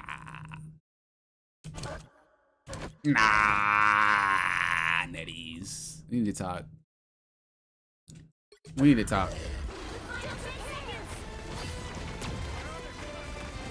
All right, no way. No winner yet. Going to overtime. Invis is broken, man. Any Invis players really not thinking that that character is busted? Y'all wildin'. Like, y'all are crazy.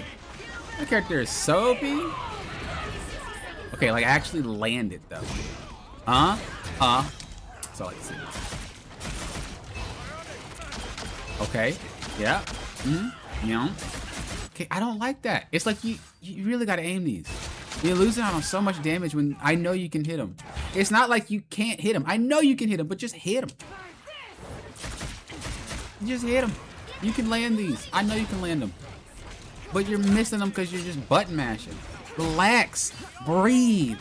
Aim. You got it. You got it. I'm telling you. Don't worry about don't worry about playing fast pace. Play consistently. It doesn't have to be so fast. I know Max should be in there, should be getting it done. You're like, I got it. No. Play at a consistent pace. You'll land a lot more of your abilities. Poppin', don't you do the same shit up? It's not about what I do, it's about what I say. Do as I say, not as I do. How you think I know? How you think I know? Experience.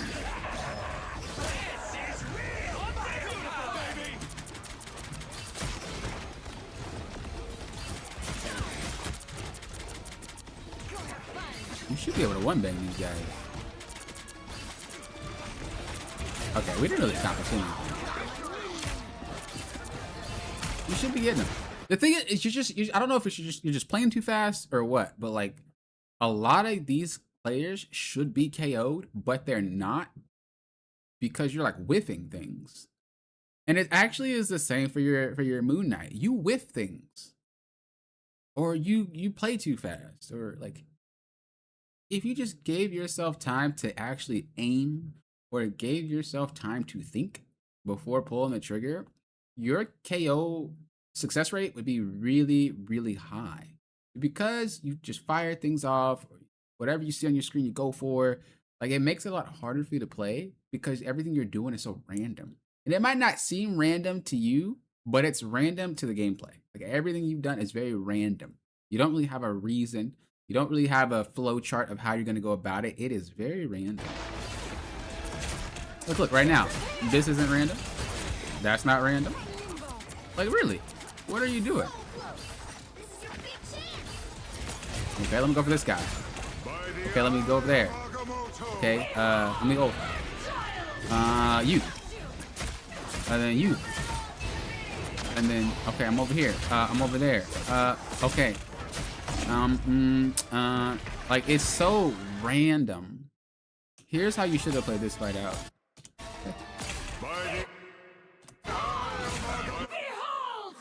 Before your Behold Dark Child,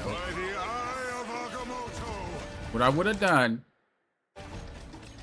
is I would have gotten in position. If you want to leave this be, leave it be. But get in position first. What do I mean by that? Come over here. And then ult from like nowhere. So they don't know where you even ulted from. Slide through. She probably would be moving up to like about here. You slide through. Bow! One shot. Much easier to play off of, right? And then you dip out for a second, right? And you look for him. Wow, one shot. Right? But the way that you played it is you just were like the center of attention everywhere. You ulted up here. You went on her, which is fine, but then it's like you don't know what to do next. And you just started wailing. Instead of looking for someone to knock up and hit a combo on, you just start wailing. Even right here, if you thought about it, just go for that invis. She's right there. You have your charge. In a second, try to go on her. You're about to run out, don't get me wrong, but you can still get over there and swing at her. Or you could play corner. If you feel like, okay, I'm gonna go after, just play corner, go over here, wait a second, and then go around, do it again. Like, have more of a reason to do things, and your gameplay would be a lot better. Because everything is so random, everything is so, like, just on the screen, it doesn't come out as smooth as it could have. So in situations like this, it looks like, oh, I could have played better. But it looks like that because it's not that you played bad. It's because there was no intention in your gameplay. I don't know if I actually have a gameplay that expresses this, because y'all know I be trolling. But let me see. Oh my god, what happened here? I don't even remember these games. We lost this much in one night, bro. What happened? Well, that must have been just chilling. Oh yeah, no, I was really tired that night, huh? I just played because I wanted to stream for you guys. Never mind. I was like, I don't even remember it. If I don't remember it, bro, you know I don't care. Man, that was too many characters. I'm looking for like a magic game.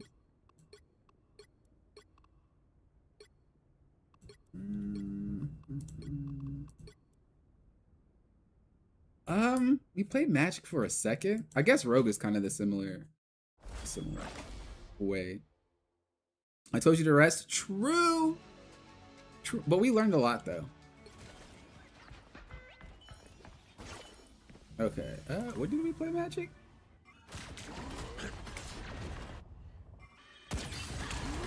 Do we even play Magic, bro? Of course not. Alright. You know, probably only played it for a second. Where did I play her? I'm genuinely curious where I played that character. Maybe I picked her. And then I chose not to play her. That's probably what happened. Maybe I walked out and I was like, yeah, whatever. Okay, but basically what I want to share with you is the intention behind... Oh, we did click her. Oh, I figured we did it. We didn't. I think I go back to Rogue. But I want to show you the intention behind your gameplay. It's a little bit easier to do with Rogue than with Wolf. Maybe it's not. Maybe I can give you the same example. Alright. So Wolf is one of those characters where if you go in and do something stupid, you're probably going to get KO'd. Period. There's not really a lot of escape options for you. Alright, so everything that I do has to have intention. Now, I am pretty rusty on this character. We were already talking about it during the stream. But as you see, I'm getting up high. I'm making sure that I have something else in mind. And before I go for something, I'm looking to see what I want to go for. And I'm looking to see how can I go for it. I don't just drop to drop. Right now, I'm looking for the Mo or I'm looking for the Luna. I'm pretty sure. I get frozen. It's fine. Okay, I wanted to know why I didn't get grabbed there. This is happening every time I play Wolf. What stopped me? Like, what actually stops me from moving? Did she hit me? Is that what happened? That's gotta be what happened. Hi, that feels good. No! What stops me? I've been getting stopped repeatedly. And I honestly don't understand. I get stopped so much when I play Wolverine this patch. It's insane. I don't know if he's glitched or what. But this fool is perma-stopped. Like, I never go anywhere when I grab people. Regardless, it does not matter. I have an escape plan. Why? Because I already thought out what I was going to do. And that's the important part. Right, I go in, I get frozen.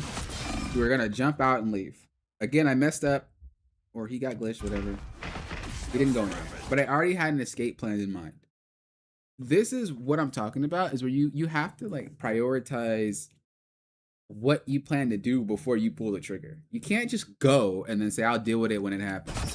You have to already know what your game plan is. You have to know how you're going to maneuver if you get messed up. You gotta know if you don't get the KO, what happens. If you do get the KO, what happens. Like, you have to have all these questions kind of answered before you go. And yes, it's not going to always be picture perfect, but you should have some idea to how to react and move. A lot of your gameplay is, I'm going to do this one thing, and I really hope this one thing happens, and if it doesn't work, we're in trouble. You know what I mean? Like, that shouldn't be how it works. It's just say, I'm going to do this because of this, and if it works, I do this. If it doesn't work, I do that. And it might seem like it's a lot more thinking than you need to have, but it's not. Once you start doing it, you'll realize how much easier it is to do it on the fly, especially on characters you enjoy. Especially. So, same thought process, right? I'm actually going to see if I can find a Magic gameplay. There's gotta be a Magic gameplay somewhere in my freaking history. There's gotta be. I played so many games. Have I just been playing Rogue, bro? Okay, here's a Magic gameplay. I knew there was something.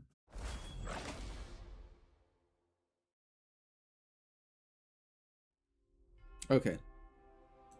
What's up, Murray? Nothing stops you? Yeah, I swear it never happens. Oh yeah, we were playing Daredevil for the vibes. No, I said I was gonna give him another try, bro. I hate Daredevil. The character sucks. His gameplay loop is not fun to me. And I was like, bro, forget this character. I don't want to play him no more. I think he's broken, but I don't like playing him. Let me get to Magic. Did I play him for the entire round, chat? Oh my god, I was dedicated. Okay, we played Magic on this half. I was dedicated. Okay, so before I do anything, I think about it. I'm not just gonna fly in and do something random, right? We're running away from the Hulk. I'm pulling him to me. We're able to get him kind of out of position, but we're still looking for someone that's squishy that we can one bang. We get KO'd. Oh, we do. So in that situation, I did have an escape plan, but I misjudged how much HP I had left, and it got me KO'd. I still had a plan to outplay that situation, but you need to know what you're doing before you go. You can't just go. You know what I mean? So again, I'm focused on this guy. Why? The dude's right in front of my team. Why would I ignore him? There's no reason to. Right? And then from here, we look to play next. You see how much more, like, consistent the gameplay is? And this would go if I was playing Moon Knight as well. There's not a lot of A, B, C, D, E. No. You do like A, B, C, reset. A, B, C, reset. Like, think about what you're doing next. Don't just go to go. We're still on this guy because he jumped to the back of our team, right? We're looking for somebody we can one bang, but we're like waiting for it. I think I remember this game. I think I whiffed so many things this game. And you see how I'm backing up and I'm waiting and seeing what else I want to target? Magic, she's unique because she's a diver and a brawler. She can do both. But it doesn't mean you should be doing all of one. Right? I'm going to wait until I can get in a position to dive again. And should that dive lead into a brawl, I'll brawl. Should it not, we wait it out. I was thinking that I could one bang her out of, let me know. Can you one bang, since you play Magic, I don't know if you ever had this happen. If you have Gambit, can you one shot Cloak and Dagger out without ult? I wanted to test it. I really wanted to test it. And I wasn't sure if that was possible.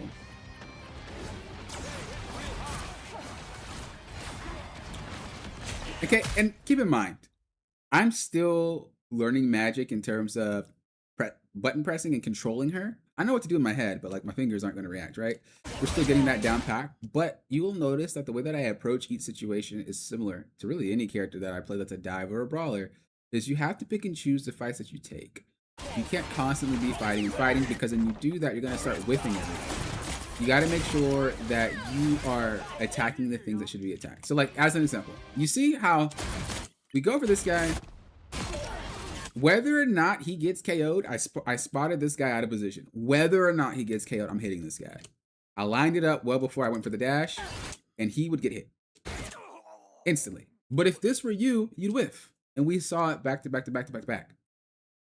But it's because you don't think about things before you go. Play it out in your head before you do it. I noticed he was there well before I went for this guy. I knew he was to the right. So I said, after I get this guy, I saw it right here. After I get this guy, I'm going to go on him.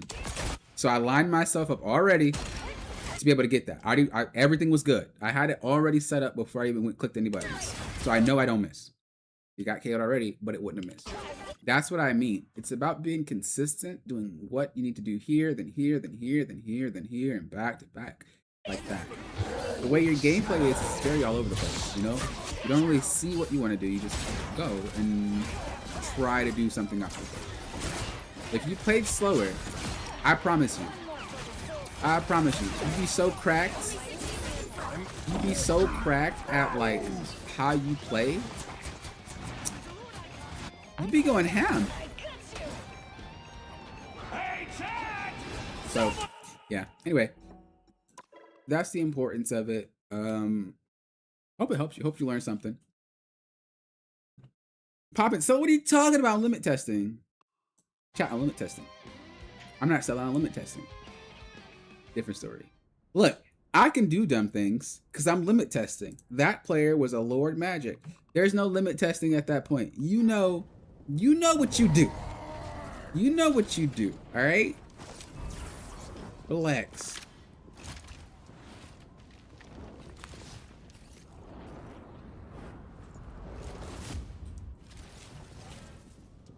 But yeah, I hope that helped.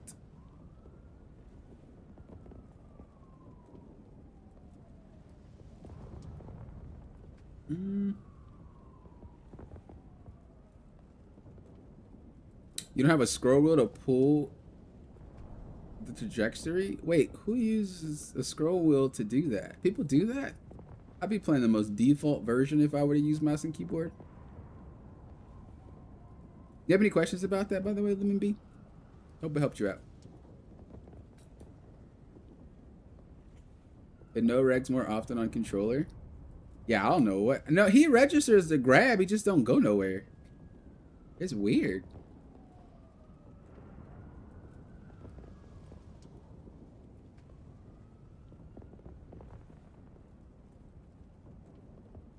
You can't do the same on console as PC? Wait. Do what? The scroll wheel thing? I mean, I wouldn't play like that regardless though. There's limit testing. You got till champion magic for that. Yeah, look, if I suck, then that's that. If I suck, then that's that. Is it your turn? It's been your turn. We already went over it. Lemon is trolling me.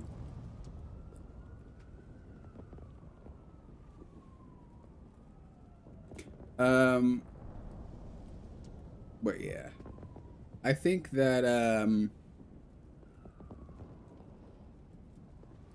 we might play later. It's gonna be kind of late though. I gotta see how I feel. If I feel like playing and streaming again, then I'll come back. And if I don't, then I won't. We'll see, but I want to lie to you. That wasn't your replay? It was definitely your replay. Wait, let me see. Let me disable stream. Maybe that wasn't your replay, actually. Wait, which one is it? Wait, which one is it? Which one is it? I'll do it. Which one is it? I'll do it before I get off. Which one was yours? Or did you not put one in? If that wasn't yours, I'll do another one.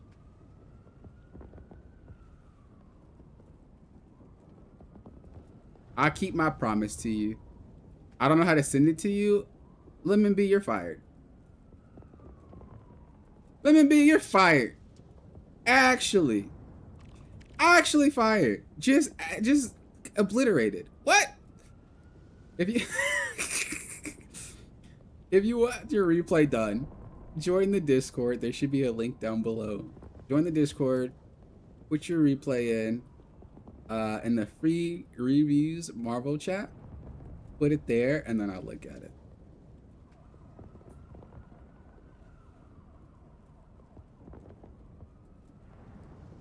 I'm gonna use the bathroom while you do that. Do you care about getting into this season or just having fun still? This DPS arc is dope. I have been playing other stuff too, but I don't think there's enough time. There's 12 days. You expect me to hit Eternity or One Above All in 12 days? Chat, do you think that's even possible for me? Bro, I'm a boomer and I only play Cap. What you expect? 12 days? I don't think that's possible. Let me be honest. I'll be honest. I don't think that's doable.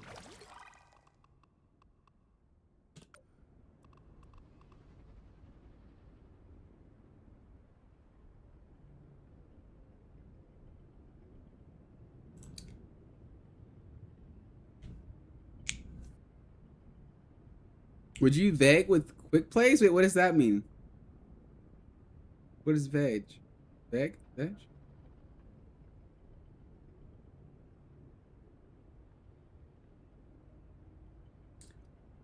It's worth being specific about it if it's console or controller issue because it's an input issue, a platform issue. I don't know if it's a platform thing because it registers that I pulled them, but he just doesn't go anywhere. It's super freaking frustrating. And it's been happening every day that I played Wolverine, and it was just like, it makes me not want to play him because it's super irritating. It doesn't happen back to back, but it's frequent enough to make me mad. So, especially in tight spots because I don't know what stops him. So, I think it's a Wolverine glitch. It was just this patch, or maybe they fix it within this new patch that they dropped. I didn't read the notes.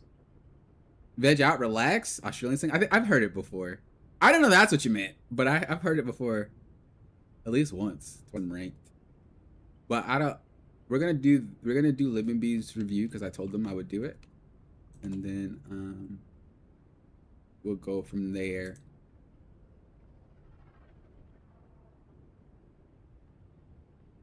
If you got it to get in the server, by the way, you gotta click the check mark. Just because I know some people hop in and they're like, I don't see any channels. You gotta click the check mark. Agree. Sign your soul away.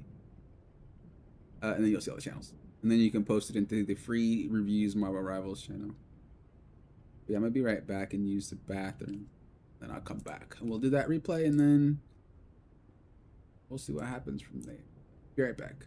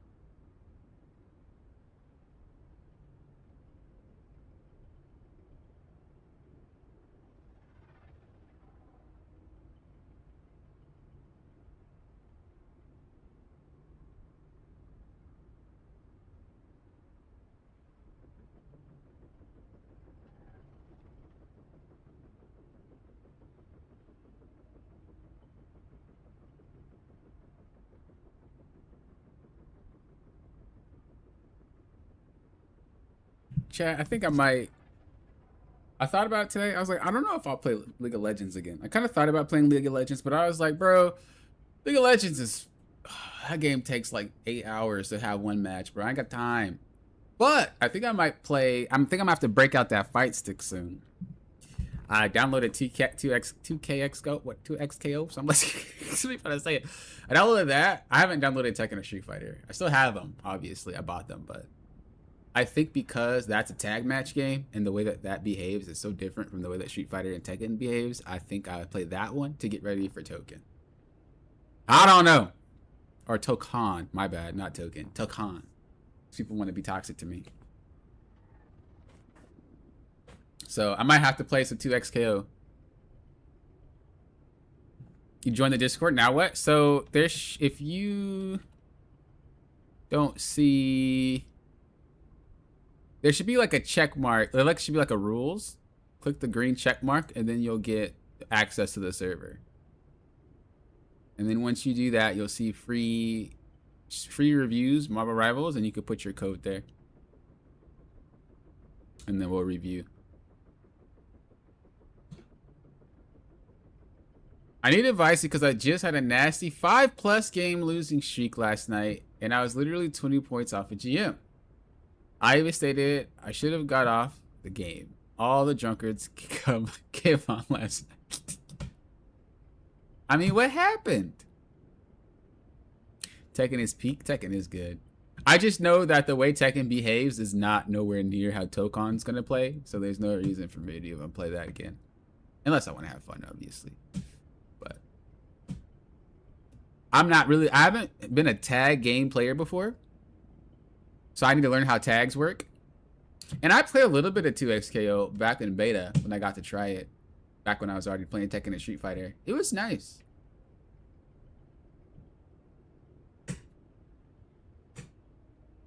You'd have to share your IDs? You could do it in the Discord. What you mean? What you mean? Weekend Q hitting like a truck on people's elo, it seems, does not encourage me to go finish on placements. Look. Honestly, I think there's bonobos every day and every night. I don't actually know if it's worse on the weekends or not. People always say that it is, but I don't know.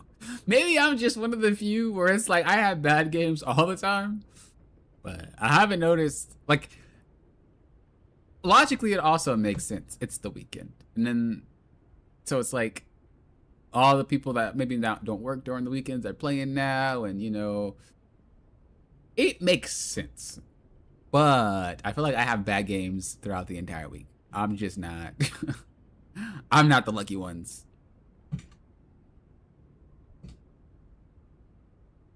So much went on and there was no coordination. Like even my duo partner was trying. Wait, why are you duoing with them if you... What? What's going on here? Stop duoing with them. I take blame as well because I get upset. Yeah, you don't want to get upset and play. You'll just keep losing. But losing is a part of climbing, you know? Especially if you peak, you definitely about to start losing. There ain't no way you're going to be able to remain at your peak. That's why it's called a peak. You gonna drop. You finished? All right, Lemon B. You fired, by the way, still. Had me do a whole replay review that's not yours. Type of nonsense. You ought to be ashamed. By the way, what's worse is they waited for me to be done with the replay to say, hey, that's not mine. Bro, that's the most diabolical thing I think I've ever seen in my life. They had me waste 30 minutes to say that ain't me. Bruh. Diabolical. Actually so diabolical. What? That's equivalent to getting some DoorDash, eating it, and they say, hey, by the way, I didn't get my order. What you mean? You just ate the whole... But if you don't stop... And it's a long replay. Oh, nah. 20 minutes? Whew. This better be some spicy gameplay. I better help you reach one above all after this replay. There's no way I'm this close to GM1 and about to climb. Or getting out of GM, period, before the season is over. And I hit with the trashiest of trash. Logically, it makes sense, because guess who's at Celestial 3? People who can't handle being in Celestial. Guess who's at Grandmaster 3? People who can't handle being in Grandmaster. I think people think it's the system against them, but you're climbing through the bad of the rank every time you promote. It's not like they're better. I mean, they are better than where you are, but like statistically, those people are on lost streaks too. Or they're feeling some type of way because they're about to demote. So they're not going to play to their peak. You know what I mean? How many replays were you going to do? I was going to do this last one. It's funny because I was talking about doing your replay and I was like, I'm going to do his. But then I was like, this will be coming in 3 hours late after I done streamed. So I'm going to wait to do his. And then I said I was going to get off because I want to see if I can play some later tonight. But it's getting pretty late. So I don't know if I'll play some later tonight. Kind of want to, though. This match, I got flamed by a 3-stack. Typical. Report all of them. They were saying I'm DPSing as Luna and that I needed to play more defensively. And I was the reason we are losing. So next round, I got tilted. So I started DPSing more. And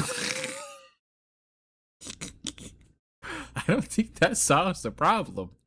I started DPSing more and felt like it's impossible to win. What they say you were DPSing and you felt like you were losing.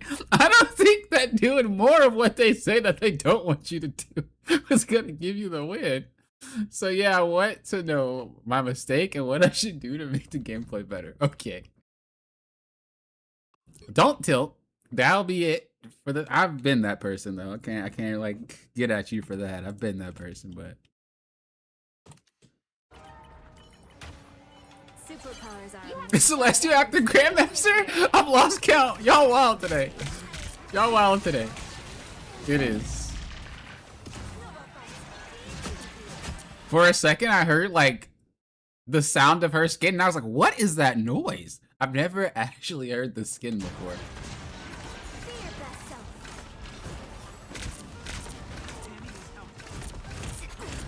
That one hurts. Okay. So this is kind of rough because your whole team decided to disperse as soon as any trouble decided to hit the fan.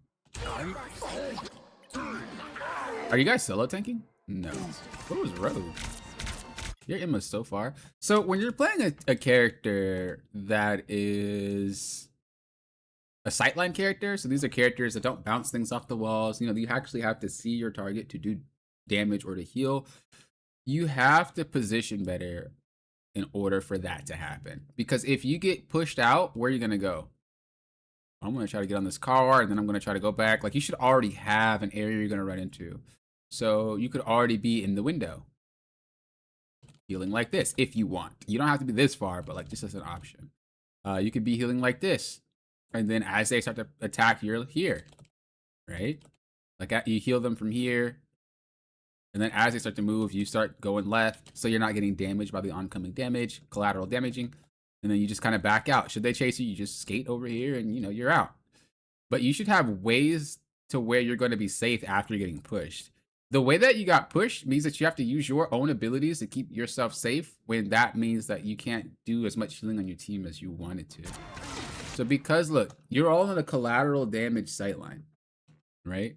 They're not even trying to hit you, but you guys are all in a location where that even if I shoot at somebody and miss, I'm gonna hit them. I'm gonna hit them. I'm gonna hit them.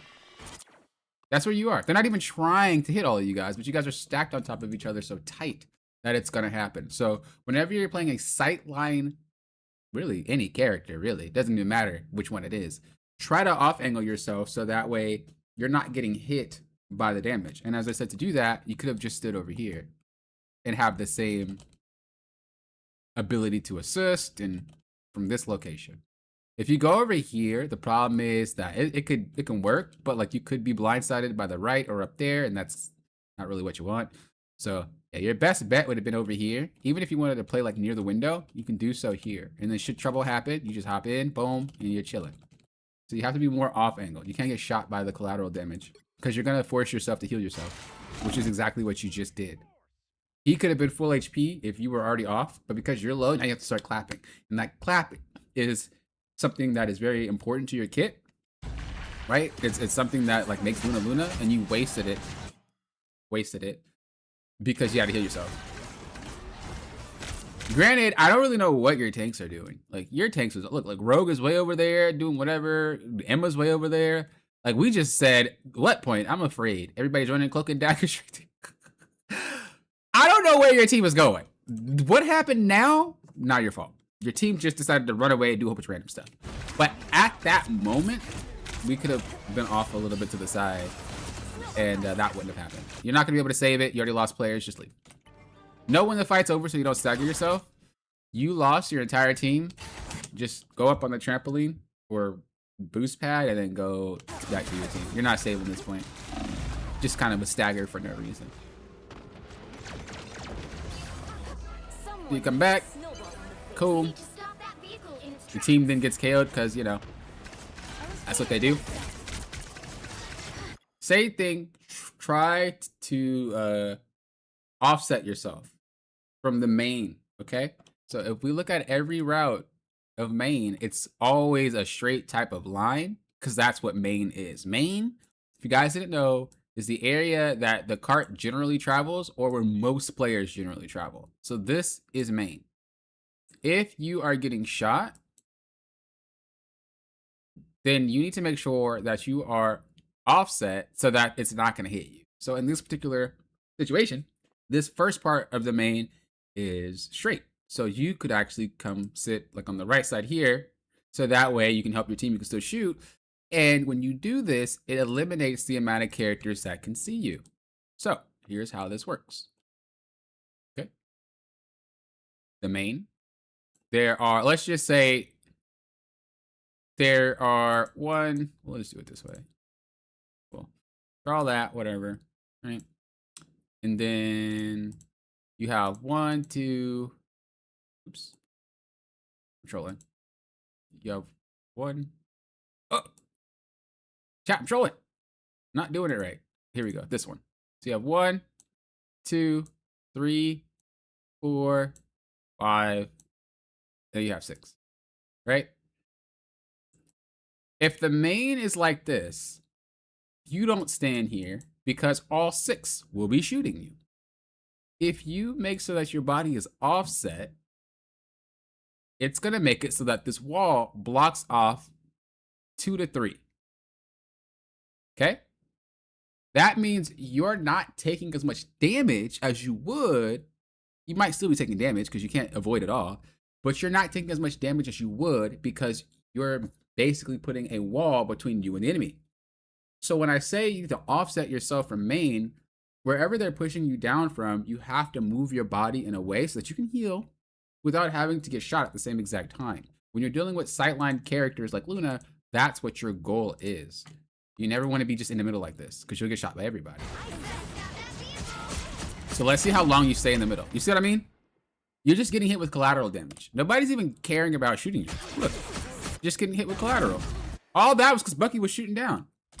But if we did this same exact gameplay here and we were just here instead, you do the same thing and take no damage. Look, let's do it slow. You do the same thing that you're doing right now. You're healing Luna. I mean, not Luna. You're healing Emma and you're healing Cloak and Dagger, or trying to, right? And doing damage. If you do it from here, you still can heal. You can still hit the Hulk. You're blocking yourself off of the Bucky and the rest of the team, so you don't take any damage because your positioning is off to the side. You still back up. You still do your thing. You still do your thing. You back up. You do damage. You don't take any. You're still healing. You're still healing. You're still doing damage. You don't get shot yet. You're still chilling. You're still chilling. And you're never that low in the first place. So if there's anything that I think you should work on, like, as fast as possible, because I know it would help skyrocket your gameplay like that, is learning how to position to what you're trying to do. That's really just all support is about, is ability usage and positioning. If you know that I just am trying to pocket my tanks, well then position in a way where you can heal them without taking damage. If you want to heal and fight, position in a way where you could fight some, but you're not getting shot by the entire team. You're not taking collateral damage. That's all that it is. Because when you're this low, you can't really fight, you know? You see, you're still kind of out in the open. Just go to the left a little bit, and you won't be shot by collateral damage.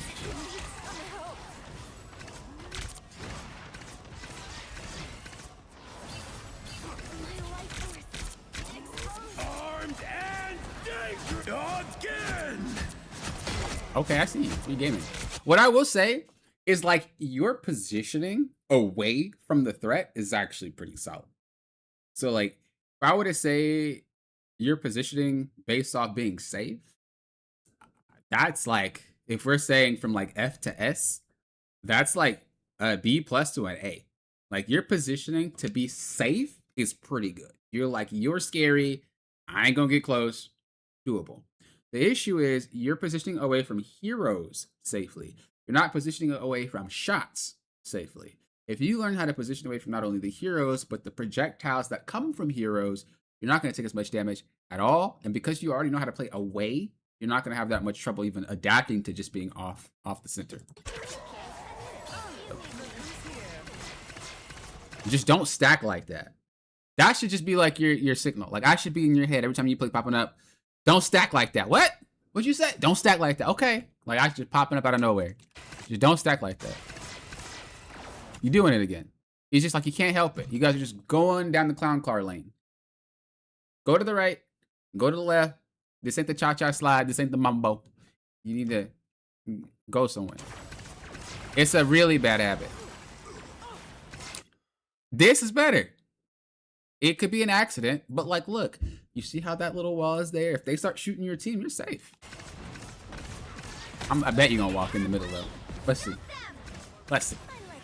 You're gaming. You're gaming. Oh, you did a little bit. You did a little bit. You did a little bit right here. Whoop. You popped yourself right back into the middle to get shot if they were right there. It's a really weird thing to think about game to game to game, but once you do it, you'll be like, ah, I got you. And it's very easy. It's very easy to continue to replicate. But you see how good you are at running away? You can run. That's good. You got spacing. Just position for the shots. That's all. You combine those two, you'll be doing so much better. Look, you're in main. You taking that Jeff... you taking that Jeff water gun to the face like you're trying to take a shower. Relax. Get offset a little bit. You still going down main. Go to the right, go to the left. You could pop that Cyclops. Okay, back up, go to the right a little bit. You're in the main. After this stuff goes away, you're gonna get shot. Go to the right. To the right, to the right. Take it back now, y'all. One hop this time.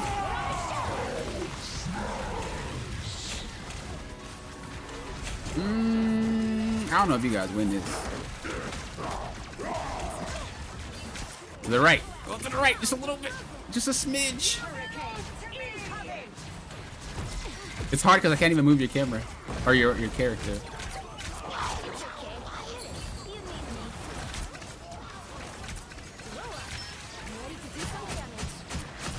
See, like even here, what you're doing is fine. But move to the right. So you can't get shot so easily.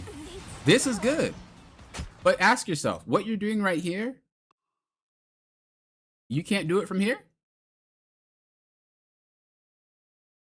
Right? Look where you are there compared to you could have been right there doing the same thing, just safely.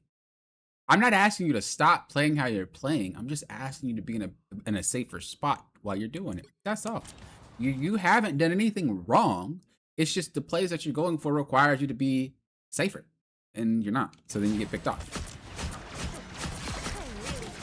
He was clapping. You see? That could have been avoided if you just to the right a little bit. Not even a lot, just a little bit. It's like you don't make bad plays, but they get bad because you stand in a spot where you're gonna get shot. That's literally all that it is. Just because you can skate around don't mean you faster than a bullet. Be careful. You could probably put the snowflake on, I almost called her Gianna. You could put the snowflake on Storm. I know you had it on her earlier. See, same thing, go to the left. Like, it's kind of like beating a dead horse because you're not necessarily doing anything else that you shouldn't be doing. So, in this situation, I know you feel safe by going into the Cloak and Dagger ultimate, but you gotta see how far she is from you. If your positioning, again, is pretty decent. You don't really have much of an issue with that. But if you overextend to get to safety, and then the ult wears out, you're not safe anymore. So don't just run into a support ult if you're safe anyway. It doesn't make any sense. You'll just be repositioning right back where you were. So you thought to go this way because she ulted and Hulk jumped, but you could have just backed up and KO'd the Hulk. But now you're walking into her ultimate. What happens after it ends and they then retaliate? How do you handle this, you know? Luckily it didn't happen. But if it would have happened, or you could have got picked before you walked in, it could have been way worse for you. Now, if you were getting dove by multiple people, I think walking into your team there is fine, but you could have just 2v1 the Hulk, because Your storm was right there with you.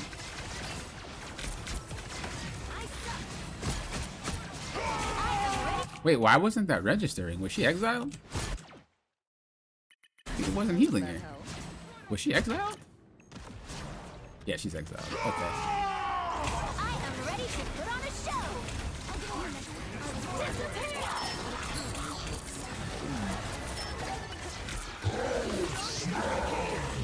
Okay. You see, you're very good at running, but you run into the open. If you did the same movement, but go that way because you know they're shooting you from behind, right? Go this way. After he runs away and gets shrunk, they can't really shoot you. But you're in the open now, so they can easily shoot you. Again, it's like beating a dead horse, but this literally is one of the only things you're struggling with right now. Is you just keep positioning in harm's way. I'm making a comeback. A nice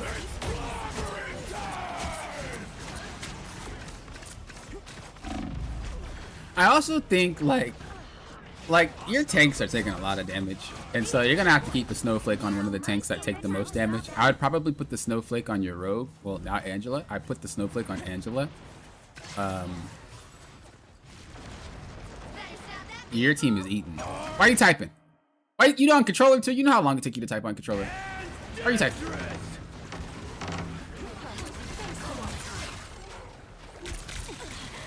So yeah, because I'd be fuming if I was that Bucky. Because your tanks are taking a lot of damage, you have to put the snowflake. Okay, they decided to go DPS. So you have one tank. You definitely should snowflake right now.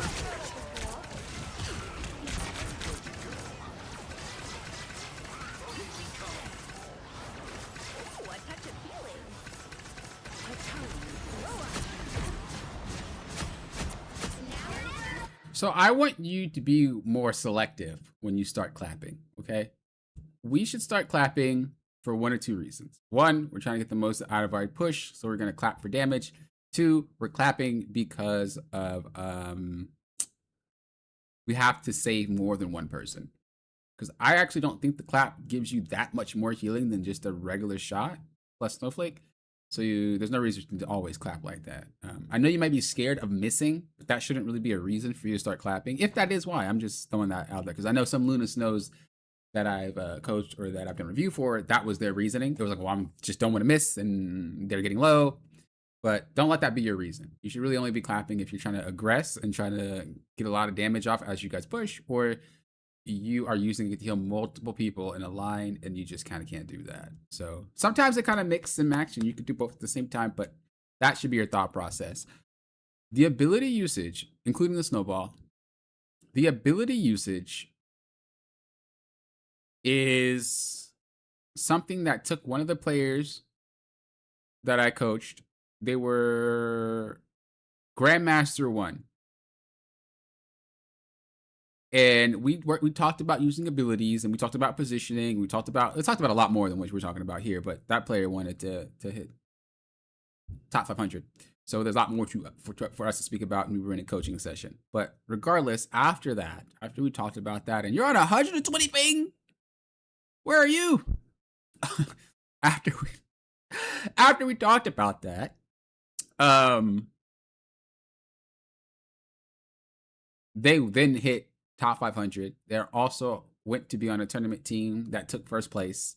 And all of that helped because of the positioning. All of that helped because of the ability usage. And just kind of understanding all of that as a strategist is very important when you're playing. You have so much potential to turn a game. It's insane. Like strategists, I don't think are broken, but they have a lot of influence when it comes to their utility. And I think a lot of players don't really think about that. But if you start using your abilities more as that type of tool, you'll start using them a little bit more sparingly. And as you use them more sparingly, you'll get more out of them. So I want you to be more selective on when you clap. So let's go back and let's just see this clap here. So this one, you could have easily just healed the guy, but you clapped. So not only are you delaying the heal that you could have had with a primary fire, because she has to go like that, right? And then she has to start clapping. You also just didn't need to do it. And on top of that, he ended up getting KO'd anyway.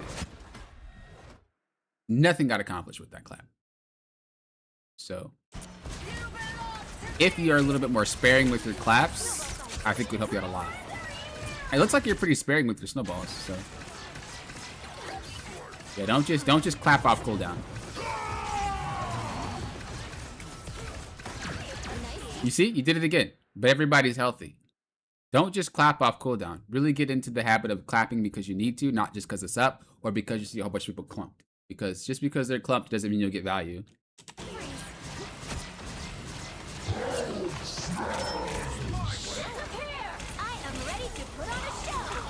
Right here, you didn't really need to match this because that ult was horrible. So when you're playing strategist, one thing you really have to think about is, should I have to match this or not? Now, the way that I play, when you guys see me play strategist, a lot of you guys come up with that question. What's up, Ultimate, by the way? Hello. A lot of you guys come up with that question of like, Poppin, when you hold it like this, aren't you using it less than what you would be using it if you fired it off multiple times? That is true. But I'd rather have it when I need it than not have it. You know what I mean? So that ultimate right there was really bad. That ult was awful. I don't even know why she ulted. But that knee-jerk reaction to you into ulting, I guess she ulted because Punisher was ulting. That knee-jerk reaction you into ulting, maybe it was for your Punisher or whatever, but the guy's not getting any KOs regardless. She ulted that. So there's not really a way that this is a good play. All it did was funnel your team into a Jeff.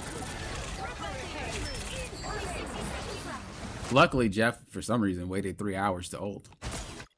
And you back off, but you didn't really have to do that. You could have just pocketed this dude. He was the only one getting shot anyway.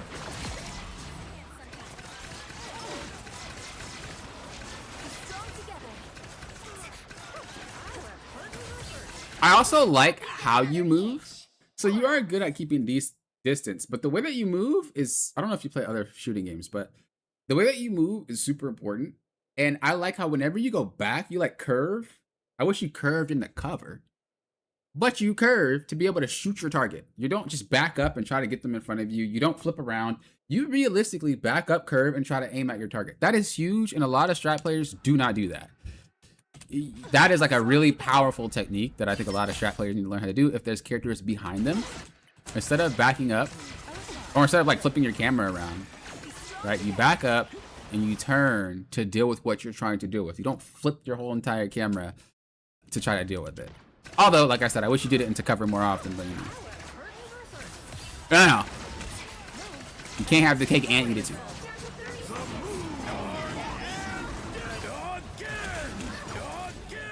That really wasn't your fault, but I will say if you never used your ultimate in the first place, that probably would have been saved.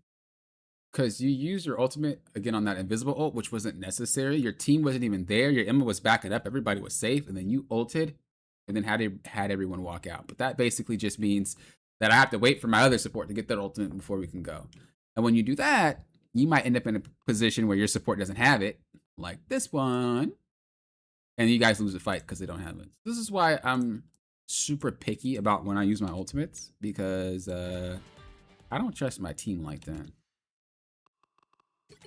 All right, I don't know why they're flaming you though. Your team is buns. Let me get all their names. I'll whisper them all. What are you talking about? Remember that Luna you played with that you was BMing? Bro, you buns. Shut up. I'll do it too, trust me. All right. So we're still solo tanking. Bro lost all hope because they went Scarlet Witch. Bro, not gonna lie, anybody that goes Scarlet Witch or Squirrel Girl, bro, they lost all hope. When they want to go DPS, but they're not good enough to DPS, but they think DPS is the solution, they go Scarlet Witch and Squirrel Girl. It's the funniest thing ever because they don't do anything on those characters. It's like, I want a DPS, but I suck at all of them. I'm gonna play Scarlet Witch and Squirrel Girl. Like, bro, go back to tank. Bro, go back to strat. I don't know what you're doing. You ain't supposed to play this game. What? Are all y'all typing? Wait a second. She ulted And y'all having a powwow. Nah. Lemon B. Lemon B.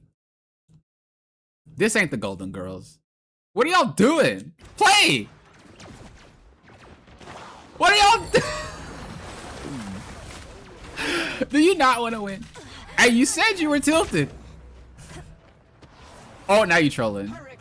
Now you trolling. Lemon B. You call him 4K. You call him 4K.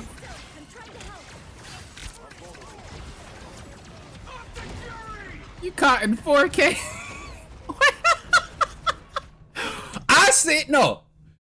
I sit waiting for an opening to actually fight. Lemon B over here sitting writing a novel. I'm suspended. Bro, discrimination. It's because I was playing Black Panther. If I were to play Luna, Miss Golden Girl, Miss Get a Skin every single week, a buff every single patch, I wouldn't have been suspended. Because I'm playing Black Panther, your developing team don't like clearly, I'm suspended. I'm gonna write a letter. This is some BS. I'm gonna write a letter. This is some nonsense. I got suspended for 5 hours for waiting to fight. You over here chilling writing novels. Actual favoritism. The crazy part is you weren't necessarily playing poorly. Like, I don't even, I've never noticed a Luna get flamed before, so this must be some new stuff. But you weren't really playing poorly, but you could have done things to make this game easier for your team. So to say that you lost because of you is BS, because that's not what happened. However, stuff like using cover more when you're trying to shoot down main instead of having your entire body like this showing would help you out a lot. Using your ultimate at the right times help you out a lot. Using your clap at the right times help you out a lot. You see a lot of your ults are very knee-jerk reaction. It's very like, you're about to get KO'd, let me ult to save you. Stop doing that. If your team sucks, they suck, stop wasting your ultimate. Because what's going to happen is that if you ult now, right, and you lose this fight, I mean, okay, you don't really have a lot of seconds on the clock, so this ult was fine. But just hypothetically, work with me. You ult, you guys lose the fight anyway, you come back in the next fight with no ultimate. However, if they lose the fight and you come back next fight with your ultimate, odds are you probably win that fight versus having no ultimate and a kind of a gamble. So this is why I'm very selective on when I use my ultimate, because I feel like I don't have to fire it off because people aren't really as in danger as it might seem. Like, look. Let's look at this guy's ult. You ulted, but nobody was really going to get KO'd. I think y'all were chilling. Y'all going to be low. But, you know. I mean, granted, you only have a few seconds on the clock. I think it's fine. Don't get me wrong. You only had a few seconds on the clock, whatever, it's fine. But there was an ultimate that was before in the last round that you did the same thing. Where you popped your ult off when it wasn't necessary. With the Cyclops ult. It's very knee-jerk reaction heavy. So try to be a little bit more decisive on when you use your ultimate. That thing is crazy. Y'all don't lose here. Okay, I'm about to crash out. Clap his cheeks.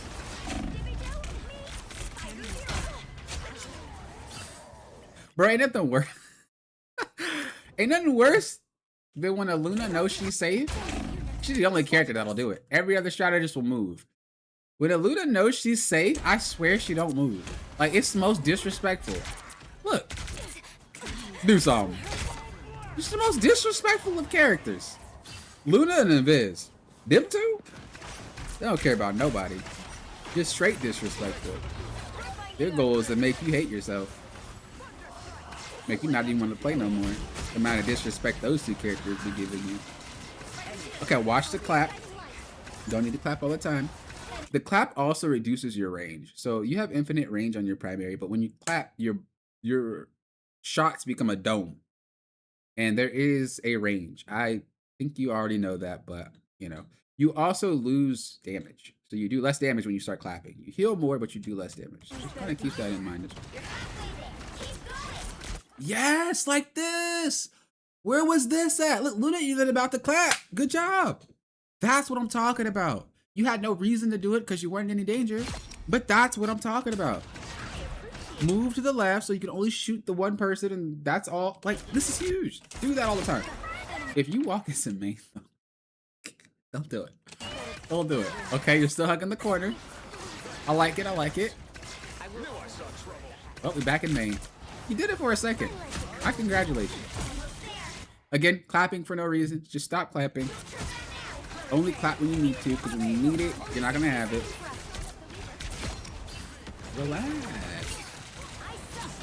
Keep clapping again. Just stop clapping so much. Keep up the momentum. Enemies better beware. You one of those aggressive Lunas. This is what happens when you tilt it? You start chasing people for their lunch money?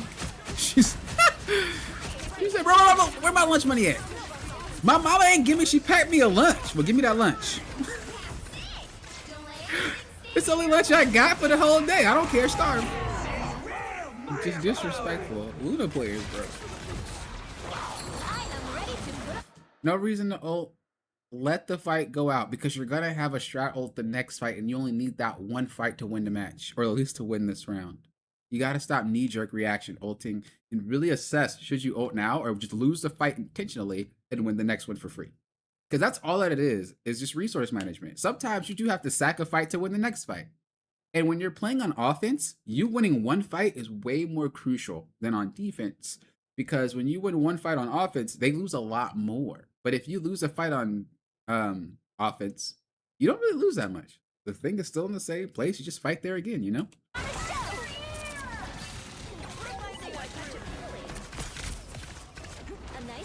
What rank is this? I don't know. Lemon B, what rank is this?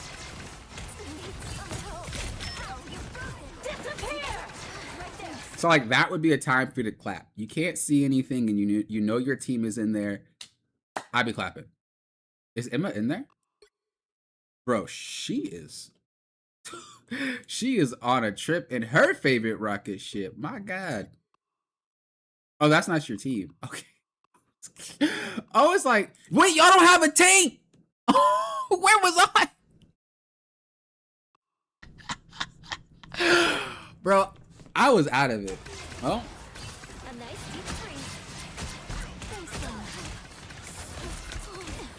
Yo, I was so focused on your gameplay that I wasn't even aware you didn't have a tank. It's GM2? It's GM2. It looked like a GM2 lobby. Someone like this for no reason. Oh, now you want to go Doctor Strange. Now you want to go Doctor Strange.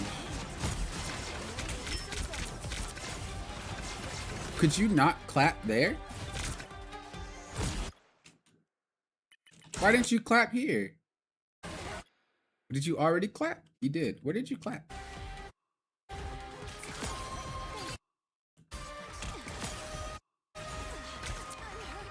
Did you? Oh, you clapped. No? Where did you clap?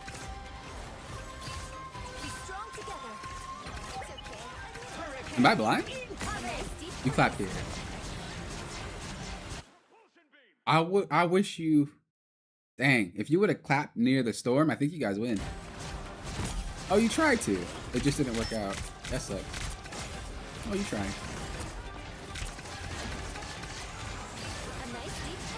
Okay. Oh, that's right. So what I will say is when you're playing and you're playing strat, the point should not really be your concern in overtime. I know it seems like it should be. It doesn't matter what rank it is. People do this. One above all people do it. Eternity people do it. Celestial people do it. Bronze people do it. Like people do it all the time where they feel like the point is kind of their priority because if they walk off, you're stuck. If it's capped like this, even if nobody's on point, it's not going to go down. You won't lose. It has to be capped by the enemy team and then run out. So it will count down. The timer will still go, but you won't lose until somebody caps it. Until it's that time where you think that's going to happen, just stay off a point. I know it seems scary. I know it seems crazy, but as a strategist, if you get KO'd, you lose the fight anyway.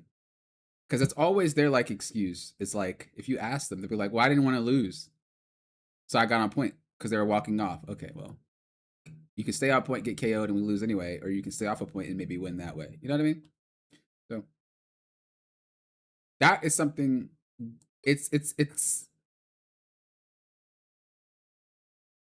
You'll feel like you're gonna lose, but you have to do it that way. There's like no ifs, ands, or buts. Like here, if you escape the Jeff ult, right, then you would go walk on it, and you would sit right here. I don't even think you guys win though. To be honest with you, the game looks like it would be over, but I would definitely do it that way. For the most part, though, your tanks are taking a lot of damage. I think when you got KO'd, there might have been some staggering, but it didn't really look like it. Let me see. You're KO'd here. Like every KO you had, it didn't really look like you staggered. Kind of looked like it was whatever. Okay, you were always able to come back to the fight for free. I guess he gets KO'd when you just got back.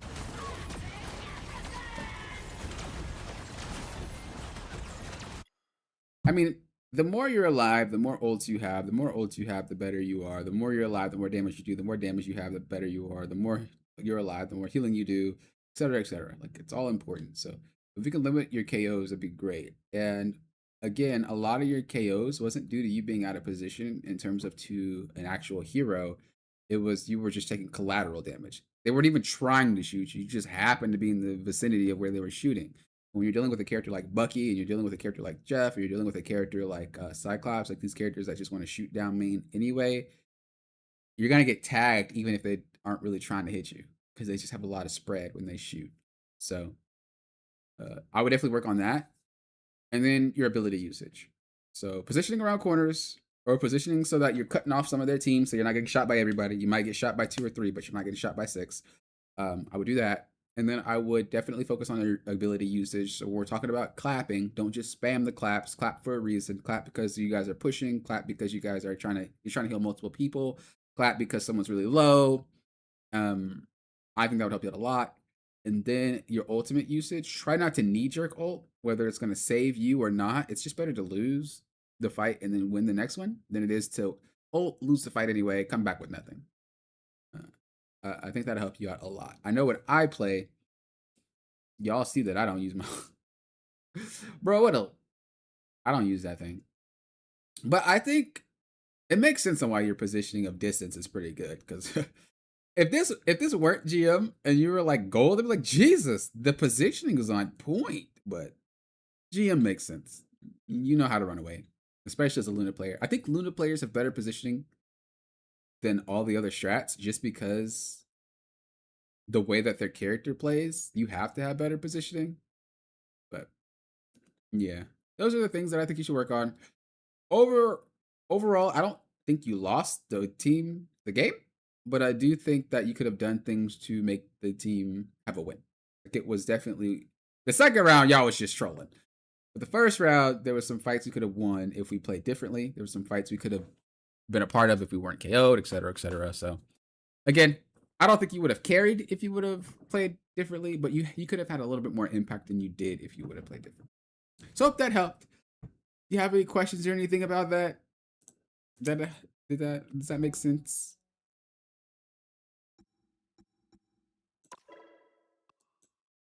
What's causing you to lose? I know on console, people in GM, they some throwers. PC players be throwing in Diamond. Oh no, PC players be throwing in Celestial. Console players be throwing in Grandmaster. Like, the amount of people that throw on console and Grandmaster is insane. And it's not even like well, yeah, it is. No, well, it's like soft throw. It's like they don't want to lose, but they don't want to win either. They don't, I mean, you do see a lot of like widow swapping, whatever, but like they'll play some stuff they don't know how to play, or they'll play with no tank, as you just saw. They'll play with one healer. Like, they'll just do stupid stuff like that. And I'm just like, y'all need to get y'all stuff together, bro. But for PC, when you hit Celestial, they just kind of run it down. I don't think console players really want to lose, but I also think console players don't want to give in. They got an ego. Bro, whenever console players decide to throw, they throw in.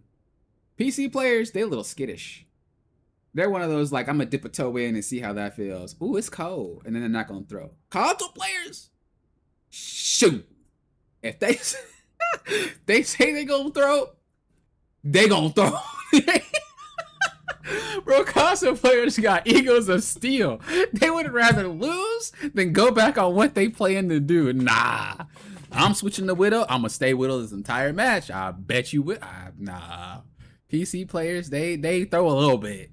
And they're like, nah, you know what? I'm not going to throw. I'm nah. Console players don't do that. My console journey, I miss it. Yeah, but stuck at GM2 because of those teammates? Yeah, it sucks. It sucks. You do get it a lot. I was target thrown a lot. There was one player that would not let it go, like, ever. If I'm on their team, they'll be like, GG, we got popping. I'm like, bro. If I'm on the enemy team, GG, you guys got popping. Win or lose, this fool just could not let it go every time I get into a match. Obviously, I climbed past him, but it was that one player that just wouldn't. He knew every time. Pop, am I in your life that much for you to remember me every time and then have to say something every time? It's crazy. It's crazy. Like, relax. It's not that serious, dog. Yeah, I don't care. I peak Celestial. I'm smurfing your peak. Yo, that does say stuff. I'm smurfing your peak. Yo, that's a hot one right there. Yeah, that dude was obsessed. Just crazy wild. But yeah, that will help you out a lot. I actually think you have pretty decent gameplay. I don't think you have room for improvement, obviously, but the way that you're playing isn't really going to keep you from Celestial. I think if you improve on what you're doing already, it would help you get there. You're going to have to do a lot more if you want to break to Eternity and in terms of like altering your gameplay. But for right now, I think you just have to tweak it a little bit and you'll be good to go. But I think what would help you out drastically is not tilting and throwing. Okay, I think we should play out our matches. All right, you can't be as flamed as much as I was playing Cap. Anytime I play Cap, lose the first fight. Cap swap, bruh. I wasn't even part of the fight, bruh. Cap swap. Why? What did I do? Why you guys hate me? Get 3 KOs. We still lose. Cap swap, brother. Brother. I don't save the whole team with my ultimate on Groot. We win the fight. We lose the next fight. Cap swap, bro. I'm about to crash out. Don't tell me to swap. Don't tell me to swap, bro. Like, shut up. I know what I'm doing. How about you swap? Swap to something. I don't know.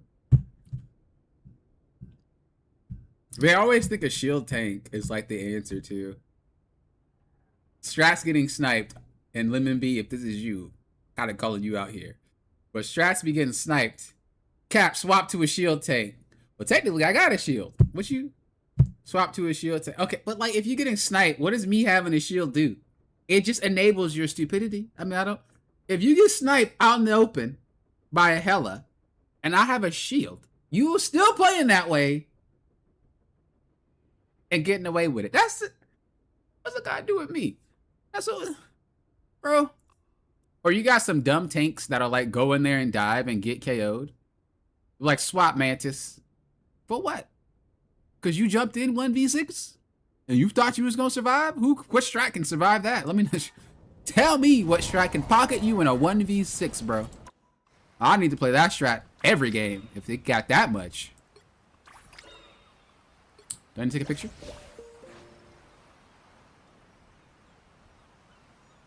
Sammy, what's up? Hello, hello. Yeah, I haven't played Speedstorm in a hot minute. I'm trying to make the gamma in me useful. A hot minute. I mean, if we had a Hawk or a Squirrel Girl, it would be good to swap to Strange. But Cap is totally fine. You see, strategists don't like when I play Cap. When they get shot by poke. I understand the logic though. Don't get me wrong. It's not like Strange is a bad choice. But I want to play Cap. I feel discriminated against.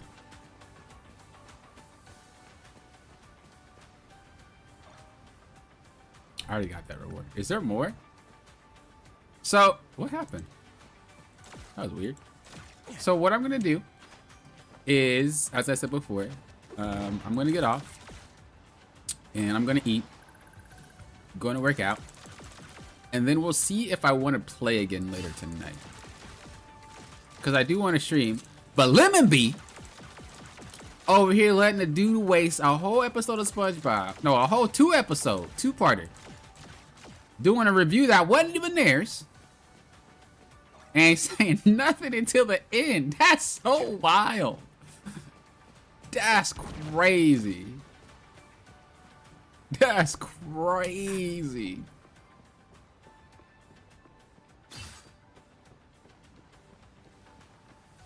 Is that a player? Or is that a bot? That's definitely a bot. Or like a NPC. So yeah, we're gonna do that. I'm just trying to figure out where this freaking thing is at. Because I need to... I'm tired of seeing this exclamation mark. And I don't know where the next picture is. Why am I walking around, bro? No smashing us now. My bad. No, you're good. I'm a nice guy sometimes. It's fine. I'm glad I could help out. Don't even trip. Don't even trip. I got you. With all support bans, I do think that people chilled out a bit with demanding specific meta supports. After that ult change, I stopped caring about which supports I get. Even if it's Jeff, I don't like him, but I don't even care anymore, man. Play what you play, bro. Just don't throw with the ult. That's all I ask. Bro, where is this next picture at? What? Why are they telling me to get here? I don't know where the camera is. Is that what we're here for? Let me see.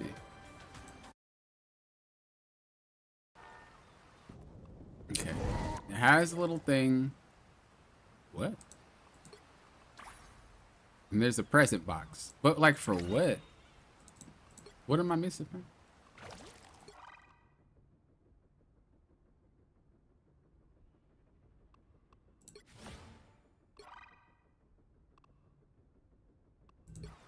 What is this? Is it still there if I go? Oh no. Okay, I don't need it.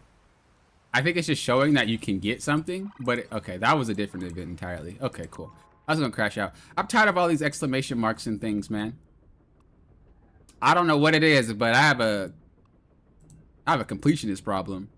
You open up a mini map. That's why I can't play games like Assassin's Creed. Y'all know when y'all start opening up that mini map, there'd be like 18 different check marks that open. I'm just like, y'all know I can't do nothing until all these 18 check marks are over, bro. Here we go. Boom. Finally got it done. Move to the next section. Bow. 18 more. It's like, I never gonna finish this game. Right? I might as well stop. This is literally just a checklist game for me. I have no enjoyment. I just have to do it or I'm screwed. Period. How do you stop Blade? You stun him. Or you just distance yourself. Someone else that is pretty strong when they went against him. But most tanks just kind of overextend and then get lasered with this sword. I like when you play Cap when they have snipers because I know you're diving those snipers. A drive-by shooting the shield play stunts. Yeah, that's typically what I do. And that's when they say get a shield take, and it's like, well, I am in the face of the snipers. I'm doing what you're asking. They're just super good. I don't know. Oh, there's 3 only needs to use 1? Okay, then I'm chilling then. There's no next picture? Okay. Click the present and then it gets mailed? I don't think that's what happens. But I'm clicking it. Also, we have to use this, huh? 12 days? This is just regular currency, right? What we buying? Any new good skins coming out soon? After this? I know some of y'all be on some leaks. Who's getting their next skins? Is it Cap? Is Cap skin gonna be free? Do we have any word about his skin? Give me a free Cap skin.